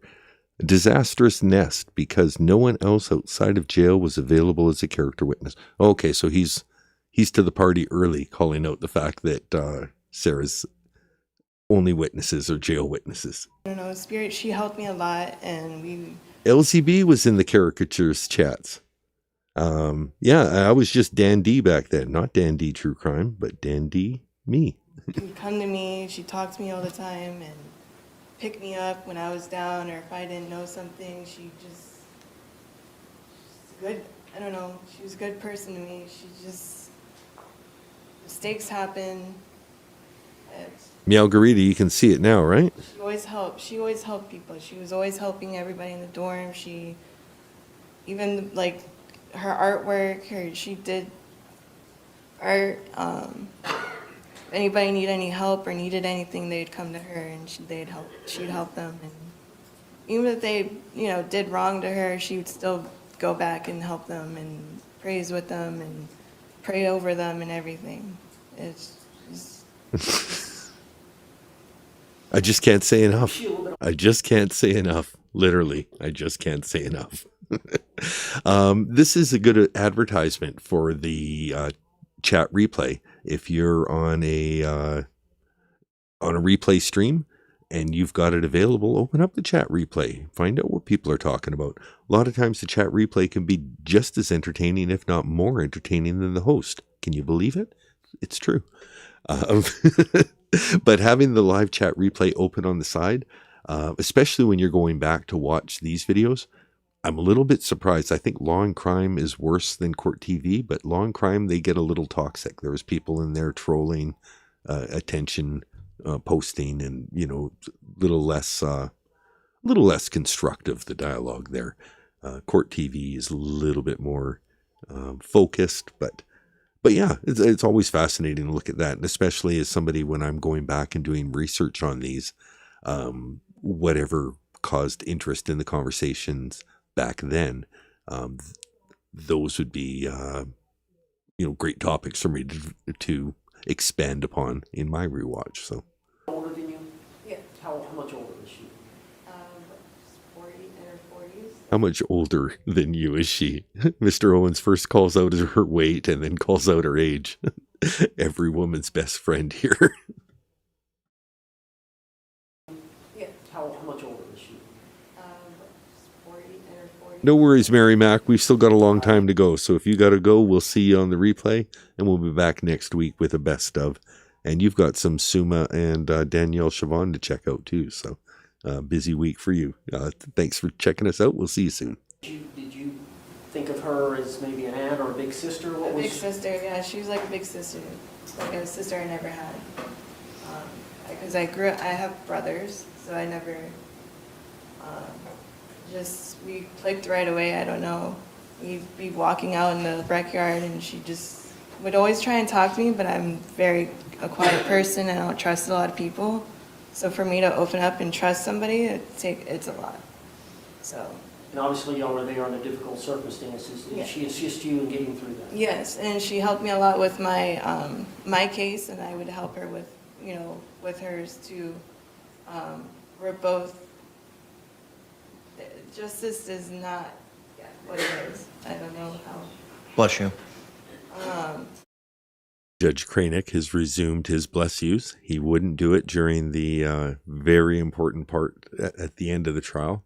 But now that it's just people speaking on Sarah's behalf, he's fully ready to interrupt with a bless you. We both helped each other out. Hear me out with a $2 super chat to Court TV. Oh, fuck it. I'll read out the super chats. I'm going to read out the Court TV super chats. Hear me out with a $2 super chat. First ever impact statement brought with Marlboro Reds. I don't know. Ms. Pena, I appreciate it. Thank you. Any questions, State? No, Your Honor. All right, thank you, ma'am. I appreciate you. Ms. Hill? Miss Hill? Bring on Miss Hill. That's it from Miss Pena. Yes, sir.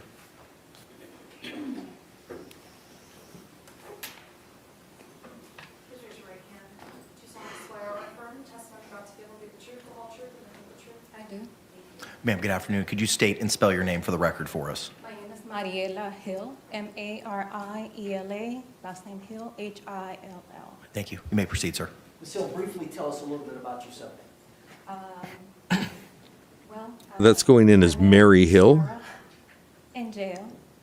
I spent 3 months in jail and went through a lot of unfortunate circumstances myself. All right, now this was in the Orange County Jail here in Orlando? Orange County Jail. And when would that have been? Do you recall the dates? Yes, it was April, from April to June of this year. Of this year, 2024. 2024. Correct. Yes. Okay. And did you develop a relationship with Sarah Boone over the course of that 3 months? Yes, yes. We met when I was moved to the B dorm, and I needed help with a form that I needed to complete, and one of the COs pointed to Sarah to help me out. And since that moment, we became really good friends, and she was so helpful, so kind. Since that moment, that magic moment. And she was so kind. Okay, that's 3 witnesses for kind. Anybody was on the fence on kind. And who are they convincing? Not a jury. Not us. Judge Cranick. Judge Cranick just sat through, 3 weeks of trial, 6 months of Sarah, every letter she wrote. 3 people have said she's kind. Maybe this is going to sway him. So respectful and loving, not just to me. So respectful and loving. I'll take words that don't relate to Sarah for 100. But to everyone. And I have nothing but good things to say about her, her character, her loving heart. The reason you probably don't remember Mary Hill is because first off, they introduced her as Mariela Hill, and I didn't hear it. And then when they put up the chyron, they hadn't changed it from Christina Pena. So it still says Christina Pena, and if you go back and watch it, it's going to say that this is still Christina Pena. It's clearly not. You can't fool us. We know what happened. This is Mariela Hill. And I couldn't remember all the words, and I wasn't going to go back because I don't have the same respect for Sarah's character witnesses as I do for the Torres witnesses. So she's Mary. Who's Mary? Who's Mary? Oh, I'm just wondering who Mary is. How deep her faith is, her faith in God, and believing in justice for everyone. Oh, well, that's good. She's got faith in God, but she also believes in justice for everyone. That's going to be a handy little fact to keep in your back pocket there. Or perhaps your quiver, Mr. Cranick. State any questions. No, Your Honor. All right. Thank you, Ms. Hill. I appreciate it. Good old Hill. Ms. Albert, good afternoon, ma'am. Can you enter Lana Albert? Miss Albert, can you hear me? If your speakers are turned to full, I will, just based off memory alone, tell you that Lana comes in loud and clear. You may want to reduce your volume slightly before I press play again, which is coming up really soon. you hear me? This is Judge Cranick, and if you can, I would ask you to turn on your camera and unmute yourself at this time. No camera for you. Sir, how do I unmute turn on my camera? I know how to unmute, but I'm not sure how to turn the camera on. Turn the volume down. Turn the volume down. So, ma'am, is that better? When you join the link, there should have been an option for like a pull down on the left-hand side of the screen for you to open out or turn on a camera. I don't know what device you're appearing on, if it's a cell phone or a laptop. It is an iPhone. Should I try to re-enter the room? Yeah, try to do that. There should be an option for you to pick a camera. You'll either select the default camera, and hopefully we'll be able to see you at that time. Okay, let me, just give me 1 second. Sure. Take your time. We got nothing but time here. Speaking of people who have nothing but time, Sarah Boone has endless amounts of. All right. Well, we're waiting for her to get her.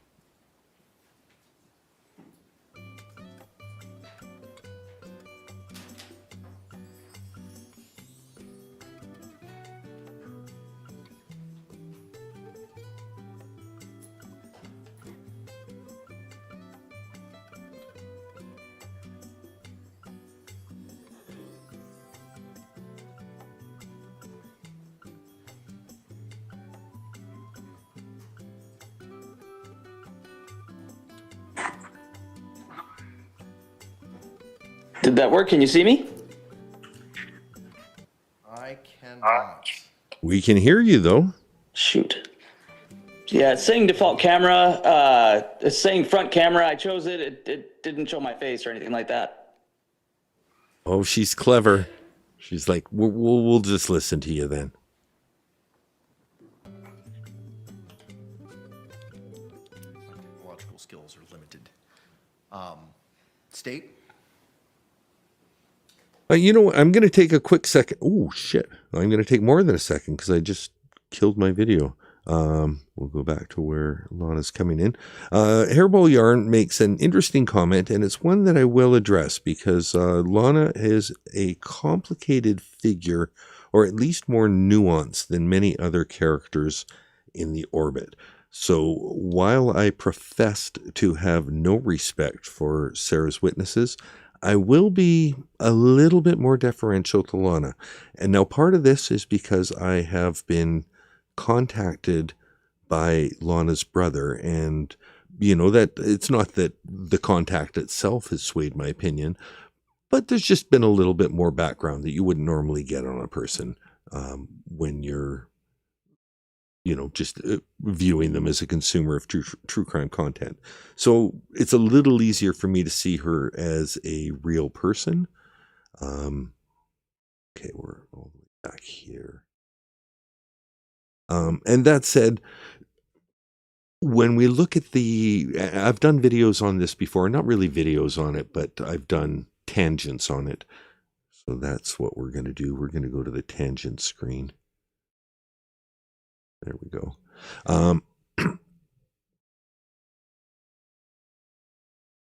I see Lana's intentions as more honorable than certainly the documentary makers. I see her as somebody that honestly went into it with, you know, maybe for like even despicable means to an end, but from human wanting to be connected to someone, wanting to, you know, have someone, wanting to have something that felt important towards the end of her life, lots of different complicated things. And I'm not going to get into all of them here, but it's a reason why I'm a little bit more respectful of her role in the saga. Not necessarily her actions, but just her as a person, and seeing her as a person as opposed to a caricature, which is what I see when I see Owens and Henderson and many others that fly around in the circle of Boone. So we'll go back to Miss Albert now that I've gotten that out of my system. I think we're ready to roll too. Let's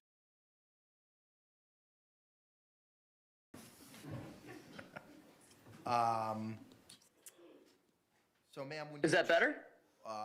When you join the link, there should have been an option for like a pull down on the left-hand side of the screen for you to open out or turn on a camera. I don't know what device you're appearing on, if it's a cell phone. No, Ramono, I get it. And one of my earliest forays into Sarah Boone content, somebody posted that Lana is perhaps the most divisive person in the Sarah Boone universe. This was before Third Rail showed up on the scene.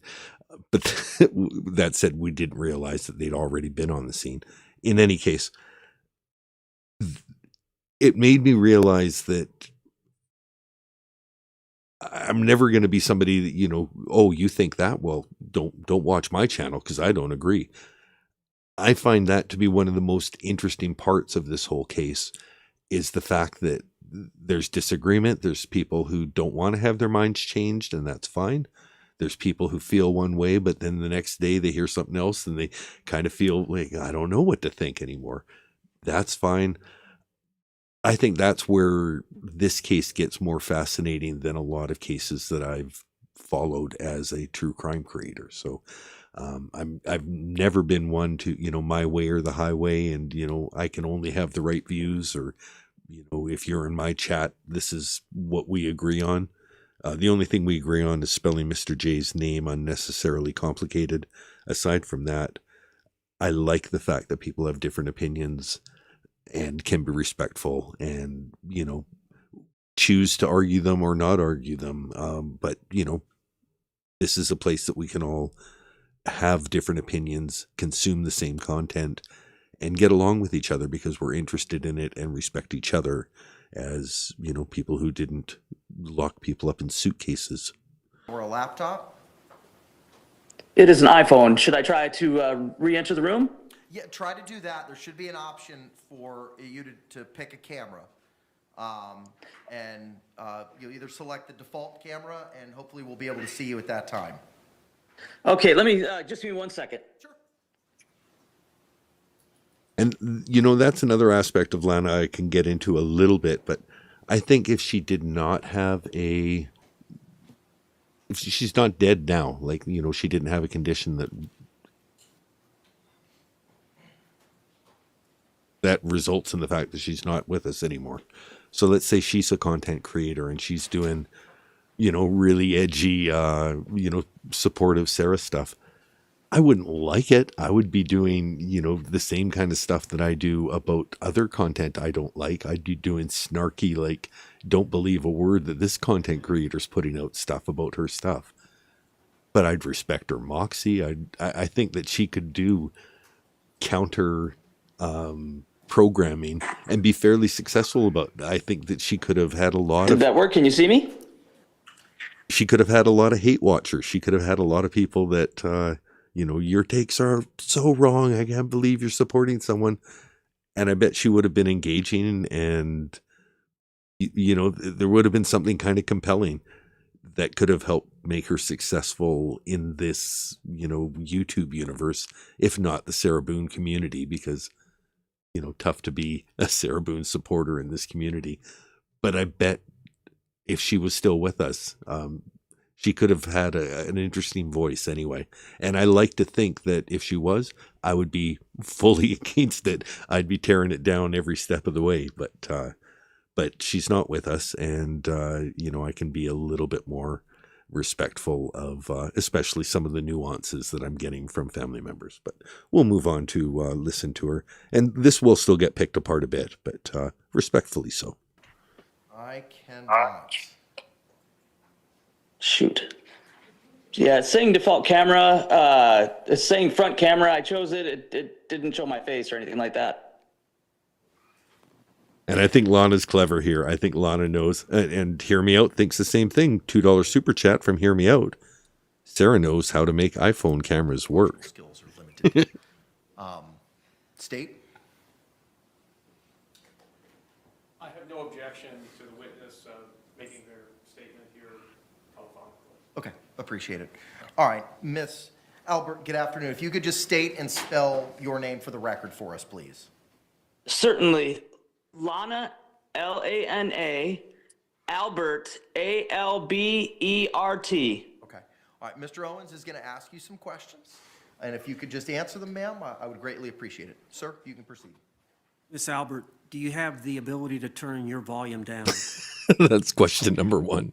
Yes, I just did. I can't hear you very well when I do that, though. You can't hear me? I can hear you, but very, very quietly. How about now? Can you hear me now? Yes, I can hear you. Am I okay? Yeah, you sound a lot better. You were too loud earlier. Okay. Can you hear me okay? I can hear you. All right, Miss Albert, tell the court a little bit about yourself briefly. Well, I live in Minnesota. I currently have end-stage renal disease. Before I became disabled, I was a business owner in the Twin Cities here. All right, and how old are you? I am 50 years old.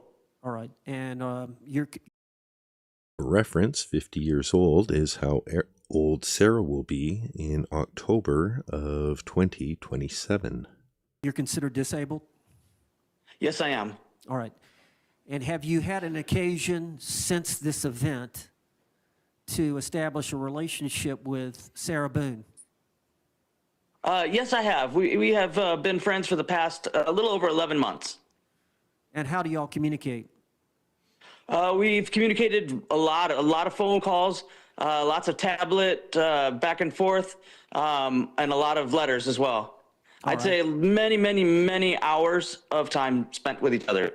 I would agree. Many hours of tablet messages. Go to global YouTuber Tanika to see those many hours of tablet messages in video form. All right. And do you want to speak on her behalf here today? On her behalf. I would. All right. And do you want to speak on her behalf here today? I would, please. All right. Would you please tell the court what you would like for the court to know? Thank you very much. And thank you very much, Your Honor, for the privilege of speaking on behalf of my friend Sarah Boone. I also want to extend my heartfelt condolences to everyone here affected by this terrible.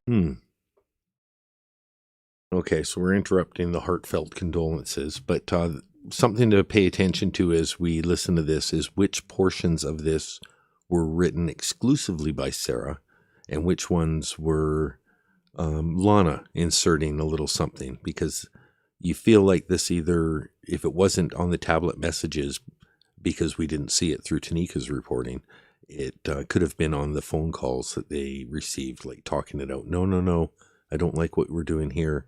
Tragedy, which has brought us all here and listening in. Oh, and the two chats that are on the screen, who is asking that?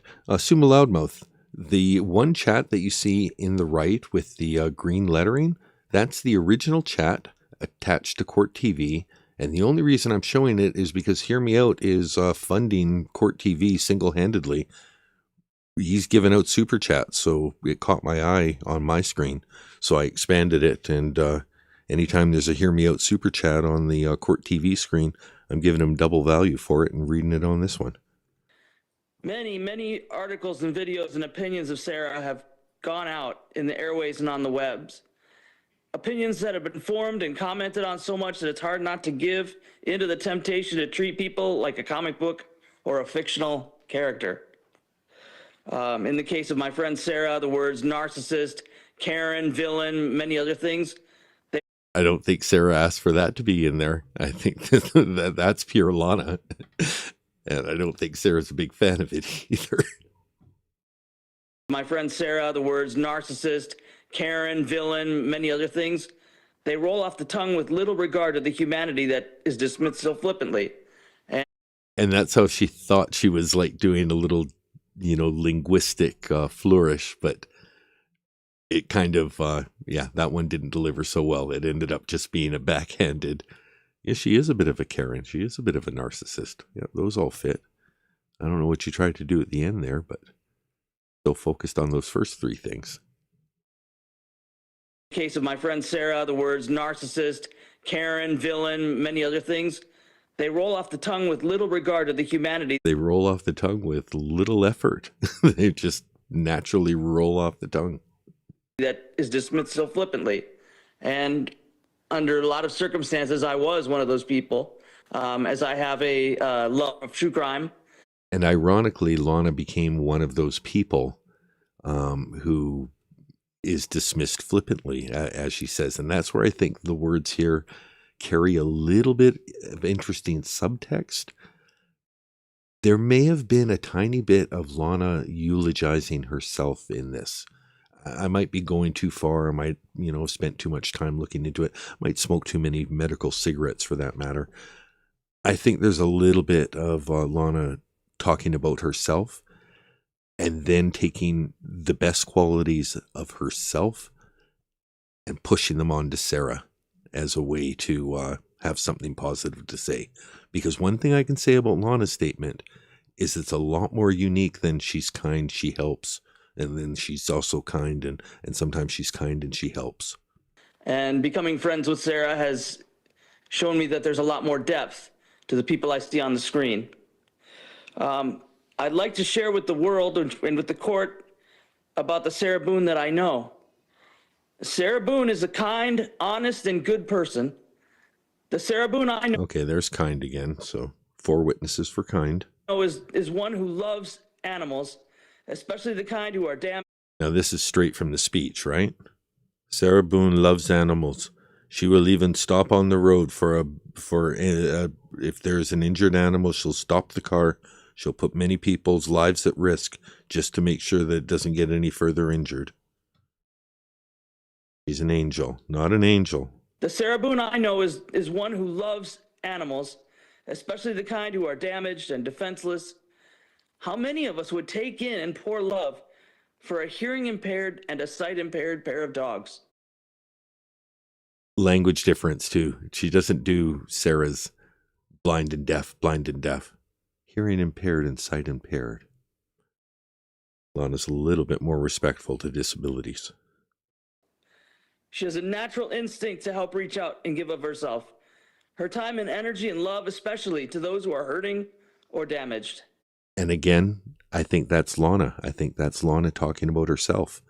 I think that's her trying to explain her helping Sarah as helping someone who's damaged, helping someone who's been discarded, helping someone that nobody cares about. Now, there's a good reason that people have discarded her and no one cares about her. She's burnt bridges. She's murdered spouses, lots of bad stuff. But I think that's kind of where Lana's going with this. Her time and energy and love, especially to those who are hurting or damaged. You all have seen her fight for her own life and truth here. I tell you this, she fights even harder for those she loves. That part there, whenever I rewatch this, I just want Judge Jackson to be coming in. You're not telling anyone anything, ma'am. Or damaged. You all have seen her fight for her own life and truth here. I tell you this. You're not telling anyone anything, ma'am. I'll tell you for the 6th time, we're here about the parenting agreement. She fights even harder for those she loves, giving time, attention, and companionship without a single thought for her own gain or what somebody can do for her. That's a great shot, too. As, think of how powerful their statements were, how emotionally charged they were.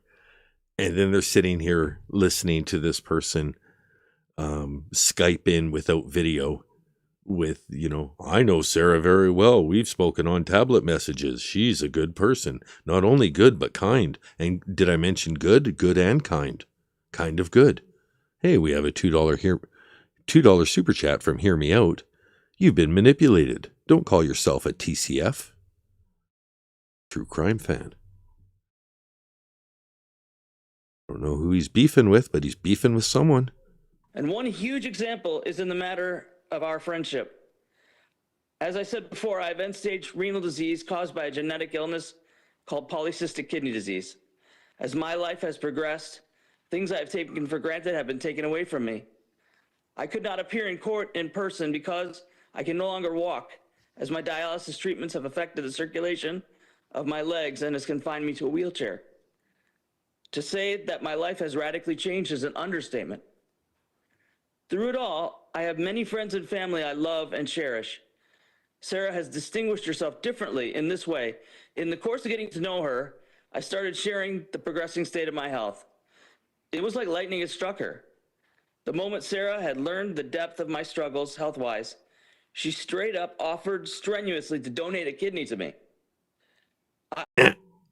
The lie detector determined that was a lie. She did not straight up and offer. And that said, I think we can verify this even based off the letters that Lana's brother has provided.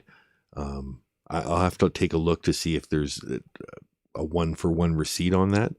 But I think I remember in our backgrounder conversations, him admitting that she knew, kidney was off the table. You don't get a kidney from an alcoholic that is drinking 3 magnums of wine on a Sunday night. I got to tell you this. I hope she's not mad for me showing this, but she had no hesitation, no concern over personal risk. I'm sure, oh yeah, no, if I'm a match, take it. She knows she's not going to get accepted. Prisoners can't donate them. There's all kinds of, problems. But yeah, I'm sure once she realized she couldn't do it, she was very, well, if you could, I would. Or personal gain. I want to convey to this, out and around the world, that is merely offering is a good and heroic act. I've had many friends. I've not had one outside of my brother who has offered me a kidney. That is huge. I don't have anything of equal value to give to her. For the record, the brother that's contacted me is not the one that offered the kidney. The brother that contacted me wasn't a match, or wasn't as good a match as the brother that did offer. So there's two brothers and Lana, the sister. And that's not the actions of a narcissist. She did it as a reflex action, as a good person. After the verdict came in October, we spoke that night, and I hope Sarah doesn't get mad at me again for disclosing this, but out of all the shock and seriousness of what had happened in the court, the thing that made her emotionally break was that she realized she could no longer be a donor to me. I mean, my God. I was sitting there like, hey, it's going to be okay. But she was so broken. I think that's Anna Torres on screen. Can you believe this shit? Why am I up on screen? She doesn't know she's up on screen in the courtroom. Break was that she realized she. I think she just took her earplug out too. I'm not listening to this. The thing that made her emotionally break was that she realized she could no longer be a donor to me. I mean, I was sitting there like, hey, it's going to be okay. But she was so broken up, she couldn't help me. That's a friend.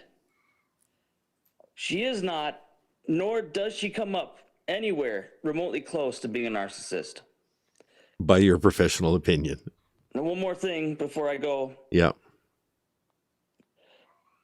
Social media has worked to rip the blindfold off of Lady Justice, Ooh. to take the sword out of her right hand and start assassinating Sarah's character. There we go. However, the scales are the balance. As it says in Psalm 85, mercy and truth are met together. Righteousness and peace have kissed each other. Justice isn't justice without mercy. Our pursuit of righteousness isn't complete and right without peace. I'm going to interrupt this because I think it's bullshit, but also because I have some insight. She later discussed this in messages and quite flippantly said that she included Bible verses because it's the Bible Belt down there, isn't it? And, I would have quoted Maya Angelou, but I thought it would go over their heads. It was a very disingenuous use of Bible passages, which is why I don't mind interrupting it. And oh, look, we have a $2 super chat from Hear Me Out. Cue the orchestra. This is making me very angry. Oh boy, it's going to be an uphill road for you, Mr. Meout. Peace. Thank you, Your Honor, for the honor of speaking for my friend Sarah Boone. I hope that your justice is mixed with mercy here today. Thank you. State, any questions? No, Your Honor. Any follow-up, Mr. Owens? No, Judge. All right. Thank you, Ms. Albert. I appreciate you. Like to call Dr. Harper? Oh, you thought that Lana Harper... You want her on the stand? I'm okay with her on the stand. On the stand? No. On the stand? Yes, sir. Yes, sir. You thought that Lana Alpert made you mad. As infuriating as Dr. Harper's testimony was during the trial, Would you be at the podium? her character witness is off the hook. Doctor, good afternoon. If you could please raise your right hand. Madam Clerk's going to go ahead and swear you in.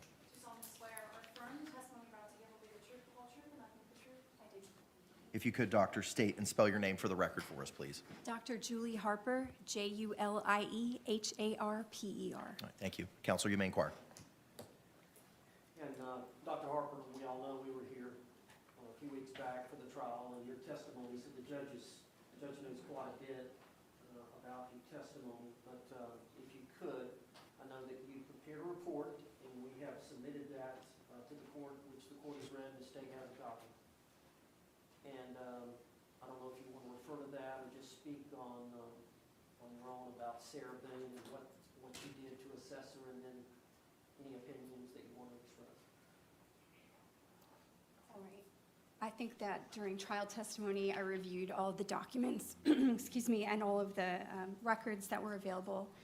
They're documented in my report as well. In addition to the forensic clinical interviews that I conducted, I also have had the opportunity to talk to her brother, Philip Paulson, in the interim since the trial, and I included his information in my report. What did Phil have to say? If you could, give the court a... We have a $5 super chat from Hear Me Out. 3 people who were confined in jail with her and only one person hoping for an organ. Totally unbiased and genuine. That was Hear Me Out with a $5 super chat to Court TV. What your findings are, and what you uncovered maybe from the brother, whatever you think the court needs to hear this relevant material. And if you couldn't hear what James Owens is saying, he's just saying, you know what, just tell the court whatever you think is relevant for them to hear, you know, regarding battered spouse. And So referring to the summary section of my report, I'll keep it a brief, but I'll outline the highlights that I feel like haven't been conveyed before, which is an understanding of Ms. Boone's early family life, in that she is the middle child of her parents' union. oh, say no Parents more. do not have a happy marriage. Oh no. Provide an opportunity to have a good role model as to Oh, how to have a Sarah. partnership together. Ms. Boone was born in close proximity to her youngest brother, 11 months apart. That's never And good. In my clinical experience and training, I would say that disrupted her attachment with her mother, some being close in proximity with her younger brother. Think of all the people you know that are 11 months away from their younger brother, and you know, there's so many of them have locked people in suitcases. It's actually way more common than you'd think. In my clinical experience and training, I would say that disrupted her attachment with her mother, some Yeah, no, that's classic disrupted attachment mother syndrome. being close in proximity with her younger brother, whose temperament just seemed to suit a relationship with her mother better than her own. So ultimately, Ms. Boone bonded with her father, though he wasn't described by either child as an affectionate person. He was somebody that was there for her at sporting events and more of a primary parent for her in that way. His untimely death Hold on a by second. heart attack during her high school years Hold on. was She bonded with her father. He wasn't a supportive parent. He would come to sporting events. Now, I used to like logic problems, like those little puzzles, like in the crossword books, and, you know, so you look at all the statements and then try and figure out what. Let's just go back and listen to that, because I think that means one thing. as an affectionate person with her temperament just seemed to suit a relationship with her mother better. Her brother disrupted her attachment with her mother, some being close in proximity with her younger brother, whose temperament just seemed to suit a relationship with her mother better than her own. So ultimately, Ms. Boone bonded with her father, though he wasn't described by either child as an affectionate person. He was somebody that was there for her at sporting events and more of a primary parent for her in that way. Okay, so he's not affectionate, and he would be there at sporting events. That sounds to me like the parent that's in the stand going, "You suck! You suck! Get off the field! Get my name off the back of your shirt! Paulson, you suck!" His untimely death by Let's pull Paulson. heart attack during her high school years Paulson's got a rubber arm.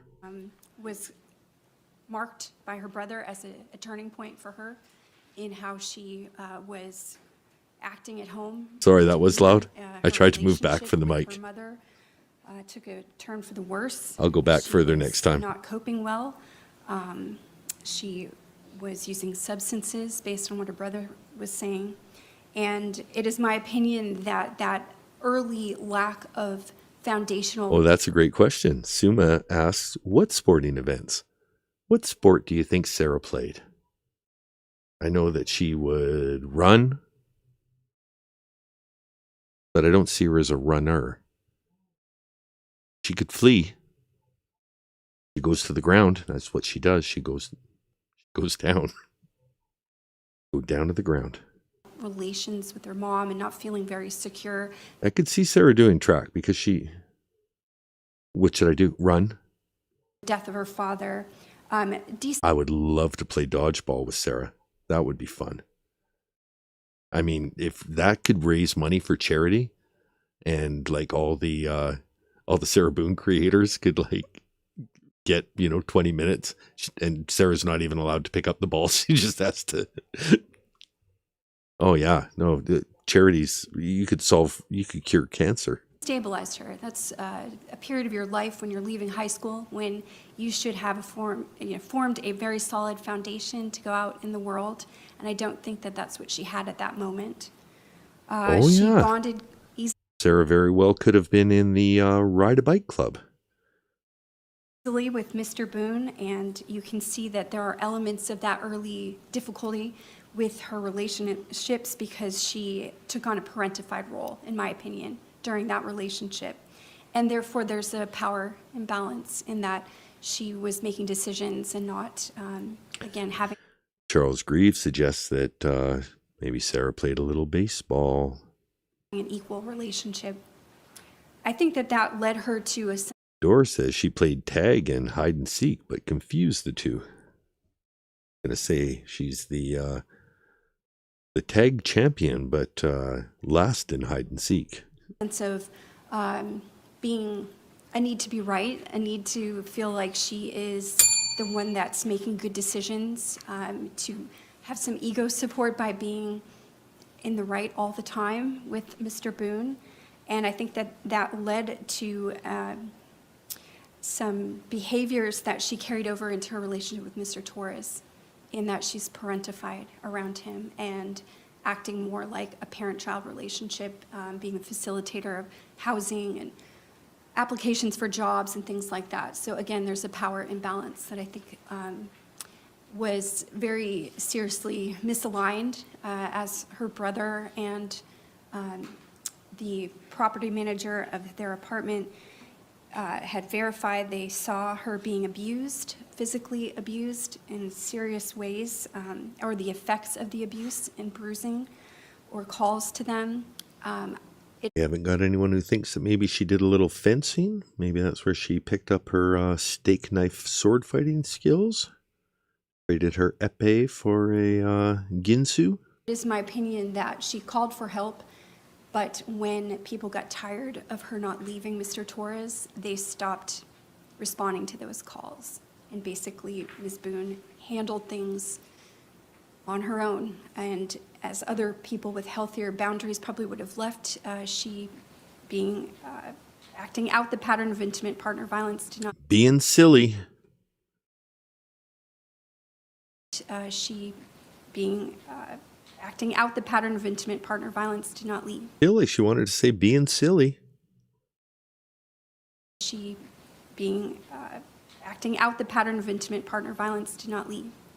She stayed long past when it would have been smart for others, or others would have said to leave. That's the key. Meowgarita says she's saying a lot of true stuff, but twisting it in Sarah's favor.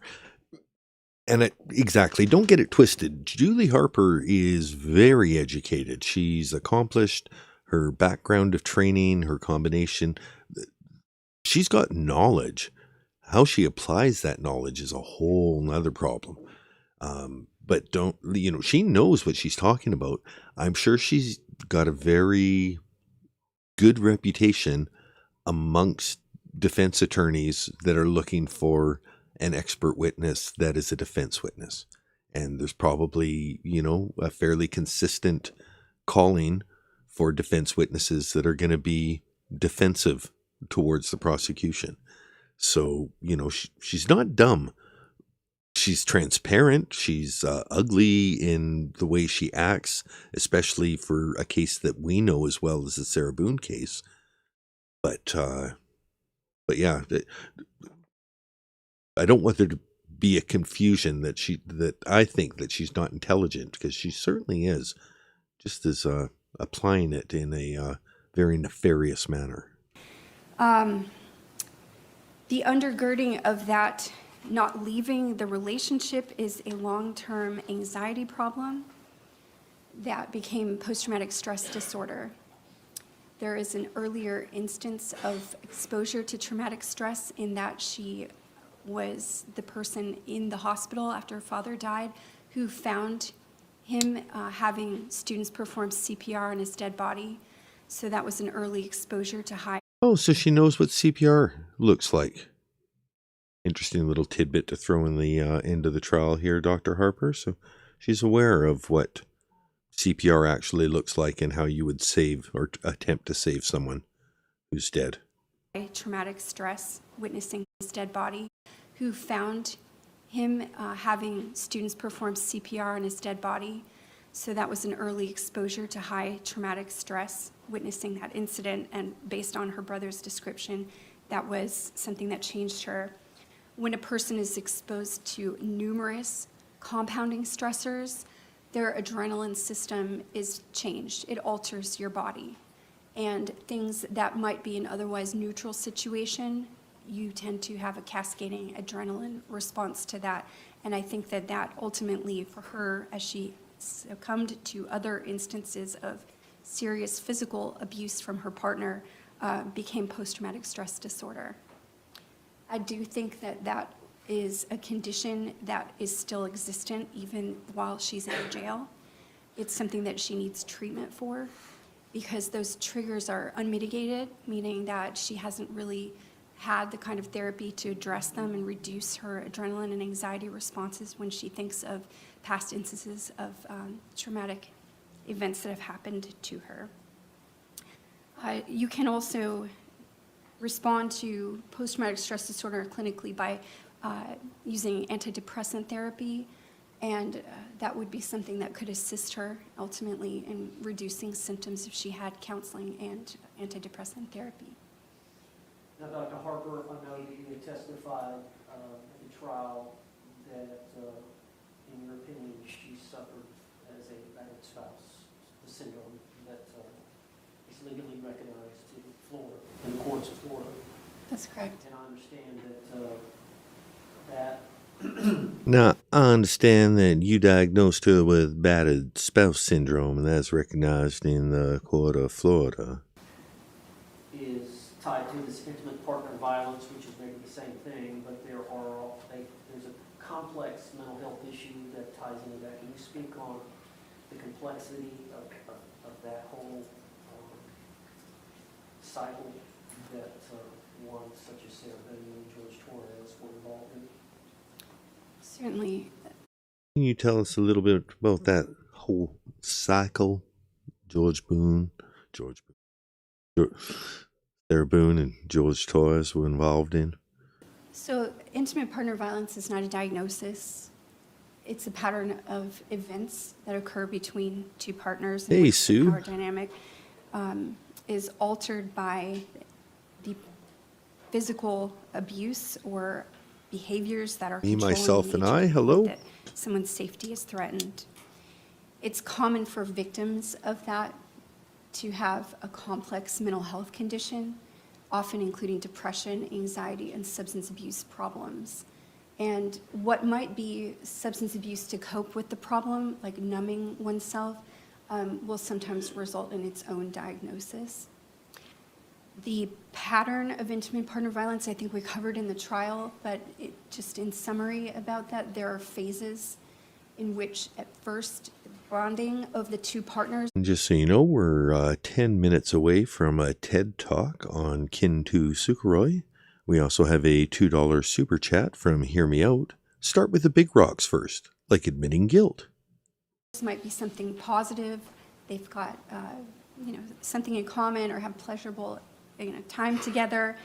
And then the secondary phase of that is when there is change in dynamic and some kind of traumatic event occurs, some instance of physical violence.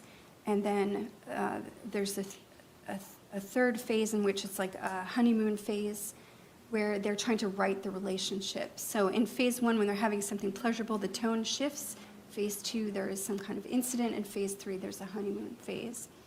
As that pertains to anxiety, I think that a person who suffers from intimate partner violence never stops experiencing that hypervigilance, waiting for the next instance of violence to occur. So even though they may look happy, they might be experiencing something positive, they've not really relaxed because their memory that that could or will occur again is still in their mind. So they haven't fully stopped experiencing intimate partner violence. It's just what phase of the process they're in. Now, and Dr. Harper, it goes into more detail in your report, which I supplied to the court, which is totally well. She looks so washed out. Pages, and I believe that's confidential document that's been filed. That's what's been marked. I don't believe it's been filed in the court file. If it has, that's something if it needs to be, it's something we can address. I have reviewed it. It does reflect confidential privilege information on the first page. I don't believe it's been filed in the court file unless you did it. Okay. It already has been? All right, appreciate it. Okay, excellent. Thank you, sir. And Dr. Harper, you're aware that the defense has filed a defendant's motion for downward departure. Yes. And we've listed several factors under paragraph 3, the capacity of the defendant to appreciate the criminal nature of her actions and conform with the requirements of law or substantially impaired, that she requires specialized treatment for a mental disorder that is not related to substance use or addiction, although you agree that she does suffer from alcohol use disorder. So she has an underlying mental health disorder, post-traumatic stress disorder, and I additionally diagnosed her with alcohol use disorder, which is separate. But you agree she does require specialized treatment for a mental disorder that's not related to the substance abuse or addiction? That's correct. And you agree that she's amenable for treatment? Yes. And you would agree that she acted under extreme duress in this unique homicide case? Yes. Hey, Kathleen. And you would agree that the uniqueness of the circumstances, the facts and circumstances surrounding the case, that the offense was committed in an unsophisticated manner? Yes. And it was isolated? That's my understanding as well. Other than she had the charge where both of them were charged at one time, and I think she had the strangulation allegation, the felony case that was ultimately dismissed when both of them were arrested. She had a prior felony case. The facts are different, of course, than this particular case we're here today. Dr. Harper, I believe that's all the questions I've got, unless you would like to say if I've missed anything, of course. No, I think Okay, and if not, it's in the report. yes. Any questions? Yes, may she take the stand so I can take the podium? Yes, that's fine. Put her on the stand, Mr. J.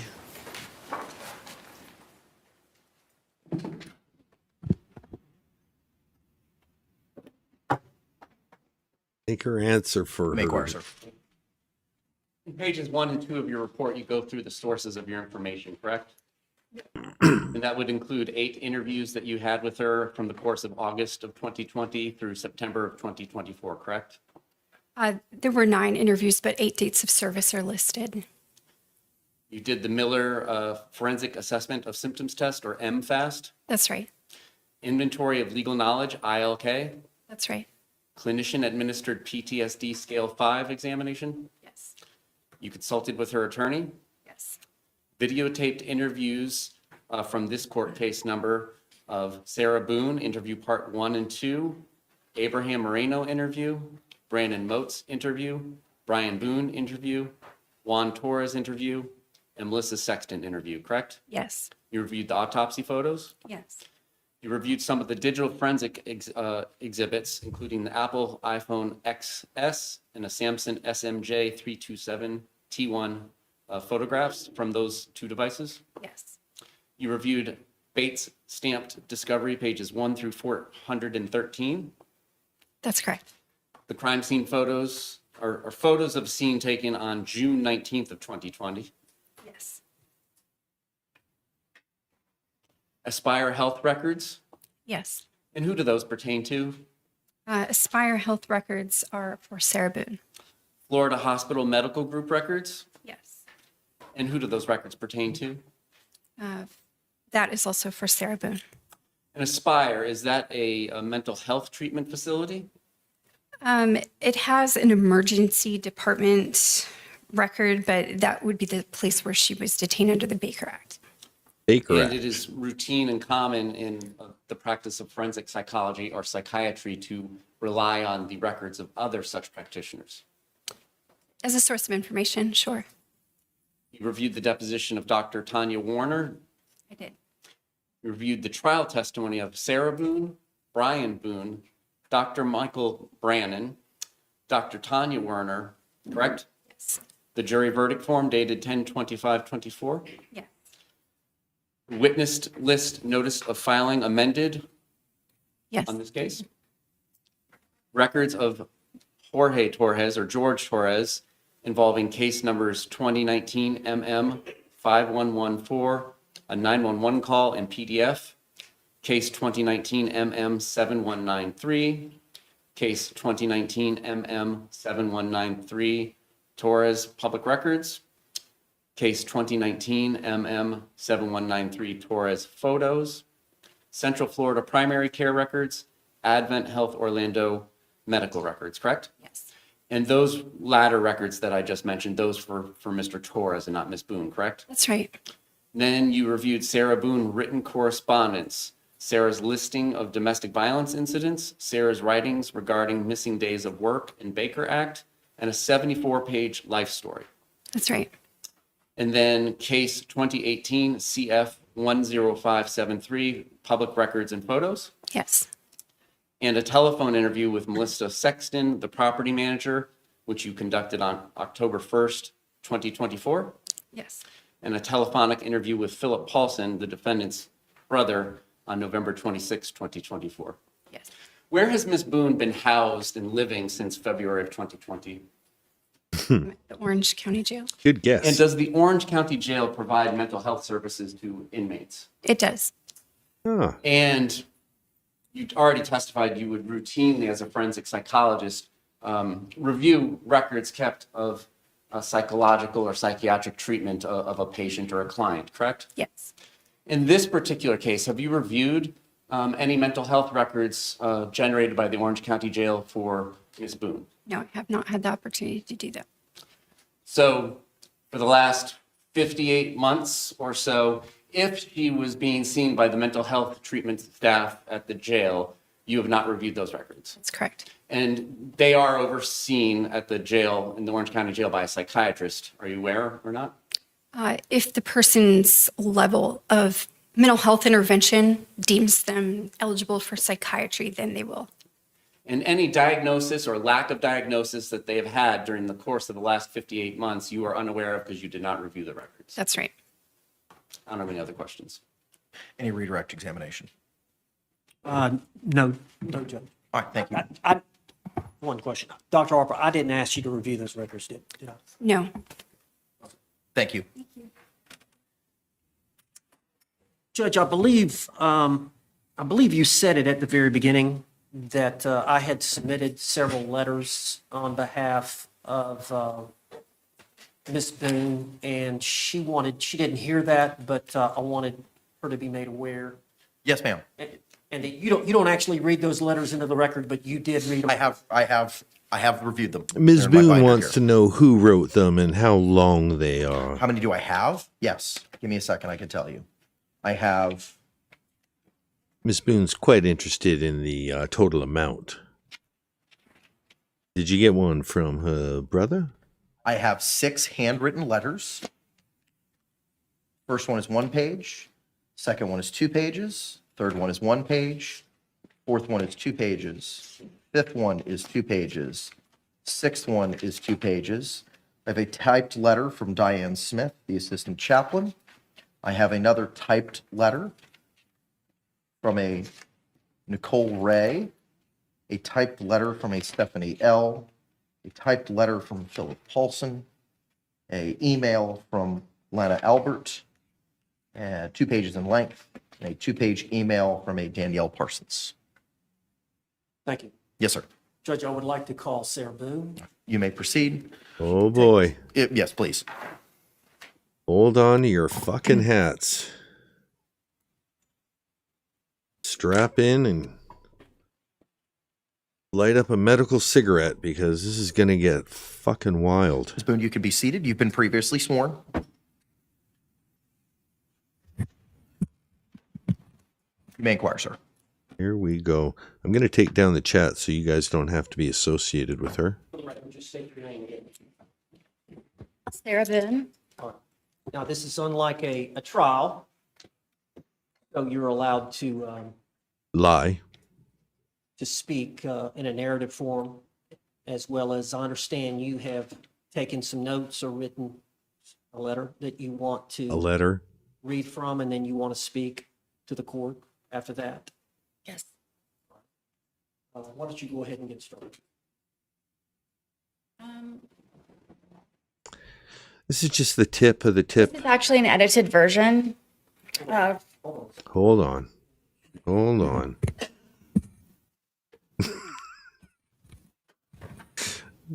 A little bit of a limp mic there, Owens.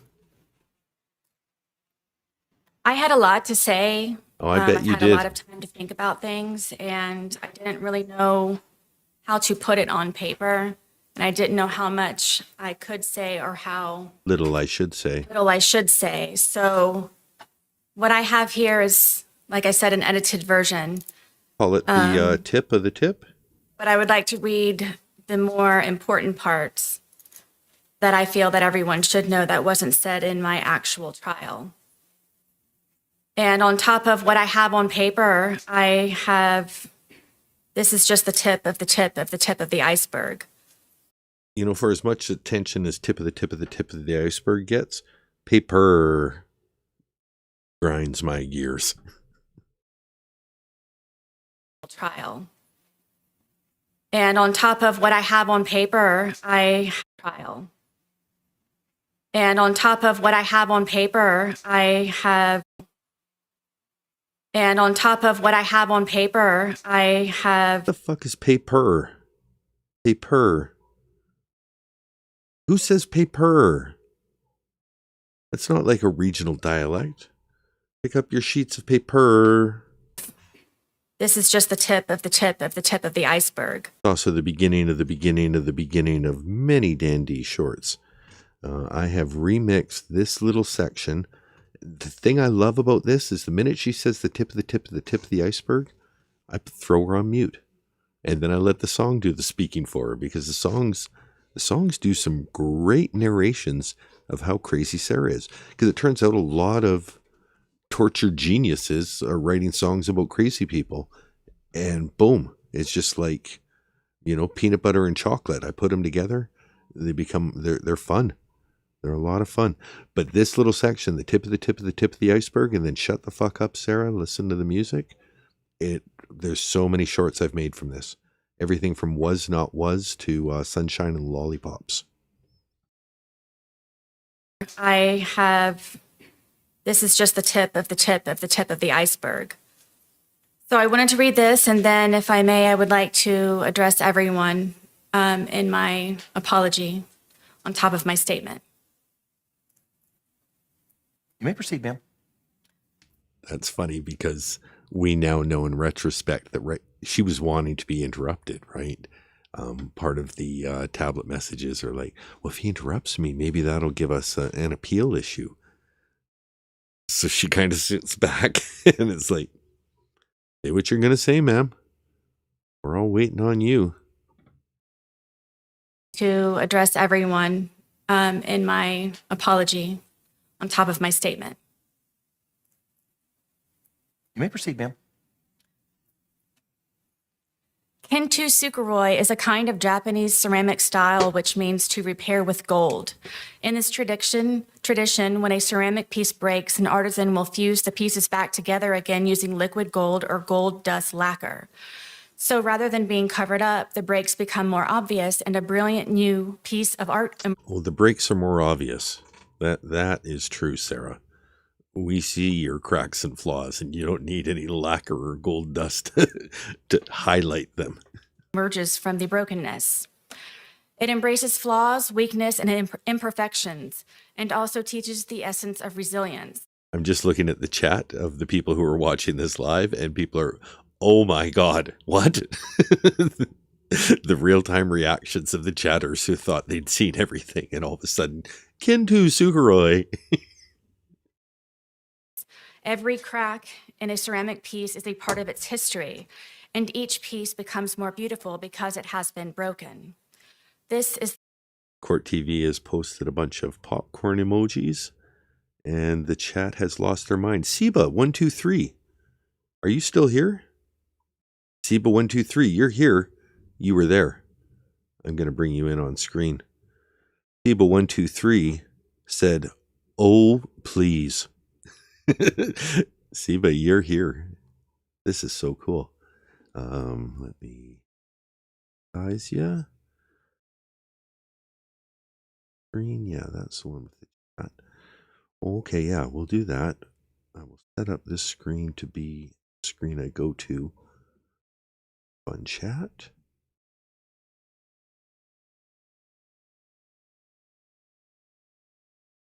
Big because Julie Harper's not here anymore. Sorry, I wasn't expecting to be showing off the chat here. There's the chat. You can see Seba123 is somewhere there. I know I saw her. Yeah, just above the Court TV popcorn. 2 people above. Seba123 making an appearance. Futuristically, prioristically. the wisdom of Kintsukuroi. In my wisdom and with all of my repairs, then, now, and ongoing. The chat is losing their minds watching this live. The live chat replay is insane. God is, has been, and will always be my artisan. All of my gold is forgiveness. Oh, we have a $2 super chat from Hear Me Out. Oh, shut the fuck up. I'm out already. Exclamation point, exclamation point, exclamation point, exclamation point, exclamation point, exclamation point. This has held me together, made me shine brighter, and overcome the damage caused by George Torres, the Torres family, the justice system, Orange County Corrections Department, social media, scoundrel detectives, infamy, defamation, ongoing constitutional rights violations, second-degree murder, forced into being pro se. Just as gold is very precious, forgiveness is invaluable. Forgiveness is not an attempt to change or forget who, what, or how you've lived through to be so gold, but an act of grace, humility, and considerable self-compassion to be set free from sorrow. Withholding forgiveness denies your brilliance and adds even greater grief and deeper heartache, irreparable cracks on top of the already that no one deserves, no matter the pain or disappointment, untruths or injustice. It doesn't matter. It doesn't matter. Did ChatGPT write this? She's losing it. Dang, no effing way. Try saying sorry, Sarah. Forced into being pro se? Digging your own grave. Oh yeah, the world's against her. It's everyone but her. The chat has never been so united. Like even with a case like Sarah Boone, there's been some discontent amongst the chat, and Court TV chat is united. Fuck this chick. The more broken you are, even though now different than before, you've become more outstanding and more extraordinary. Above all, when you let go of blame, misunderstandings, excuses, give up your anger and cease from resentment, this is forgiven. And when you forgive, you heal. And when you heal, you move forward. And when you forgive, you heal. And when you heal, you move forward. I would ask for a refund if I went to a class and that was the wisdom that was being taught by the instructor. Hi all, welcome to Mindfulness 101. If you'll sit down. Oh God, no, refund, thank you.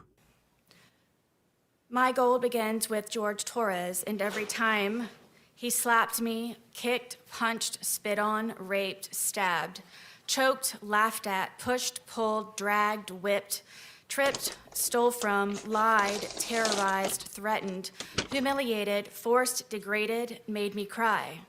So that's word for word. And she's able to write it down. She's got her notes there. How much is that being picked up on my camera? You guys can see it. Oh, yeah. Oh, yeah. So all around the wheel. Those are all the words. Well, I'll just say them in the order they're on the wheel. She mixed them up slightly. But when I say them and then she says them, you'll know that this is a straight copy job. 15 seconds is probably enough. Punching, shoving, hitting, slapping, choking, pulling hair, punching, kicking, grabbing, tripping, biting, beating, throwing down, rape, or threatening to use a weapon against partner, me. Kicked, punched, spit on, raped, stabbed, choked, laughed at, pushed, pulled, dragged, whipped, tripped, stole from, lied, terrorized, threatened, humiliated, forced, degraded, made me cry. Every time he tried to end me, defeat, or destroy. I forgive George for every time he tried to end me, defeat, or destroy. Yeah.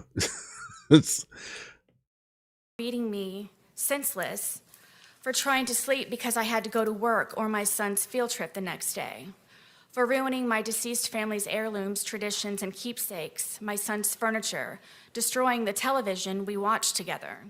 Never watched it. He broke it moving in. You told the police that. It's been broken since we moved in. You had your art stuck to it with Scotch tape. You made a big fun thing. Hey, let's put something down on the floor to catch the debris, and why don't you smash it with a bat, George? That'll be great. I'll just be silent here. I'll just keep it on my phone. It'll be fun. No, I'll keep it.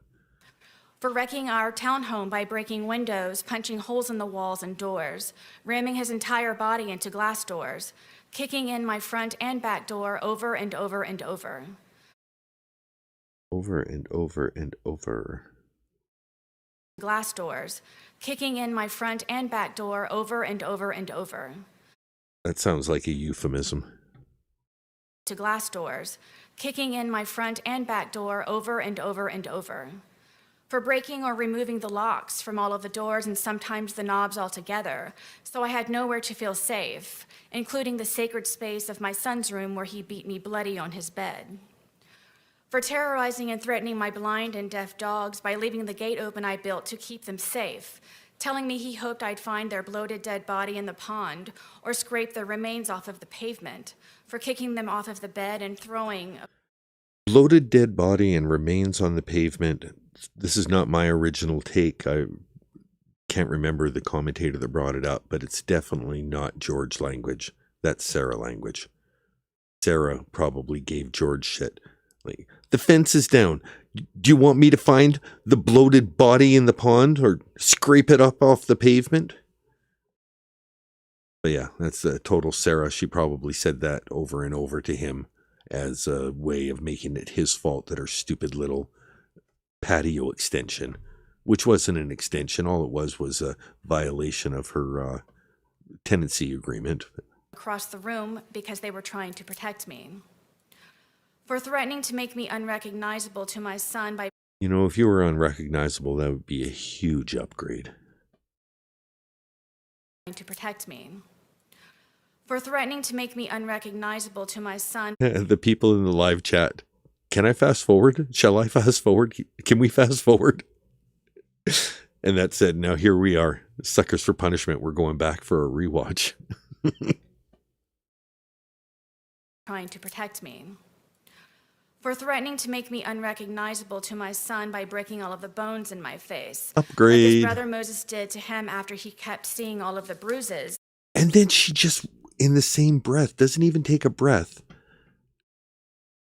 This is, she, is it suborned?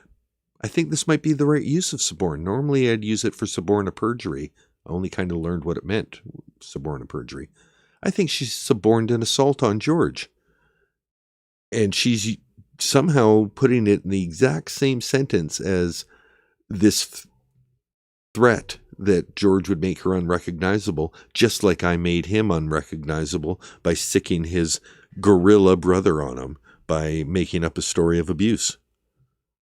Oh, I saw what you did there, Sarah.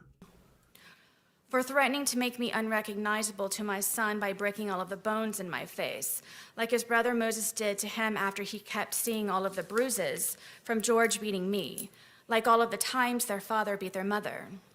See, Moses? See? Showing him fucking hickeys and shit and getting him beat up. For all of the drunken rages and fist fights with so many neighbors when wandering into their apartments during hunting expeditions after I had escaped. For drowning me in liquor and wine because I didn't want to drink, causing me to urinate on myself, then butting the end of the bottle in my face, giving me 2 black eyes and a bloody nose. Turntables and a microphone, 2 black eyes and a bloody nose. Myself, then butting the end of the bottle in my face, giving me 2 black eyes and a bloody nose. For making the end of the bottle in my face, giving me 2 black eyes and a bloody nose. For Wish we could have saw that picture. making me experience what it is to be sodomized. Okay, we learn this. Let's just be educational here. The act of sodomy refers to any penetration outside of the vagina. So oral and anal penetration is considered sodomy. And when you consider that that is the definition, doesn't sound so bad. You know, I guess it really depends on the sodomy you experience, but, you know,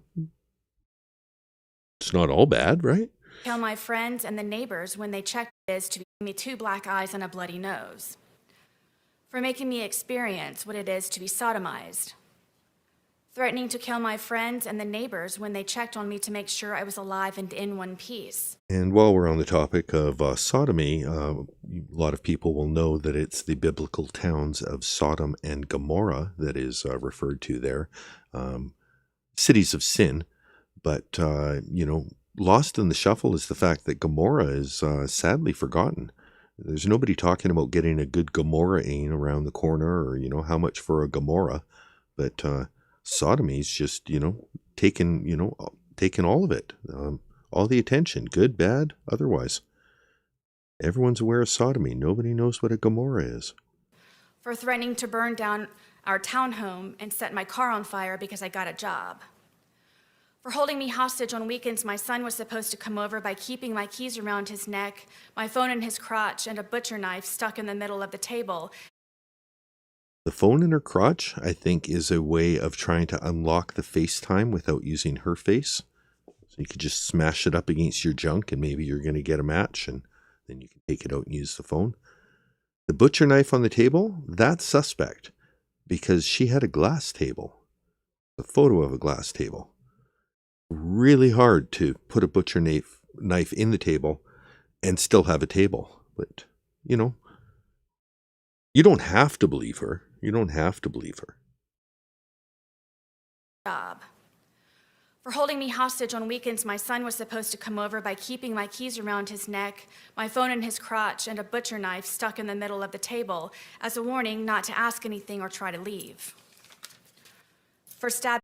And how uncomfortable is that, eh? You know, he's walking around, phone in his crotch, one hand on a butcher knife, keys dangling around his neck. What kind of life? Me in the leg and not letting me call 911 for an ambulance or seek help, where I nearly bled to death until I concocted a lie to save. You had to use her script to remember what the next number was. 911. For stabbing me in the leg and not letting me call 911 for an ambulance. 911. For stabbing me in the leg and not letting me call 911 for an ambulance or seek help, where I nearly bled to death until I concocted a lie to save him from being arrested. Hey, for destroying Dorgan. my phone with a hammer because my son called. For me experiencing ever being arrested and after today, prison. For beating me almost blind, crushing my occipital lobe. For having me experience what it means to see stars, like in the cartoons, where a character has a tall lump on. We have a $2 super chat from Hear Me Out, who has super chatted life, life, life, life, life, life, life, life, life, life, life, life. Thank you, Hear Me Out, for that $2 super chat. On their head. I had that too, and many times. For dragging me downstairs by my hair in the middle of the night just to sit next to him. For taking my car driving drunk with my debit card to buy more alcohol while I slept, even after I cunningly explained the importance of my car. Cunningly. To take my son to school foremost, me to work, and he to his batterers intervention classes and probation officer meetings, where I would be forced to sit for hours in the parking lot waiting for him. Okay. If you look at her unedited, the iceberg of the iceberg of the iceberg of the iceberg connected to the tip, you'll see the word is kindly, not cunningly. But because of her stupid handwriting and her arrogance where she wants to write with a flourish, she can't read her own handwriting when she's pressed. So she sees kindly, which I kindly told him that I need and for some reason just throws in cunningly because, got to say a word.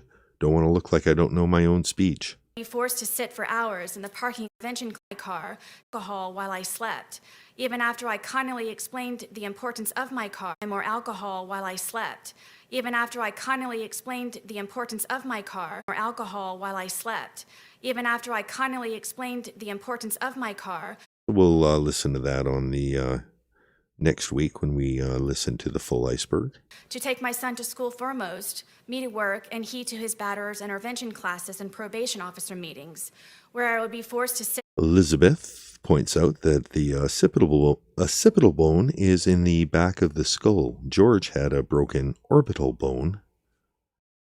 That would be right about where you could get it smashed by a wine bottle at the same time that your nose was getting broken. For hours in the parking lot waiting for him. For causing me so much trauma and pain, mentally, physically, emotionally, I had to be hospitalized more than once. Court TV is warning people not to curse. Like, can you believe this bullshit? Please. Let's just call it bull caca.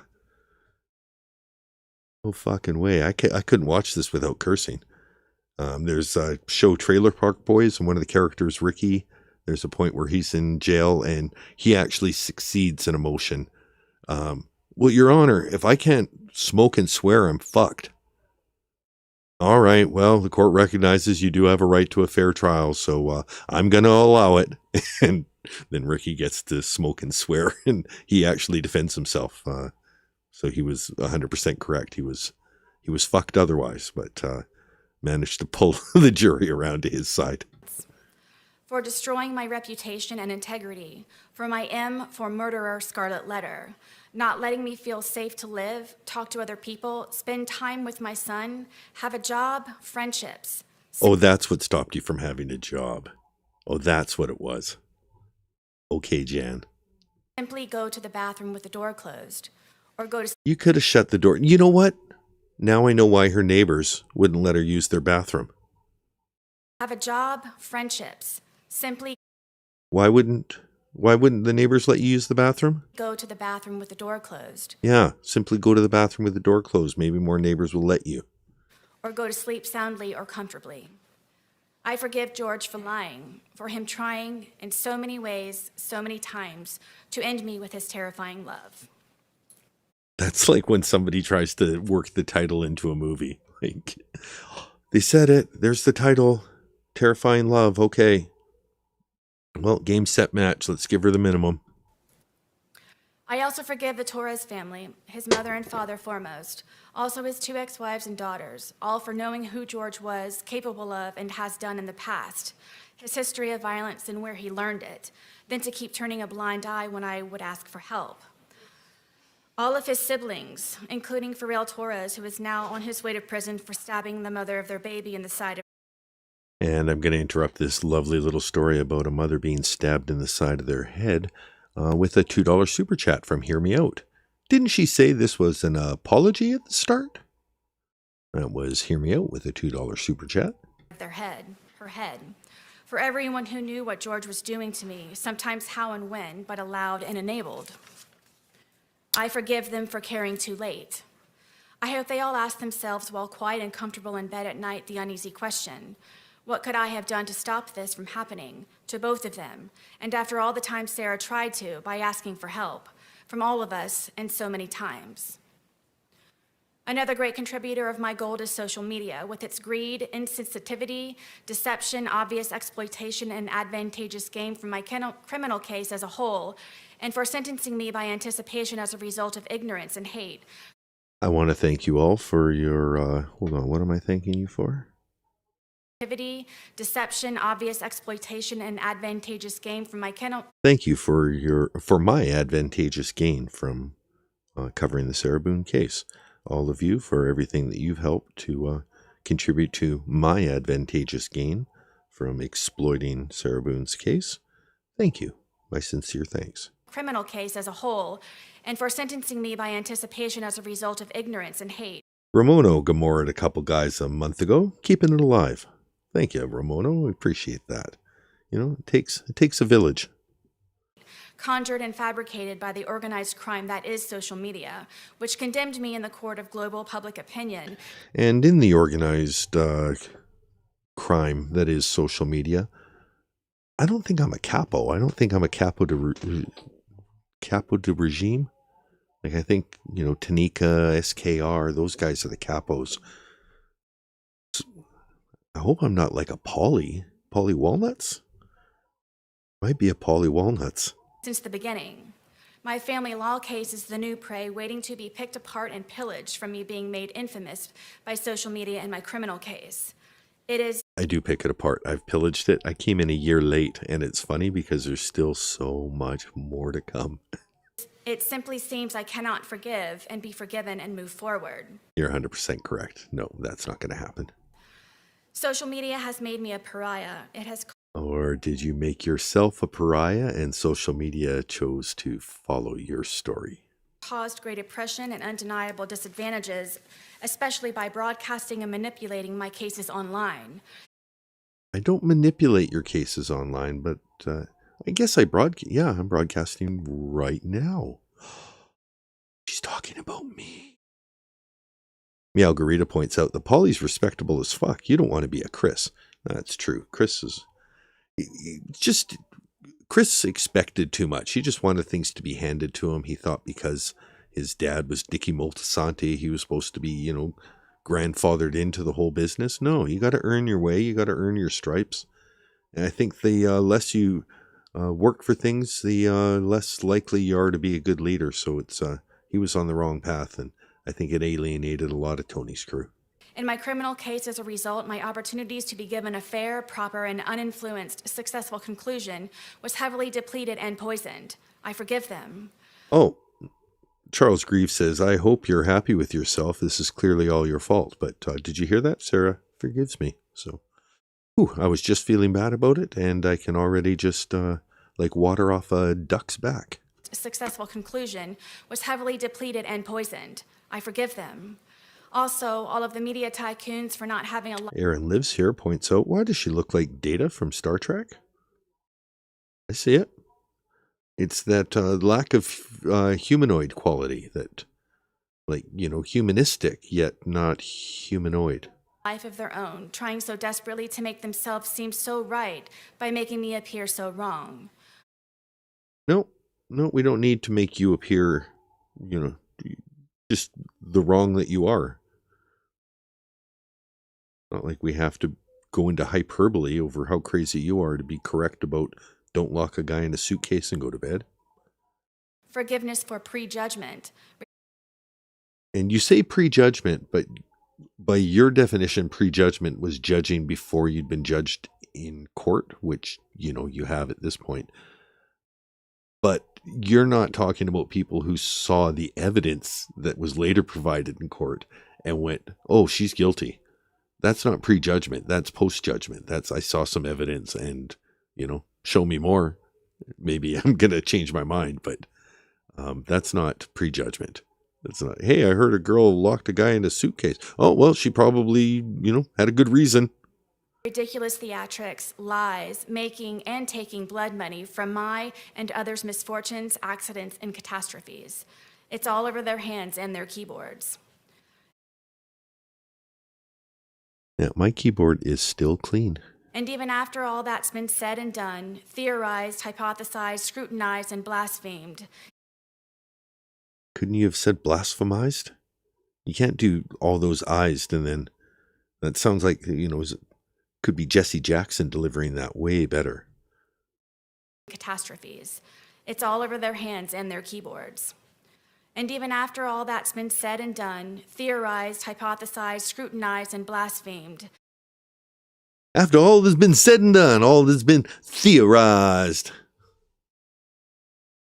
After all that's been said and done, theorized, hypothesized, scrutinized, and blasphemed. Theorized, hypothesis. No, I can't do it. Thought I could do it. In my head, I can hear Jesse Jackson saying, theorized, hypothesized. Maybe I have to just think of it as Jackie Childs instead of Jesse Jackson. Blasphemed. In my case, still no one knows me. Blasphemized. In the end, I Sodomized. forgive myself for not choosing my life sooner, for not being more brave, vigilant, bolder, and outspoken. Oh yeah, that would have helped Sarah.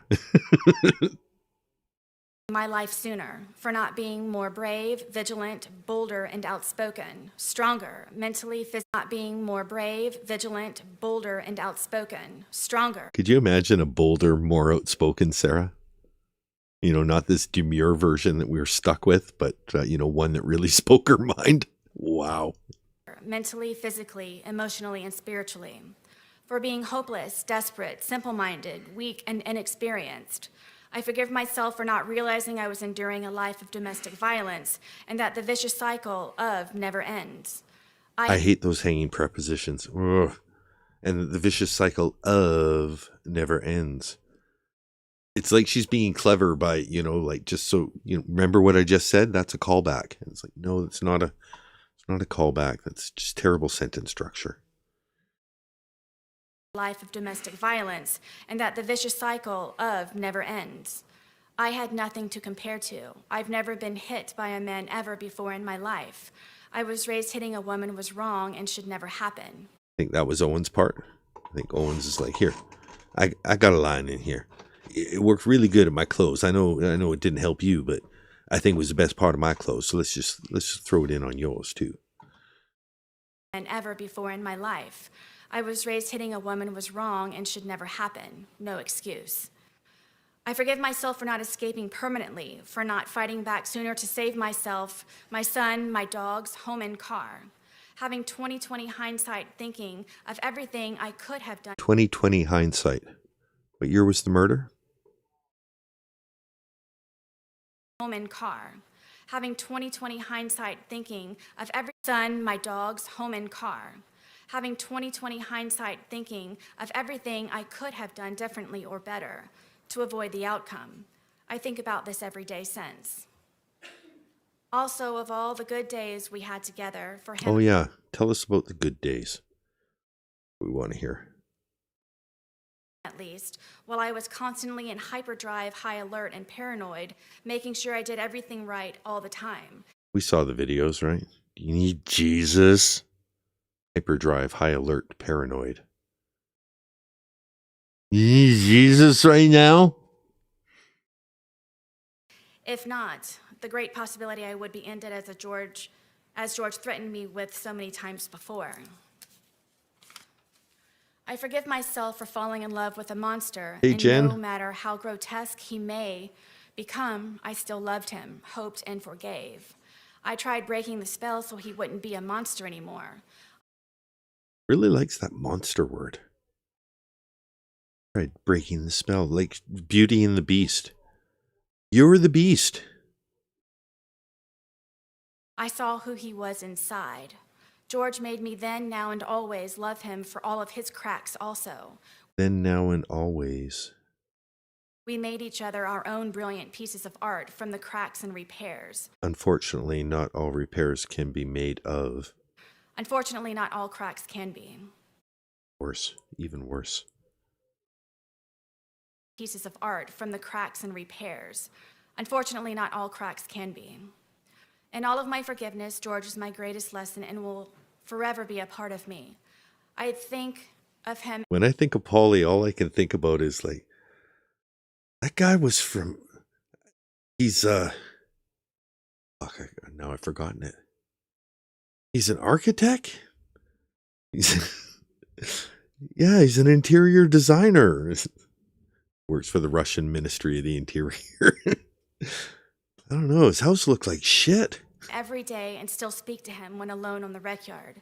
I ask his forgiveness and that he looks for me at the gates of heaven so I can tell him how sorry I am, endlessly, and that I never stopped loving him. In all of it and still. When I first came to jail, I put my mat under my bed and cried all day and all night for months, Sarah never had the makings of a varsity athlete. only falling asleep from being so exhausted with grief. I wrote him letters.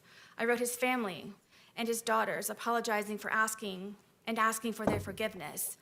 But due to fear that my life or sons would be jeopardized, Oh, come on. You sent the letters, right, Sarah? You sent the letters. Tell me you sent the letters. What did you do with the letters? I did not send. So close. So close.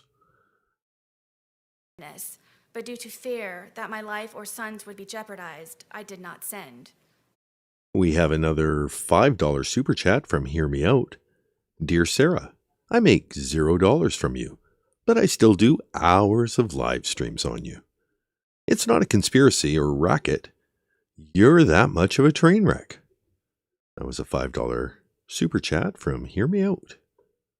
I am sorry. I cannot begin to fathom any of their grief and sadness. Please forgive me. Almost everything reminds me of him, seeing my stab wound especially. Oh, for fuck's every day sake. especially.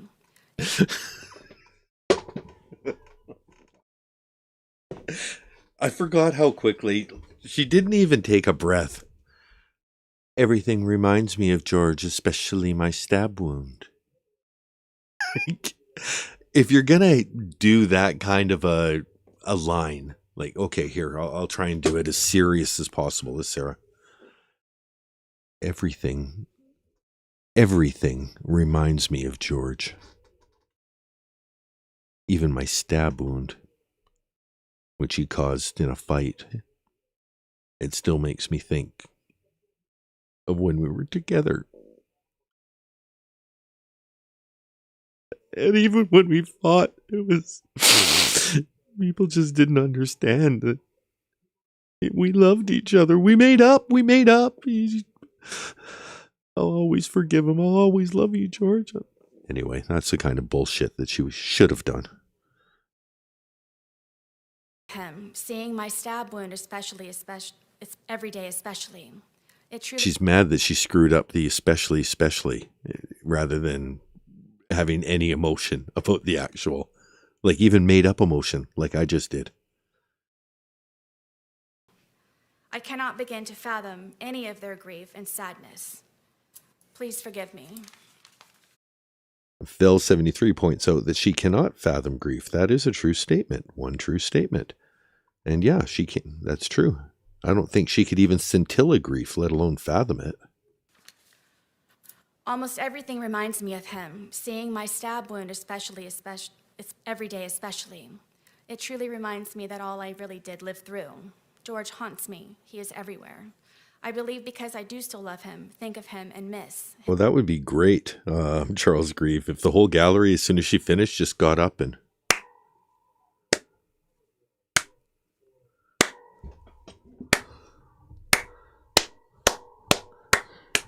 Yay! Oh my God, what a speech. Oh, I've never heard an elocution like that in all my years. Laugh the most. In my heart, I know It was the most professional fuck you I've ever heard. Oh, my ears. Shall they never hear another word be spoken? he is with me and understands that this tragedy was not intentional. I hope Intentional. She got the extra into that one too.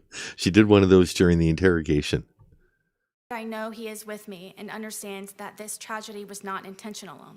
I hope everyone can with me and understands that this tragedy was not intentional. I hope everyone can, his family foremost.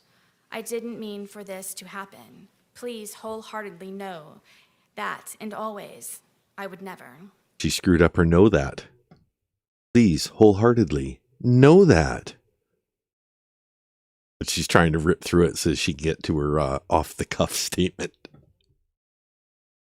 I hope everyone can, his family foremost. I didn't mean for this to happen.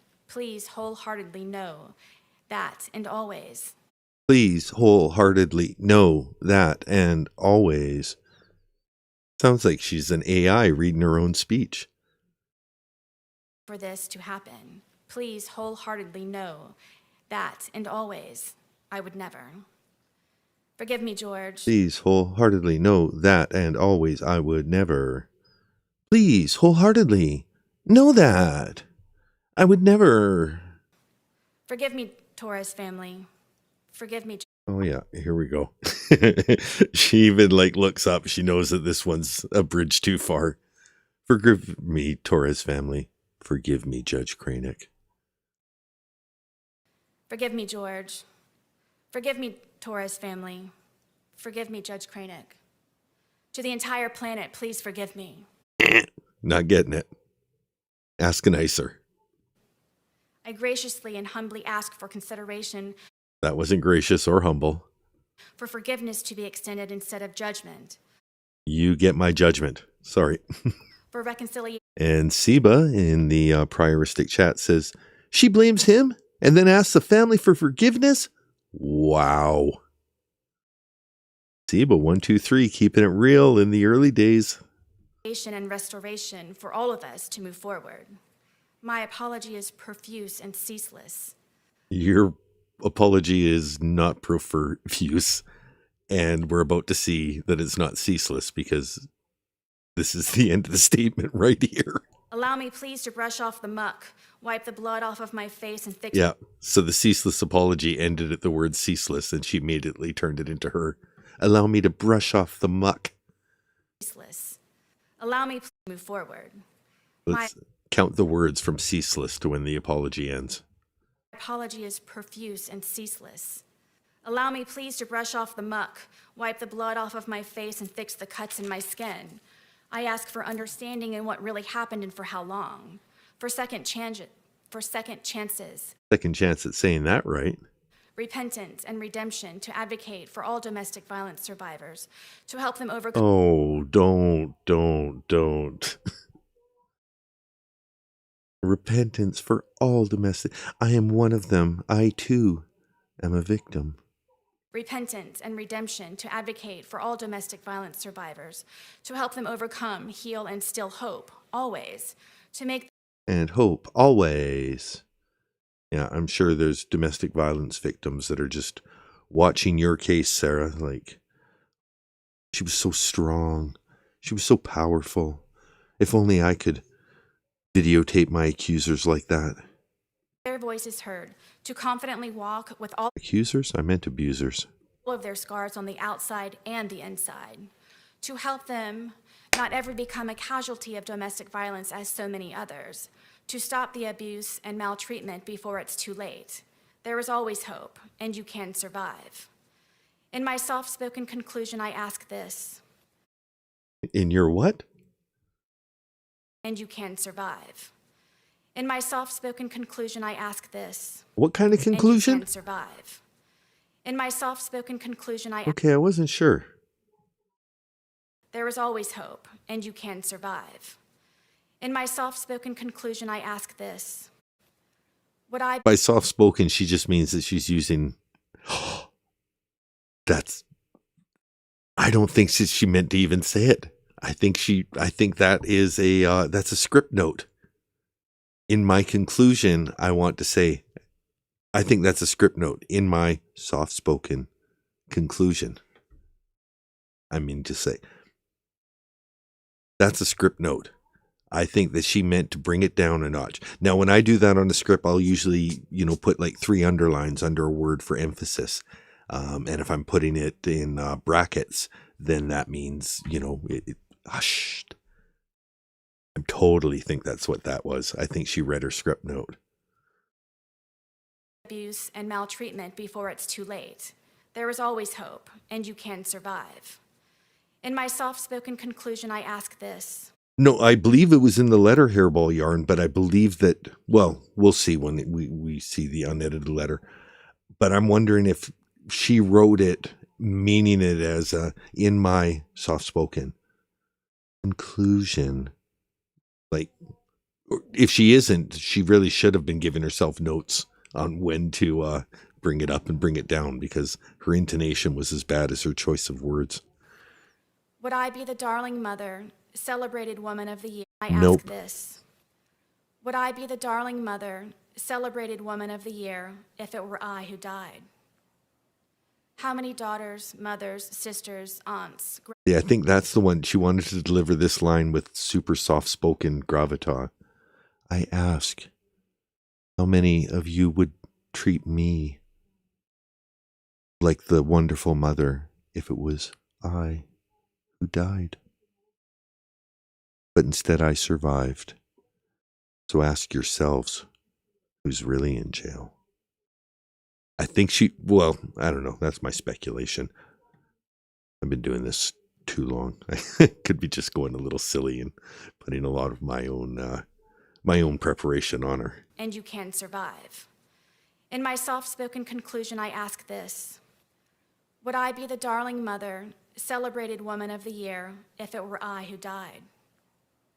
How many daughters, mothers, sisters, aunts, grandmothers, nieces, and friends have been because they did? Have been because they did. Have been what? Terrible, like, really feels first drafty. I am a survivor. Learn to do good, seek justice, rebuke oppressors, defend the fatherless. Oppressors. Learn to do good, seek justice, rebuke oppressors, defend the fatherless, plead for the widow.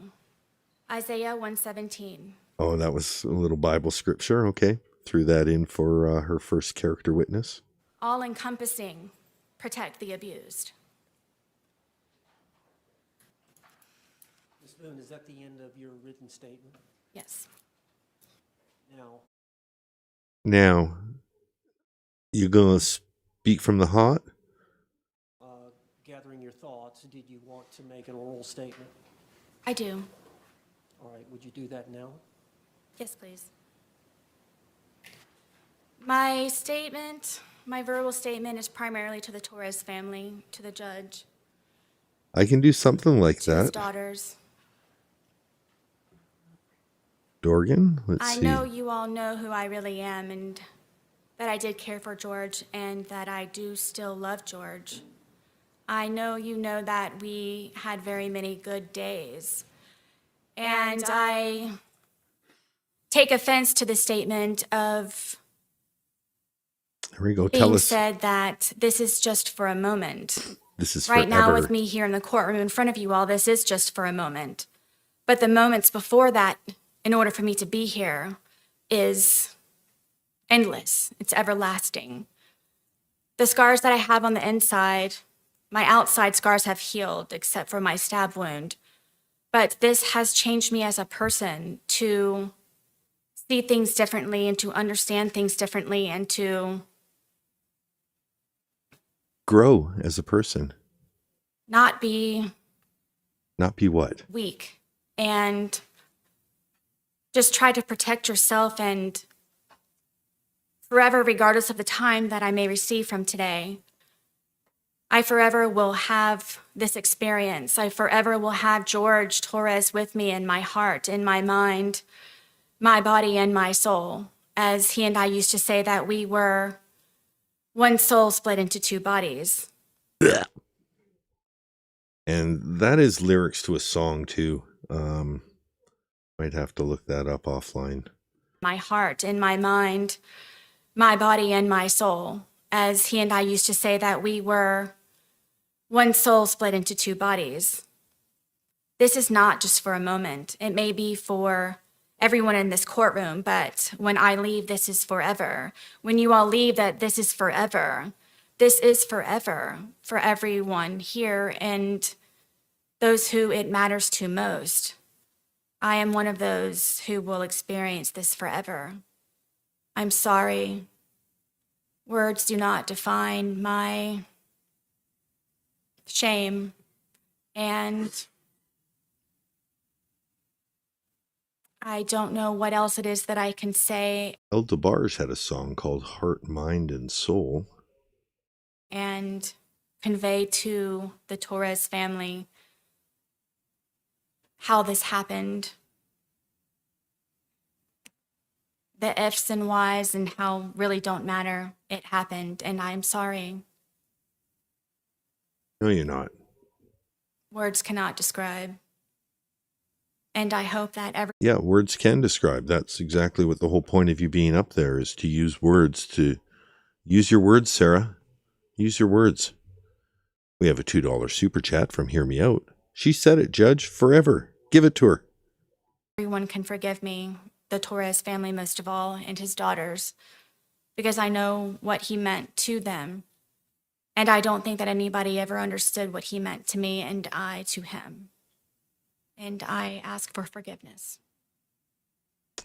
Yeah, really sounded like it. I have just one or two questions, if you don't mind. One or two. Follow up, please, Mr. Owens. Speak on it if you want or not. But this is a unique case, and one of the reasons it's so unique is that you were in jail for 4.5 years prior to your trial.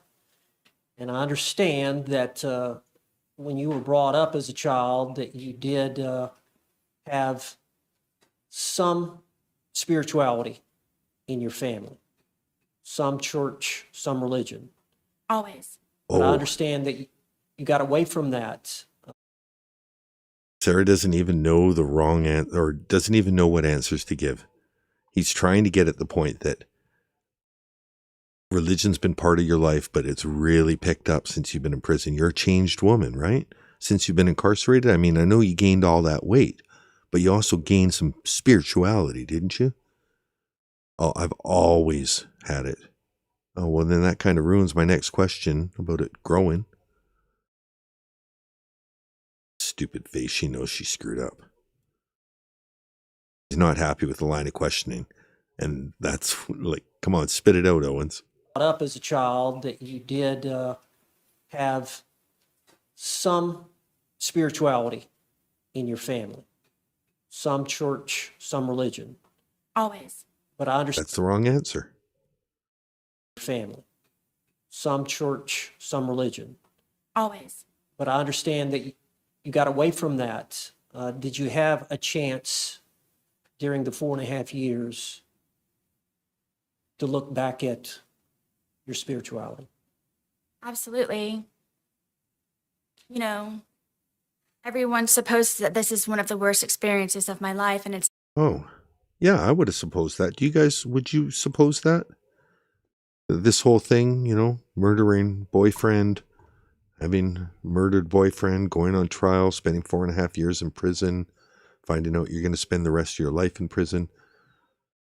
Seems like it would be the worst thing in my life. But Sarah, please tell us, where does it rate on a scale of, worst and best things that happened to your life? actually been one of my greatest. Oh, well, that's interesting. Tell us more. One supposes that this is one of the worst experiences of my life, and it's actually been one of my greatest. Please elaborate. Yeah, she's even looking up to the sky like, oh, fuck. Where do I go from that statement? Really put myself out on the line on that one. Fuck. She's even sucking her lips in like my mouth went too far, and she's pulling it back. If I were not beaten to death, I was going to work myself to death on the outside. Oh, yeah, work herself to death. Sarah Boone lives to 157 years old, still hasn't died due to work. And I never had time to get back into my Bible and to pray and to be with... Pause again. Never had time to get back to my Bible. What was the previous answer? Always. the Lord. And I, being here incarcerated, have had time, of course, to get closer to God. You mean since you gained all that weight? To reacquaint myself to Him and realize what it's all about. What's it all about? Tell us the meaning of life. Is it 42? This is all temporary. And when I say temporary, I don't mean by Don't mean that this is forever. You mean it's temporary. being set free in jail or from prison or wherever else. It means... Because that's not going to happen. You're not getting set free from any of those places. You might get set free from jail, but just to go to prison. Being set free and temporary, meaning that you work for something higher, you work for God, that you strive for your crown to be placed upon your head by Jesus Christ by being said. That's going to be a long wait, Sarah. That's what you're striving for? A crown to be placed on your head by Jesus Christ? You have done well, my good and faithful servant. Ooh. You know, I thought the wait for the crown was going to take a while, but for that statement, like, Sarah, this is forever. Wow.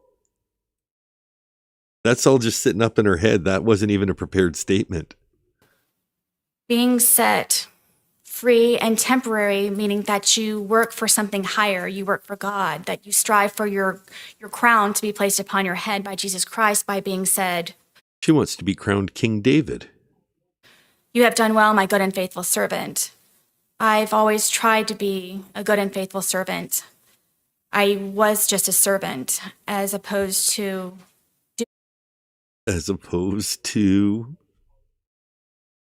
Where are you going with this? Doing all that I can when my... As opposed to doing all that I can.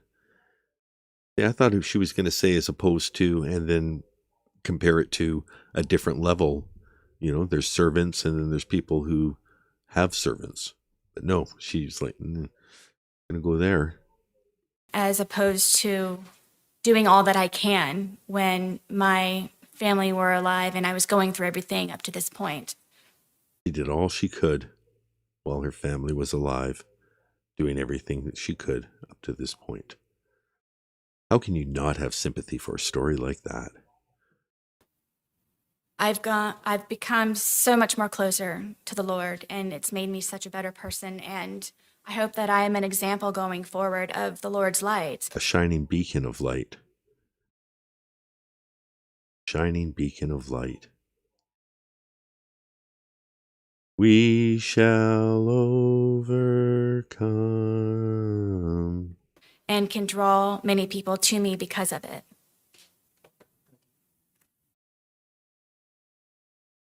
Wow. Wow. Remember, we're going to let Blanca Torres take us out of this, so be prepared for that. We're not going to let Sarah get the last word. We are going to let Judge Cranick get the penultimate word, and then the ultimate word will be going to Blanca Torres. Got about a half an hour left on this particular video. Don't worry, we're not going to go straight to Blanca at the end of this video. I do have a couple more videos in the queue. Just remember that that's how we're going to be closing off this stream. Any follow-up, State? No, I assumed that was the final word. Thank you. She can return back to council's table. Any follow-up from the state? No, I assume that was the final word. Look at that face. Oh, that was really good. Happy Sarah, sad Sarah. Happy Sarah, sad Sarah. Life in prison. Life means natural life. Any follow-up, State? No, I assumed that was the final word. Thank you. She can return back to council's table. Anything else from your side of the ledger, Mr. Owens? No more witnesses, Judge, just arguments. Okay. Just Anything arguments. else in rebuttal or just that proceed to sounds argument? exactly like an Owens thing to say. We got no more evidence, just arguments. Just proceed to argument. Okay. All right. Once Ms. Booth's seated, you can proceed with your argument, either Mr. J or Mr. Cacciatore. The arguments are actually pretty good. I forgot about that. That's a little bit of a bonus. I didn't even...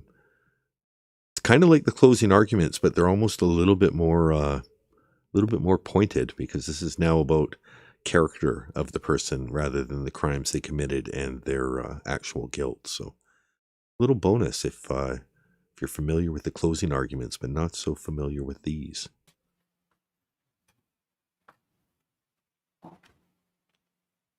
You may proceed, sir. Your Honor, I'm going to start my argument by what I anticipate Mr. Owens will bring up in his presentation regarding the plea offer in this this case. That she was offered the resolution in this case of 15 years in the Department of Corrections to begin with. I think it's important, though, that the entire circumstance of that plea offer is put forward. And there's something very critical to that. It's not just 15 years in the Department of Corrections. It's 15 years in the Department of Corrections, but it's predicated on something. And the consideration that it's predicated on is the defendant coming to court and accepting responsibility for her actions. That's For not her going to coming happen. to court and saying, I am responsible for George Torres's death, and I accept the punishment that comes with it. That consideration was never given in this case. And because that consideration was never given in this case, the offer of 15 years in no way represents what this case is worth, or what George Torres's life is worth. That is an offer predicated on a particular circumstance, a circumstance of a first-time defendant accepting responsibility and giving every benefit of the doubt in coming to court and saying that they are ready to be punished. Those conditions were never met. So then we turn to this case, and we turn to this crime, and we turn to the actions of the defendant of taking the law into her own hands and murdering George Torres. She has never shown remorse for that. She didn't show remorse for that here today. She again painted herself as the victim. She's the victim of George Torres. She recounted the litany of evil deeds and mistreatments that he perpetrated upon her. She's the victim of George Torres' family. She's the victim of police. She's the victim of social media. It's all about Sarah Boone. Everything's about Sarah Boone, about how she is the victim.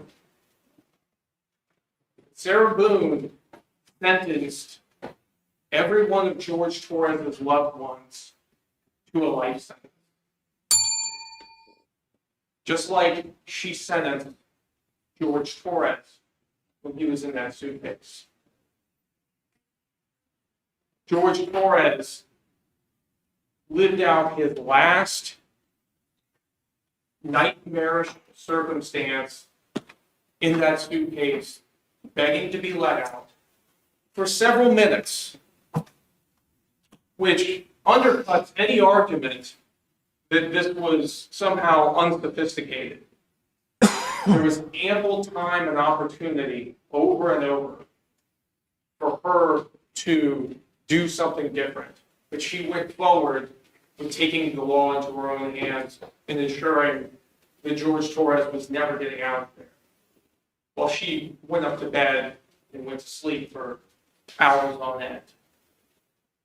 She can't say that she was in duress for the same reason. She was in such duress of George Torres that she goes upstairs and goes to sleep for 11 hours. Your Honor, there's been nothing from the testimony of Dr. Harper either that establishes any type of diagnosis that would give this court a basis to downward depart. Dr. Harper has put blinders on to the fact that she has been incarcerated for 58 months. 58 months with the opportunity to receive mental health treatment, and the expert witness is absolutely incurious about what any of those records or diagnosis or anything that would have been there would have said. There is no valid basis for a downward departure in this case. She deserves a life sentence. Thank you. Mr. Owens, response?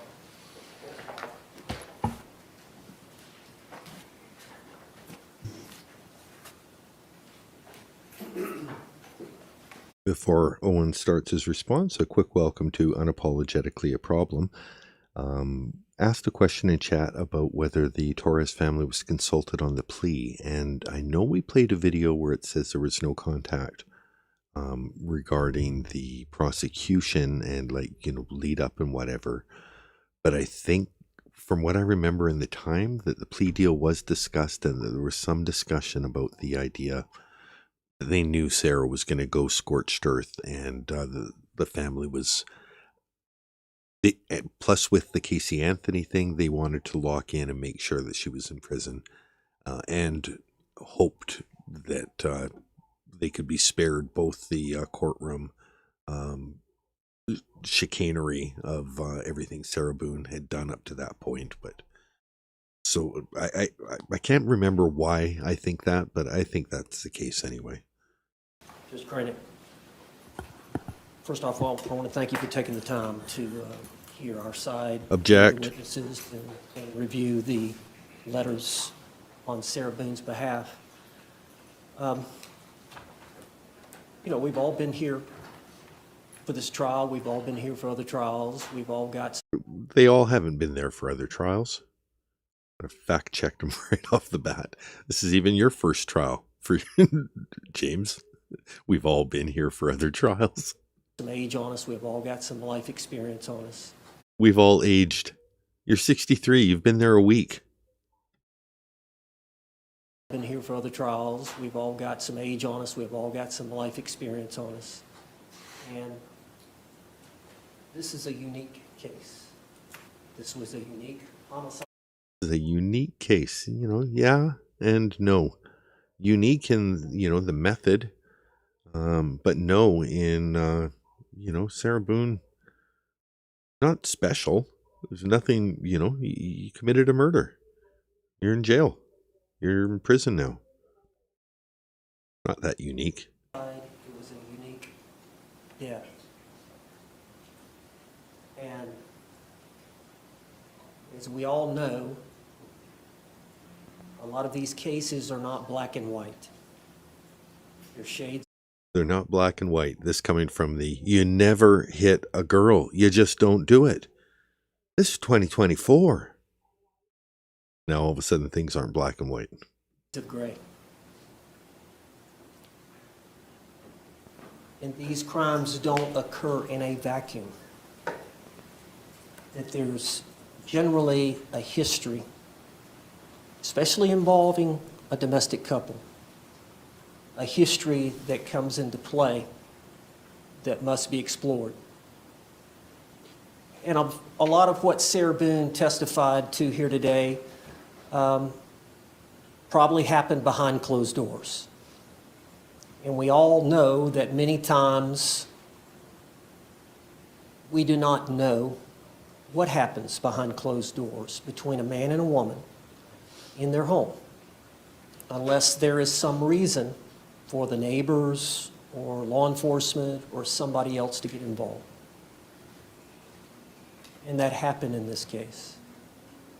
And so gradually over time, as this event occurred, there was an investigation, and it was learned that there was a history of domestic violence involving these two parties. And what we learned was that physically there was violence, and there were photographs to establish that, as were introduced in the trial. And then there was testimony from experts, not only the defense expert, Dr. Harper, that Sarah Boone was the victim, and she was a victim of intimate partner violence, but coupled with the fact that the state secretary... Judge Cranick is sitting there looking like, if this is the last fucking time I have to hear that, it won't be soon enough.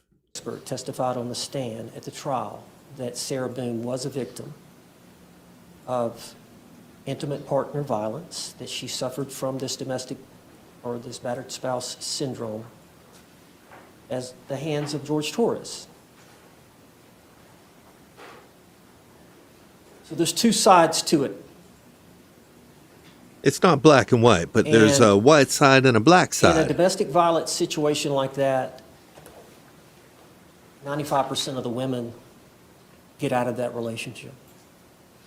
When violence starts to occur, they've either been raised a certain way, they have a certain self-esteem about themselves, where they refuse to put up with it, knowing that it's wrong, knowing that they can do better. But there is a small percentage throughout the country that, for whatever reason, mental health issues, addiction issues, whatever it is, it's complex. Financial reasons, children are involved, whatever. If you do any studying on it, there are circumstances where there is a group of women, predominantly women, it can happen to men, but majority of the time it's a woman that gets caught in this cycle of what we term as intimate partner violence. And court heard the testimony about the cycle that occurs. It's over a period of time and it repeats itself, and you go through these phases. And a lot of times the victim's not a great historian at trying to articulate it. She tried to do it here today. And I think on Sarah Boone's behalf, she is a unique individual. She's got the personality that she's got. I don't know, you heard from Dr. Harper that a lot of that was formulated based on the way her mother did not bond with her, the way that her father was the way that he was, the fact that she lost several relatives at a young age, and the trauma that She just didn't have a father around to tell her to put oil in the car, air in her boyfriend. that can result. We heard from Dr. Harper that she did suffer from post-traumatic stress as it relates to that trauma in early childhood, and then again as it relates to the events that occurred between Mr. Torres and her. So it's complicated, Judge. It's complicated. But the jury has spoken. Sarah Boone was entitled under Florida law to present that defense, and she did. That testimony was allowed to be presented. She was allowed to testify. But the jury spoke. And so here we are today with you in a position to decide what is justice for Sarah Boone. And I don't know you that much other than our time together, but I don't know you that much, aside from our time in the sidebars, and you've been really kind to me. You helped me when Mr. J was picking on me. He's kind of having fun with me. I'm just a hick lawyer from the Panhandle, and he's having his way, but you've been fair, Your Honor. You've been fair, and I just wanted to put that on the record. from what I know you try to do the right thing. And that's what we're asking the court to do. To have some discernment, to have some understanding of the unique situation that Sarah Boone found herself in. And quite frankly, Judge, this all didn't occur behind closed doors. A lot of this was in the public eye. Mr. Torres had, I believe, 3 criminal cases before the courts of this county, in which all 3 of them, Sarah was the one who made them happen. Sarah Boone was a victim. Mr. Torres was the accused. That's correct. Those cases were dismissed. We know from the history of due to a lack of evidence, because George was not nearly as litigious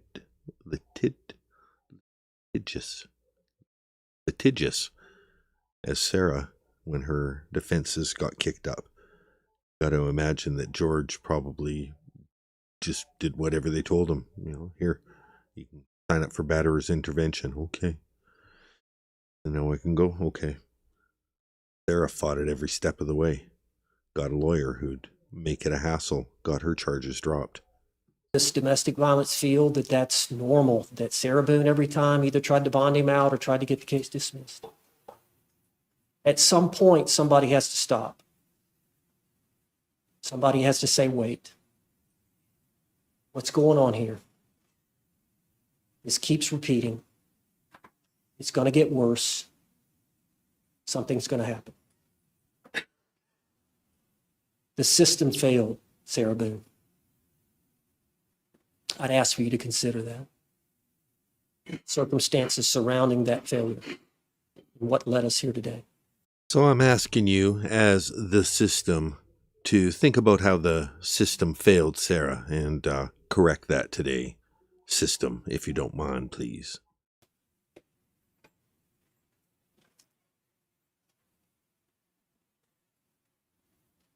I've asked the court to consider a downward departure. I believe you've gotten a copy of the score sheet. Not since before trial. A downward departure is not like Mr. Cacciatore's downward dog. A downward departure is basically saying the minimums, what the law says is the absolute minimum that you can give. You have some discretion to give less than a minimum and go for a downward departure for, a client that's really deserving of that discretion. I submit to you that Sarah Boone is that client. Is the score sheet stipulated to? Yes, sir. All right, you may approach. Thank you. Yes, sir.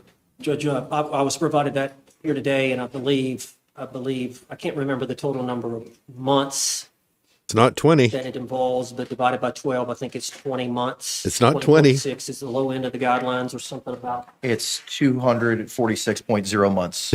I think it's about 20 months. It's 246.0 months.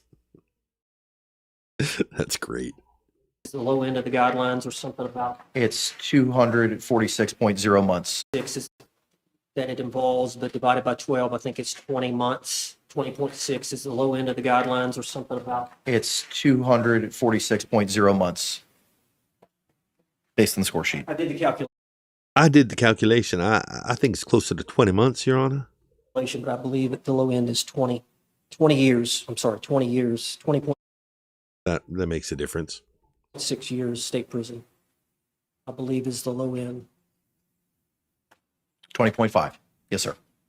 As the court knows, I believe it's on page 3. There are some aggravators that the court can consider in opposing Oh, aggravators. Okay, so she can get more. the sentence, and then there are a list of mitigators that the court can consider in Mitigators, that should be fun too. What do you got under the mitigation column there, Owens? downward departing, meaning going lesser than the low end of the guidelines. And in the defendant's motion for downward departure, we mentioned, and I had Dr. Harper testify about 2 or 3 of the grounds, and the court needs to only. No, Just Me says, I can remove that. I hope it's not a problem. And his comment is, his family's sitting right there. How dare you? Big middle finger. No, I think as long as we are conversing with each other, we're being reasonable, rational adults, we can use foul language. We're grown-ups. Nobody, there's a way to use foul language that is conducive to a grown-up conversation that isn't just sensationalistically using swear words to, bump up every fucking thing we say to make it more, fucking outstanding. That's kind of cheap, right? But I'm not going to be someone who shies away from using the words that we want to use. So if it gets to be a problem, there, obviously there's exceptions to the rule. But the rule is generally, if you're speaking as a grown-up and you want to give the finger to Mr. Owens because the family's sitting right there and he's talking this bullshit, you can do it. And you're not going to have to delete that comment. Not here on Dan D True Crime anyway. To go below the guidelines. The capacity of the defendant to appreciate the criminal nature of her actions and to conform said actions to the requirements of the law were substantially impaired. Judge, I don't have to reiterate the facts and circumstances surrounding this event. You were here, you heard the testimony. No, go ahead. Relitigate those. The facts and circumstances surrounding this event. You were here, you heard the testimony, you heard the circumstances surrounding what happened and how it happened. I would ask that you consider that as a mitigator. Dorgan, you can curse. 2D, the Permission defendant granted. requires specialized treatment for a mental disorder that is not related to substance abuse or addiction and is amenable to treatment. Amenable. Amenable means the same thing as amenable. Fair to say here that we know that Sarah suffers from some mental health issues. Oh, we know that.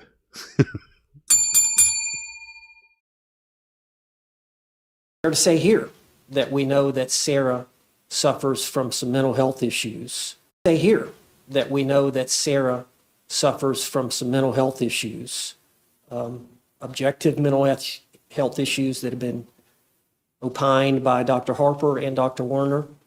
And you heard Dr. Harper testify about the post-traumatic stress disorder that she suffers from as it relates to this event, as it relates to her trauma that occurred in childhood. And she got bad hair, Your Honor. Her hair is terrible. You know, I had two girls working on her hair every morning. This is as good as it gets. Can you believe a woman born with this kind of hair, Your Honor, having to go through life? Just surviving with that hair? Your Honor, I ask that be a mitigator. I think we heard from Dr. Werner. Dr. Werner testified that she suffered from the alcohol abuse disorder, as did Dr. Harper, but Dr. Werner also mentioned that she was not sure about the anxiety disorder, whether it occurred prior to or because she was in the jail for the 4.5 years. During those 4.5 years, she gained a lot of weight, Your Honor. And look at her. She's plump. She didn't used to be plump. She used to be lithe. Now she's plump, Your Honor. Plump. However, she does require specialized treatment for the mental disorder, and she is amenable for treatment. And then third, the defendant acted under extreme duress, I think based on Sarah Boone's mindset as she testified to her today, and then you heard from the experts at the trial that when you get that anxious about... Charles Grieve says she should get a Burger King crown placed on her head before she's let out of court.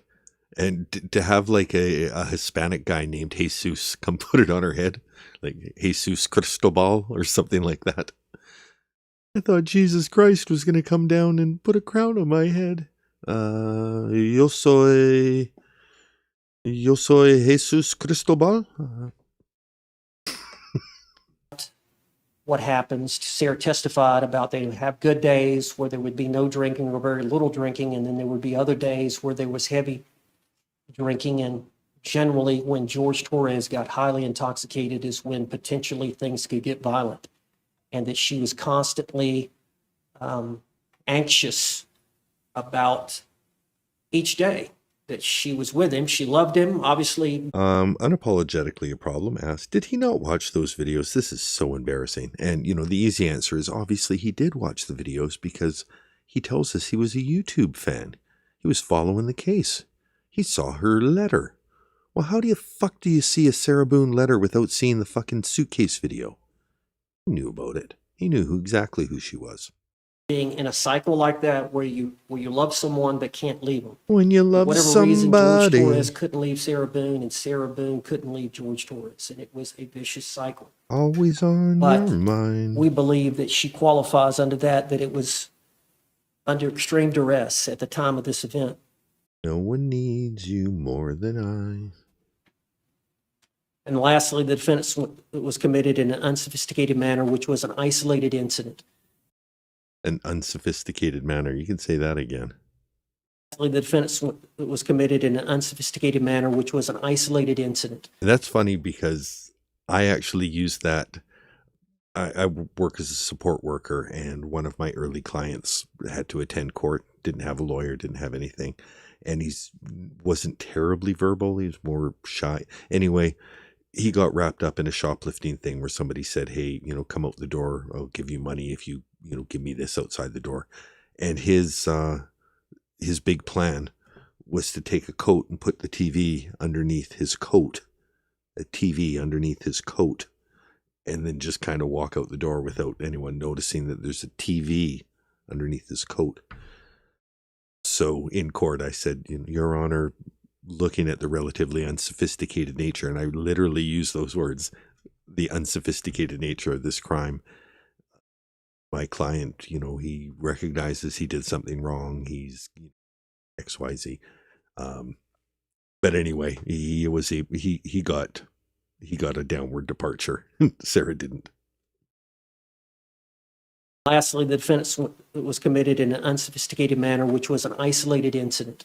Now, isolated, we know, Judge, that she had one prior event in which both of them were arrested. You heard her testimony that and that prior event, I keep interrupting Owens because fuck him. That prior event is her 2018 arrest, and we did look at that on a Friday Night Ramble maybe 2 weeks ago, 3 weeks ago. The paperwork is still on the docket, but it's under a separate case number. And the very interesting thing about that case is, there's the particulars of the case. Then there's the letter from Sarah's lawyer that she was appointed as a public defender, who gave a 15-point or more plan to the prosecution, or to the state, basically. We're going to discover the hell out of you if you want to proceed with charges against my client. And then it's followed by a letter by the state that's like, we're not proceeding with charges. So Sarah was emboldened by that, and I think it cemented her opinion of the legal system as being there to be a cudgel for her to use against others. During an event, they ended up downstairs next to the washer and dryer, and that she was on the bottom, and she had used her hands to try to get him off, and she had tried to choke him, and there were some marks on him, and she was arrested for felony domestic violence battery, as well as he was arrested, I think. Felony domestic violence battery with strangulation. A few days later, both of those charges were dismissed against either party. And I've given you the details. But she has no criminal conviction record. She has never been convicted of a crime. Oh, what a straight A student. She's just a beacon of light. Other than that event. Now, I think that can be distinguished. So we believe that it was an unsophisticated manner. Obviously, the uniqueness of this event. You guys get the difference of a guy who doesn't really understand that he's part of a shoplifting ring, putting a TV underneath a jacket, being an unsophisticated criminal that, if you let back on the streets, you probably don't need to worry about him ripping off the brick for a whole bunch of TVs because he doesn't really have a good system of stealing them. Is unsophisticated. Anybody that would calculate that they were going to murder somebody by putting them in a suitcase and let them spend the night, and the next morning... Good point, Ramono. This was Owen's opportunity to list all of Sarah's failures. Marriage, parenting, employment, family, friends, finances, education, etc. Then ask for mercy because, Your Honor, she's a complete failure. Not try to dispose of the body? Not try to put the suitcase in a car and go dump the body? Not try to dispose of the bag? Can I get some credit for my client not committing more crimes after she committed her crime? Do something? She did nothing. No attempts to tamper with evidence. She made a few attempts. I think she did. I think there's a long gap between when she got up for her morning piss after being pissed. Because I've never been piss drunk, passed out, and not needed to wake up 4 to 5 hours later for a drunken piss. No attempts after the fact to uncover any conduct. Probably tripped over the suitcase on the way from the couch to the lower bathroom. Whatsoever. No attempts to delete the videos? No attempts to delete the videos is absolutely true, and that just means she's stupid. From her phone. Not that she should have been smart and delete the videos, but she's too stupid to have even known the videos existed. Here's my phone. Voluntarily given that information. I think that Y'all will see pictures and videos of him hurting me. goes to the unsophisticated manner and unintentional death that occurred.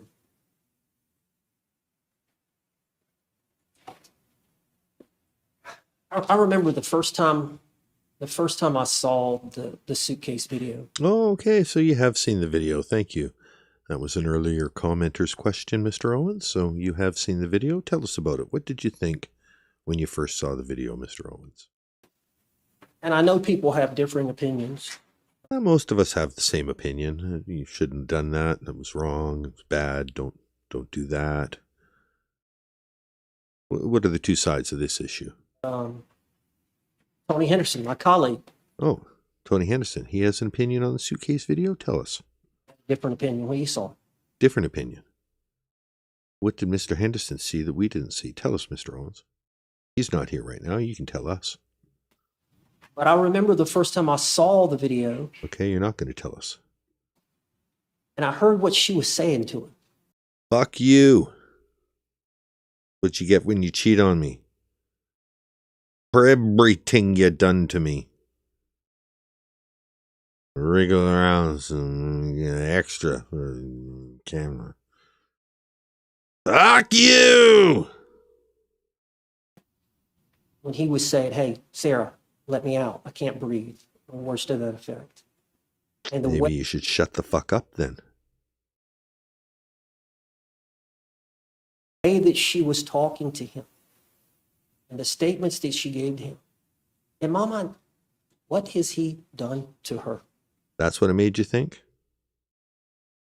Wow, he must have really pissed her off to make her that mad.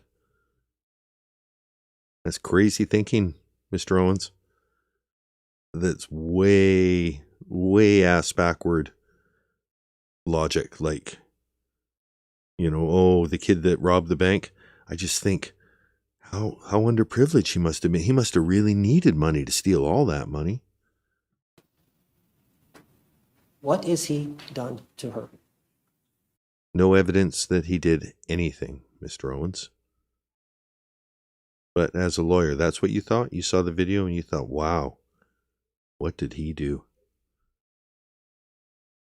Any loved one you see in a situation like that is going to run and let him out. Any loved one would run and let him out. Yes. Yeah, that's correct. But Sarah wasn't a loved one.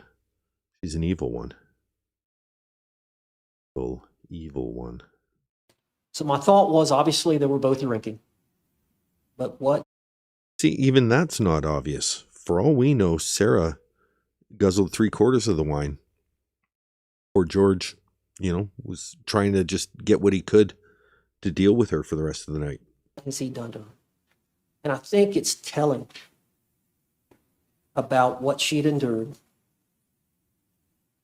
You know, as bad as Sarah's allocution was, I wonder if Owens closing with this was the final, like, you know, I'm sure that I think before anyone said a word, life was already on the table and likely going to be, like, I don't see Judge Cranick being super impulsive and like, well, that's it. I'm going, you know, I'm kicking it up a notch.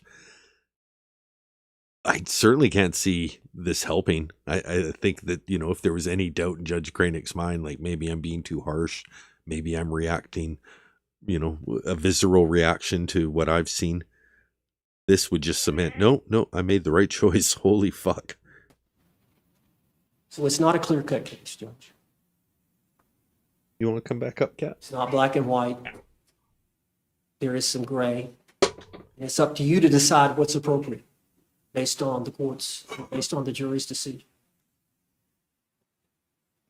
But I would ask you to temper whatever justice that you think is appropriate with some mercy.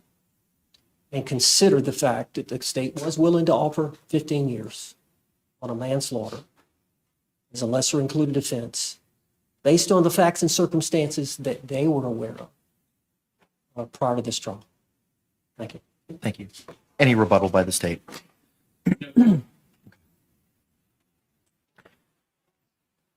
Court has had the opportunity to review the evidence and testimony that was presented at trial. We go. The victim impact statements presented here today, the statements of character witnesses, both orally and in writing, Dr. Harper's report and testimony, the defendant's testimony, pre-sentencing investigation, the arguments of the state and the arguments of the defense.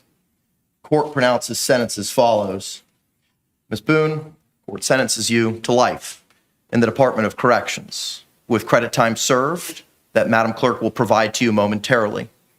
There are also court costs and costs of prosecution, which Madam Clerk will give you the totals of momentarily. Due to the court levying a life sentence, the court is inclined to liquidate those to a civil judgment unless... So it's a little bit of housekeeping. We'll just go back to the meat of this because it's not a long speech. So we'll just we'll enjoy this 2 or 3 times over. Then we'll let it play out. There's about 5 minutes of housekeeping where they discuss what happens to her gain time. Does get credit for time served, although how that comes off a life sentence is, oh, well, you got to die 4 years earlier. You got all that gain time. So we're going to need you to die at 67 instead of 71, Sarah. Will provide to you momentarily. There are also court costs and costs that brings you to life. Court pronounces sentence as follows. Ms. Boone, court sentences you to life. The arguments of the state and the arguments of the defense. Court pronounces sentence as follows. Ms. Boone, court sentences you to life in the Department of Corrections. So an interesting thing here, and there was a note in the chat, I wish we could have seen her face during this part. That's exactly what the cameraman's thinking. The cameraman's thinking, okay, first, I'll record the whole speech. Judge Cranick's going to say some crazy shit, tell her what a crazy chick she is. Then I'm going to zoom over, and when he gives the, whatever the sentence is, I'll have a tight zoom on her face to get the reaction. And then he's listening to it, and all of a sudden he's like, oh, fuck me. He's giving the verdict right now. And the arguments of the defense. Court pronounces sentence as follows. Ms. Boone, court sentences you to life in the Department of Corrections with credit time served that Madam Clerk will provide to you momentarily. They're all with credit. Ms. Boone, court sentences you to life in the Department of Corrections with credit time served that Madam Clerk will provide to you momentarily. There are also court costs and costs of prosecution, which Madam Clerk will give you the totals of momentarily. Due to the court levying a life sentence, the court is inclined to liquidate those to a civil judgment unless I hear opposition from the state. No opposition, Your Honor. All right. Madam Clerk, if you could please give us the credit time served and the court costs, please. I love that they sit here and wait for the math from the court clerk on the time served. 4 years, 9 months, and 8 days, and the court costs are $418, state prosecution fee of $100, a dirt fee of $50, and a fee of we're not screwed right. So the total would come up to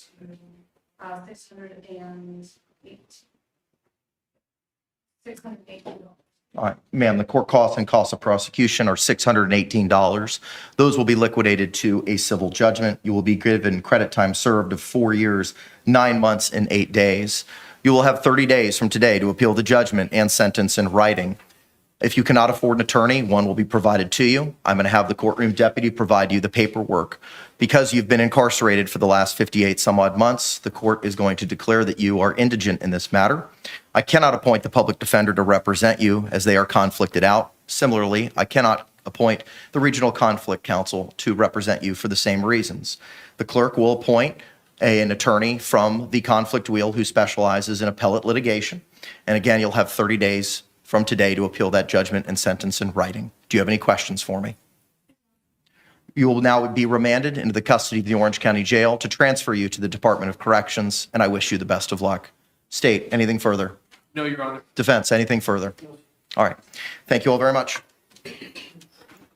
Say Court's stop. off the record. All right, now countdown to the green jacket, Mr. Owens.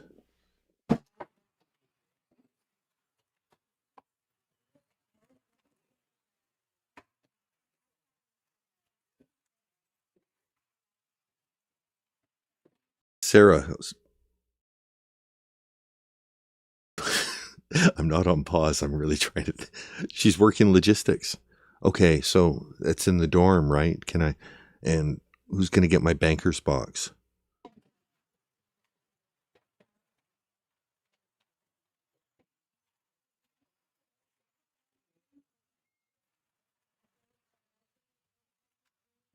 I think court costs, Addie is me asked about it. I think court costs got liquidated to a decision against, basically, I think it becomes a lien against Sarah. So should she get a windfall of money from, say, a family court settlement, that may have the court costs may be in line for outstanding debt there.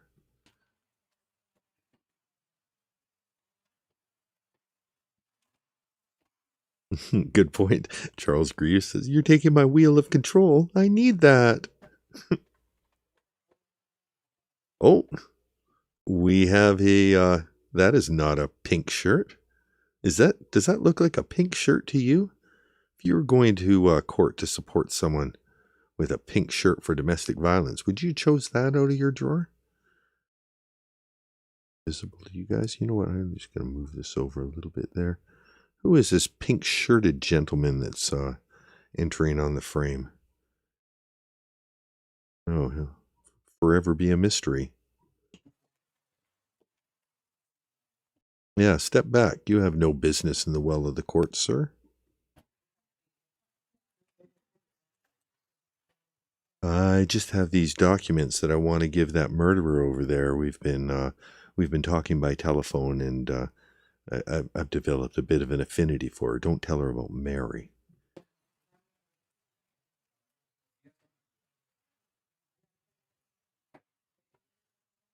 Oh, that's correct. Purple was the color. I don't know how I got that messed up. But that shirt was neither pink nor purple. Looked to be of the blue color family, I would say. But yeah, there was an appearance from a, we'll call him a fan. We'll call him a fan. Tablet messenger extraordinaire.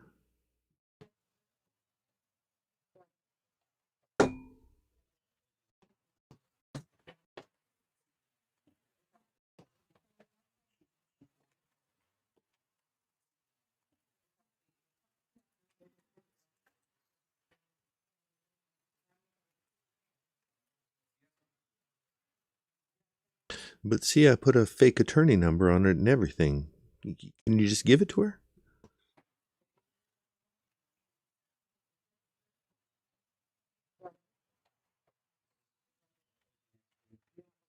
Deputy takes the papers, walks over. Court clerk is like, "You're not giving those to her."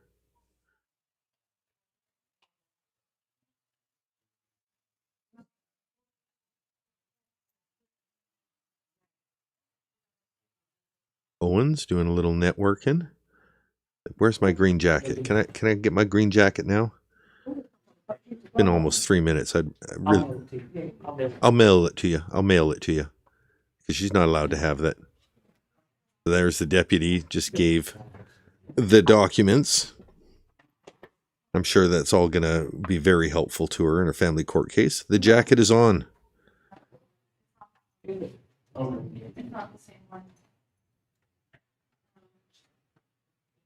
Mr. Owens has the jacket on. He's ready to leave the courtroom.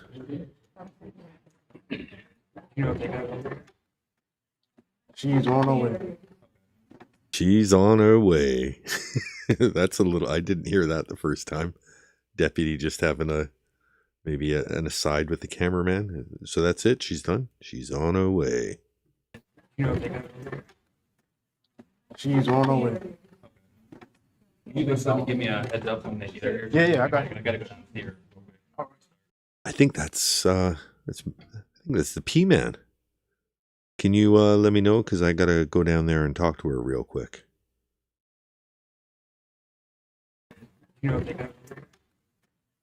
She's on her way. Right. It's not the cameraman asking. It's the same gentleman who was wearing a purple shirt and had some papers to deliver. You know when she's going to be down there? She's on her way. She's on her way. You guys give me a heads up when they get here. Yeah, I got it. You think someone can give her a heads up when they get her there? Because I got to meet with her. I gotta go down and see her. All right. Got to go down and see her real quick.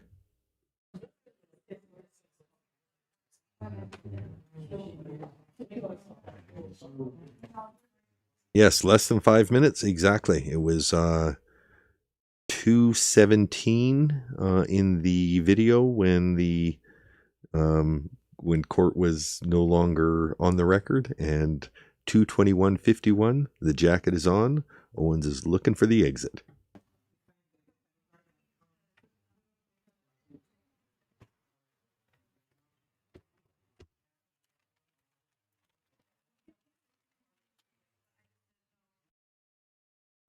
That Is that it? Hold on. Did that just end? That did. Okay, just ended there. That's fine. I'm talking about rumination. No. that Court pronounces sentence as follows. Yeah. Mr. Matthias sneaking into my feed. That's not going to happen. Okay, fixed audio. There we are. It was opinionated, and some of the. This is what I got mixed up. So this is after he comes out.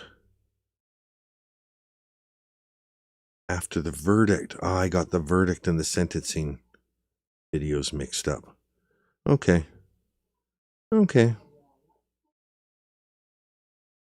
We'll save the verdict video for another. Well, we'll watch a few minutes of it. This is my bad. I should have been showing the green jacket video before, but we'll do the green jacket video next.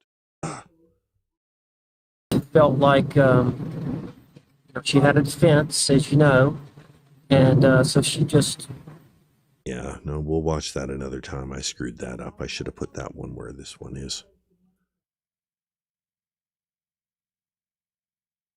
And we did watch this, so we'll only watch 5 minutes of this. This is from Trial TV Live.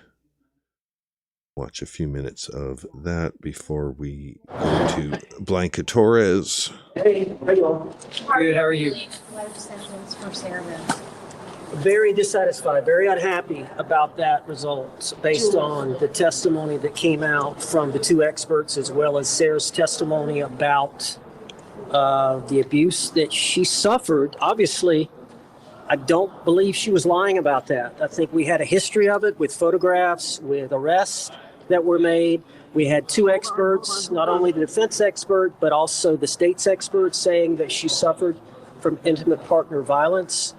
I think that is at least a minimum, a mitigator in something like this. I understand the jury's decision. We respect the jury's decision. But the testimony, the photographs, the evidence was clear that she was abused. And no, I'm not happy with the life sentence. Sarah Boone didn't have much of a reaction as far as what we could see inside the courtroom after learning she had a life sentence. How did you talk to her after? How is she feeling? Well, she did say something to me to the effect that, can you believe it? I got life. And I said, yeah. No. So, I think she was poker-faced. I think maybe that's what you're referring to, but I think she was not expecting life. Neither was I. Mr. Owens, Jules with Top Mark Media. Can you tell me, did you prepare her for what might happen today? Was she prepared for this? Yes, she was. We talked about the minimums. We talked about the maximums. She was aware. The court had told her what the minimums and maximum were before trial. So she knew what they were. She understood the judge had the power to downward depart and give lesser than the low end of the guidelines. He did not do that. So that was his decision. He's the judge. He's the trial judge. He ultimately had to make the call. The jury made their call. It was the judge's time to pass sentence, and that's what he gave. I respect Judge Kranick. I like him a lot. I disagree with that sentence. Can you talk about the next steps for Sarah? Well, she's got 30 days to file an appeal. Usually, these appeals are handled by the public defender's office, who has maybe 3 or 4 lawyers within the office, and that's all they do is appeals. But in this case, Judge Kranick has said, I've already found that there's a conflict with the Public Defender's Office. I've already found that there's a conflict with the alternative Public Defender's Office called Regional Conflict Counsel. So there must be a list of appellate lawyers that do appellate criminal work in the private bar. And the clerk will pick whoever is next on the list will be her lawyer. And again, you won't be representing her any longer. No, I mean, never say never. You know, if the case gets reversed on appeal and she's entitled to another trial, I'm not going to say I'll never represent her a second time, but I'm definitely not doing the appeal. And we'll see. I do believe there are 3 or 4 good appellate issues. We'll see what the appellate courts say. That usually takes, I think, about 1.5 to 2 years for them to come back. So she'll be with the Department of Corrections, wherever they send her, for the next couple of years. And I apologize for this, but my camera glitched as we were starting. Your reaction to the verdict? Well, disappointed with that. I thought because she did suffer from battered spouse syndrome, and that was elicited from the state's expert as well as the defense expert, as well as the testimony from Sarah Boone, as well as the photographs and the evidence, the arrest of Mr. Torres prior, that she was the victim of battered spouse. I thought the court should consider that. It was within his discretion to give her life. I just strongly disagree with that result. Thank you. Thank you. Thank you, Thank Mr. you Owens. very much, Mr. Owens. If you believe that Sarah... All right. So I think this is the way we're going to end the stream. That video you can watch in full. The playlist of all the videos that were used for this will be available in full too. I'm going to go to a paid political announcement, and then we will finish with Blanca Torres. I will be bringing my picture off the screen when Blanca is giving her victim impact statement, and we'll let her final word on this stream. I'll see you tonight. I haven't decided what time I'm doing my ramble, but 80 to 90% chance the ramble's tonight. If there's bigger streamers going, it might be tomorrow. My name is Mike Kranick, and I'm asking for your vote to keep my job as a circuit court judge here in Orange and Osceola counties. I'm a judge, I'm a coach, and I'm an educator. I spent over a decade acting as a commercial litigator representing individuals, homeowners, and small and large businesses throughout the Central Florida area. Currently, I review emergency petitions filed by persons seeking protection against domestic violence, and I hear all matters relating to a family. My job is challenging and also very rewarding. The dream of serving as a judge started by serving as a coach. Since 2008, I've been serving as a coach for a mock trial program at one of the law schools here in Orlando. Every year, I teach dozens and dozens of students the values of hard work, being prepared, and being fair. Those 3 values I use every day as a judge. I humbly ask for your vote to keep Judge Mike Kranick. Thank you.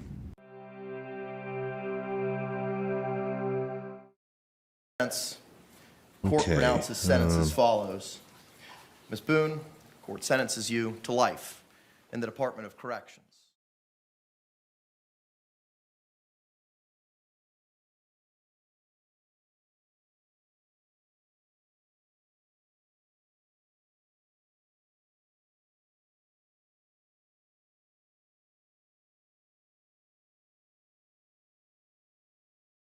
We're not gone yet.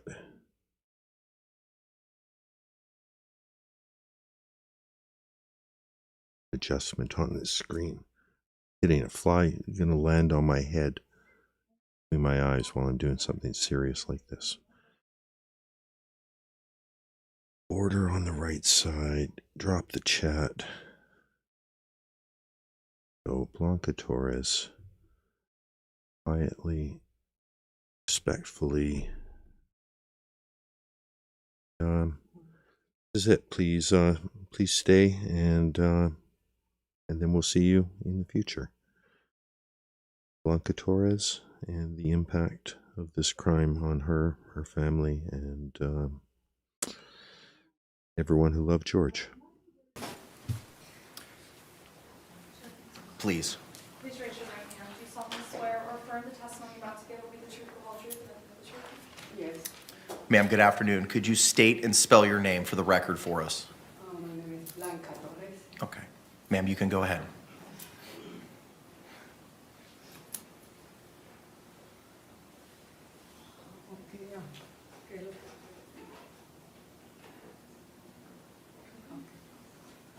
I just want to tell Sarah Boone that I don't hate her for what she did. And I always remember that evening when that lady came into my door and she knocked at the door. And she asked for my name. I tell her my name. And then she said, "Can I come in?" I said, "Okay, yes." And she told me to sit down. I never think that was gonna be my son. And then she said my son was dead.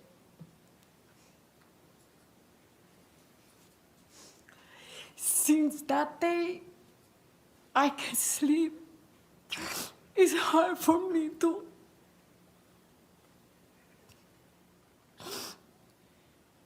remember that moment. My son is not here no more. She don't only kill my son, she killed a father, a brother, an uncle.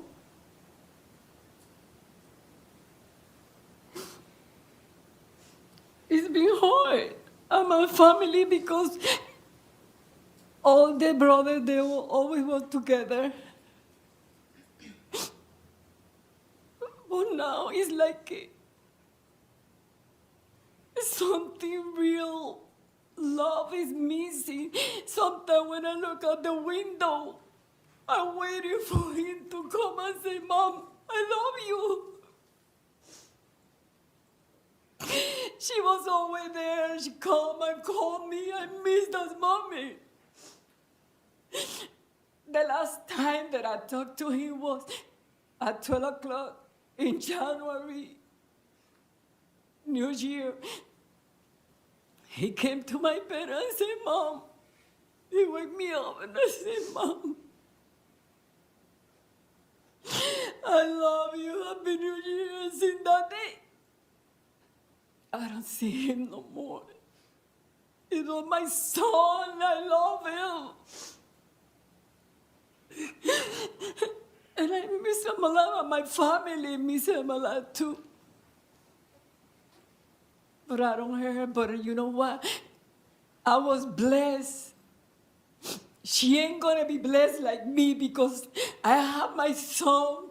I raised him. I have his children, my granddaughter, my grandson, and she don't gonna be able to have that.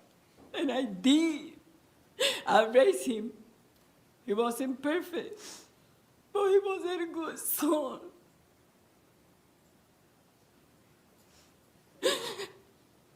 Thank you. Thank you, ma'am. State anything further from this witness? No, Your Honor. Defense? No, sir. Thank you.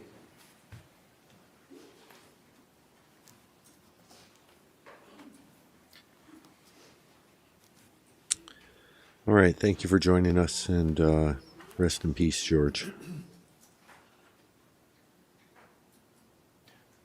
You may call your next victim impact statement.